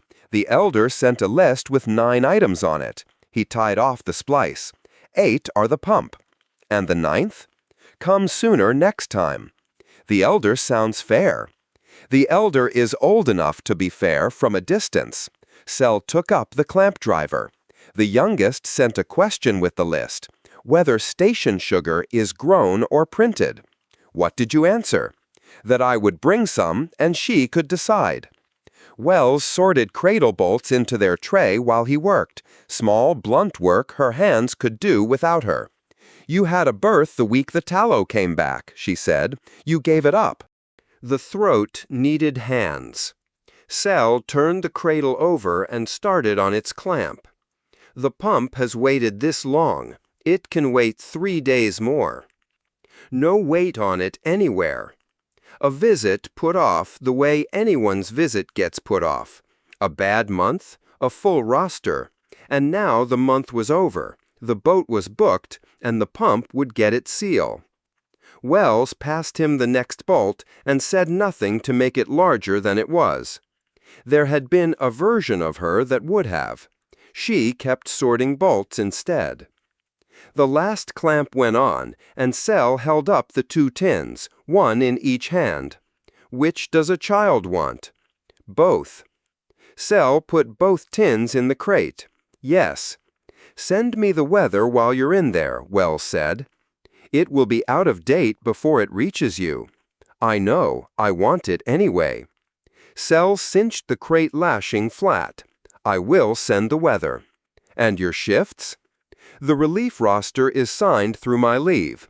You will not need me until something wants splicing. Then I'll save you the first splice." Sel racked the finished cradle beside its twin and stood the recovery line on its spool. Everything square, everything ready, a bench you could hand to a stranger. 1400, he said. "Lift the far one first." "Why?" "It is further." Wells was still grinning about that half the ladder up to the tender deck.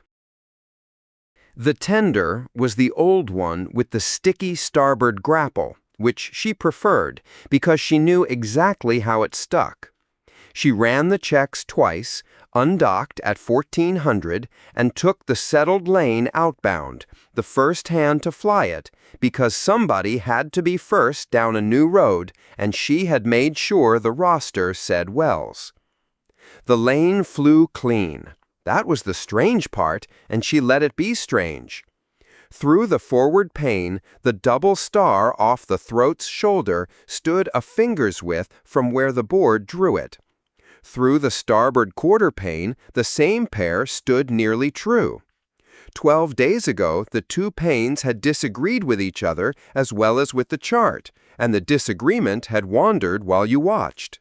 Now, each pane kept its own fixed error, hour after hour, honest about it. At each turn point, she dropped a lane marker, the cheap printed kind, a crate of them rattling in the cargo net, because a lane wasn't a lane until somebody who wasn't you could follow it. The far buoy came up on schedule, a dull drum against the star field with its strobe long since powered down. Dark side approach, the way Sel had said, and the frame was cold, the way Sel had said. She matched velocity, walked the tender in on thruster taps, and put the sticky grapple on it with the double tap the old tender wanted, then a third tap for the cold. Spool, bay, seal, repress. The second buoy went easier. The grapple behaved the first time, which she chose to take as a good sign for the day in general. In the pressurized bay, she pulled a glove and put 2 bare fingers on the first buoy's skin. It had gone out bright and come back matte, micro-pitted, like a hull that had worked a season of dust, and it had been out 12 days. The service counter was asking for a maintenance cycle it wasn't due for a year. Its clock had come home 19 hours proud of the stations, and steady now. She touched the pitting once because the log had every number and no texture, and then she gloved up and racked the second buoy beside the first.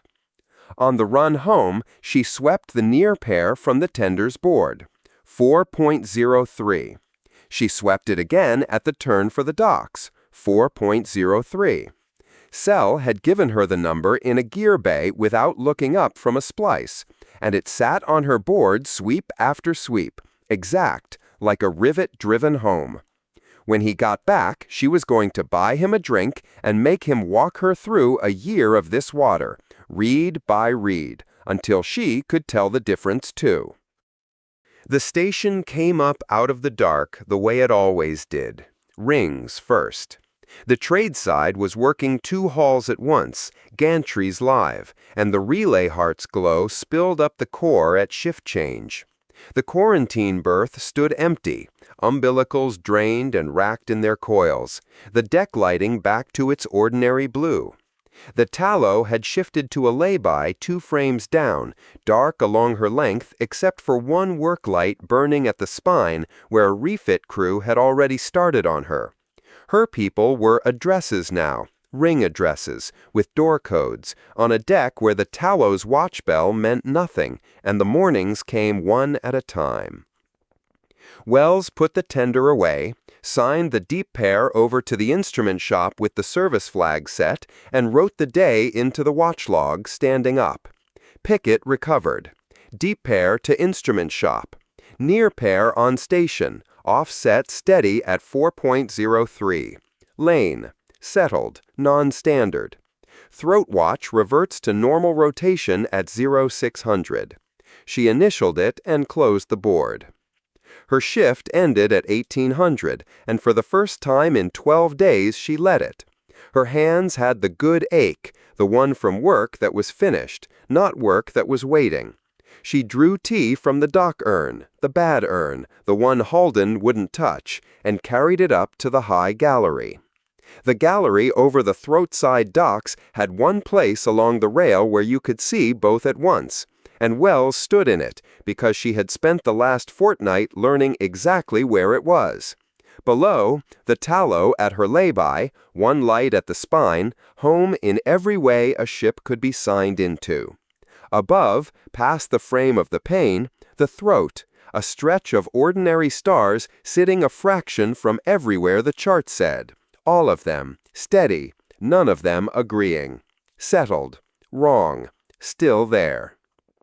The apple was from the Relay Heart market, 3 days old and saved on purpose. She ate it down to the stalk. Tomorrow the watch went back to rotation. Sel's relief would need showing where the splice stock was kept, and the settled lane wasn't in the pilot's notes yet. Somebody who'd flown it would have to write it up, and exactly one person had flown it. Wells pocketed the stock, put her palm flat on the cold rail once, and went down the ramp to write the lane. Chapter 26. Permanent in Practice. Cade cleared the desk at the end of the day the way she cleared it once a week. Dockets into the tray onto the shelf, the terminal dark, and got the good tin out before Rel arrived, because the grinding was hers to do. The day had run out from under her early. A session at 9, the waterboard at 11, one signature after lunch, and then an afternoon with nothing in it, which she had spent badly. Twice down to the claims desk on errands she could have sent, once to the dock ledger to check a figure she already knew. The office was one room over the ramp with a shutter instead of a window and a peg instead of a cloakroom, and she had twice refused better on the grounds that the walk to anywhere important was shorter from here. The tin kept at the back of the bottom drawer behind 2 bricks of ration chicory. Anyone raiding the desk would hit the chicory first and lose heart. Cade lifted the tin out, prized the lid, and breathed in over the beans once, which was a ritual she would have denied under oath. The grinder had come with her from the survey, a dry ratchet of a thing that clamped to the desk edge and made a noise out of all proportion to its work. She fed it a measure and cranked slowly. The mechanism jammed on the same dead bean it always jammed on. She backed the handle a quarter turn and went on. Her wrists had the fortnight in them.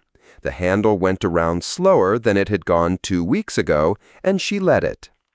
Below the shutter, the second shift was changing over on the ramp, boots and gate clang, and one long complaint about a roster, and the grinder covered most of it, and there was no hurry left anywhere in the day. Rel let himself in on the fourth crank. He hung his jacket on the peg by the door, took the chair on the far side of the desk, and watched her work the handle for a while, like a man watching weather he approved of. "That the good tin?" "It's a tin." "It's the good tin." Cade went on grinding. Rel leaned over and looked into the open drawer at the chicory. "You could brick a wall with that." "It's structural. It protects the tin." Down in the heart, a cart ran over somebody's foot, to a short two-language argument that ended in laughing. The water was already on the element. The pot stood open with yesterday's grounds knocked out of it. Rel took the deck from the shallow drawer without being invited, which saved her the trouble of inviting him. The cards were soft at the corners. He counted 20 beans out of the tin, pushed 10 to her side of the desk, and squared the rest in front of him like a man of substance. "The bar's getting a second instrument," he said. "A box drum. The owner won it off a tender crew." "The heart will riot." "The heart will dance, madam. Learn the difference." "They're saying Geneva wrote you a letter," he went on, cutting the deck. "A query. 14 pages. Affectionate. Questions 3 through 9 are about you." "Only 7? Standards are slipping." He set the cut down. "What do they want?" "An accounting. Who authorized what, under which clause, in what order. And you're writing one." "I'm on page 2. "Of the answer or the letter?" "Both." "Take your time. They will." "Deal." Rel dealt 7 each and turned the top card, and the first hand went quietly. The coffee came up. Cade poured 2 cups and put one at his elbow. Rel drank half of his before he played another card. Through the half-open shutter came the evening noise of the heart. Counters being folded somewhere below, the bar's doors going on to their props, a docker calling a name twice and getting an answer the second time. Cade lost the hand on a card she should have kept. Rel gathered the trick and marked nothing down because there was nothing to mark it in. They had never kept score. The beans went back and forth across the desk. He won the next hand too, and while she shuffled, he started on a story about a pump. "You'll like this. A man off Ring 4 sold the water board a reconditioned lift pump last month. Cash, no provenance, works beautifully. The board's very pleased. I like it so far. 2 days ago, the board's own inventory comes up short. 1 lift pump. He sold them their own pump? He reconditioned it, Rel said. There's craft in that. You can't just wheel it back in dirty. What did the desk give him? 60 days of maintenance drafts, suspended for the quality of the work. Where's the pump now? Working. Best pump on the ring. Cade dealt, and part of the deal went crooked because she was grinning at the pump, and she squared the cards and dealt it over. Rel spent that hand fishing for the queen she was sitting on, lying with his discards the whole way down and got nothing for it, and paid a bean at the end to see her hand and studied the queen with the air of a man confirming a rumor. The freight co-op signed 3 of the Tallow's deck crew this morning, Rel said, sorting his hand, and F.A. kept both her engineers, which is 1 more than she can pay. Is she staying? She's asking about route contracts, the short hauls. He played low. 2 of the deck crew went out on the morning tender. Couldn't sleep with walls this close. No hard feelings either way. And Talve? Signed. The 2 dead compartments alongside their sector, lease off the claims desk, all correct. On what term? 5 years. Rel turned the trump over. Renewable. Cade took the trick with the 9 and swept it in. Ring 4 is still filing over the margin, Rel said. They'll be filing for months. They're right to. He led the next card, and the hand played out quick, card on card, and he took it by a point and looked insufferable about it. The baby's in the ledger, he said, gathering. Page of its own. The doc book runs it as self-loading cargo. Cesk's entry? Cesk's entry. In that print of his, you could survey off. Cade turned the top card. Good. The second pour emptied the pot. Partway through recranking the grinder, she said, "The claims desk closed out 4 disputes today." Anything juicy? A fence line on ring 2, the 2 households over the laundry. One of them painted a stripe down the middle of the corridor while the other was on shift. Bold. The desk ruled the stripe stays and the paint bill splits. Both parties appealed, withdrew the appeals, then asked for the ruling in writing. Framed by now. A water debt. 2 I didn't finish reading. The grinder took the last of the measure. The minutes came up with my dinner tray. Already ruled. All 4. Rel looked at her over his cards. "You read minutes at dinner," he said. "It's that or talk to people. Your deal." Instead of dealing, she stood, took her cup to the shutter, and stretched her back until it clicked. Below, the evening went on. The cook's queue 3 deep at the corner stall. The claims tokens going out on their rail for the morning. One of the Tallow's crew, ship pale still, buying something fried and getting a warning about the spice from the cook's boy. Nobody looked up. "You're haunting the shutter," Rel said. "Sit down." Cade sat and dealt.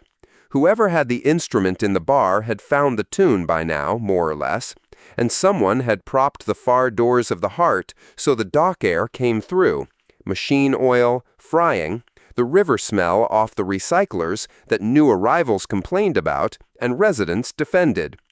She got a half measure and a rattle out of the tin when she tipped it for the 3rd pot.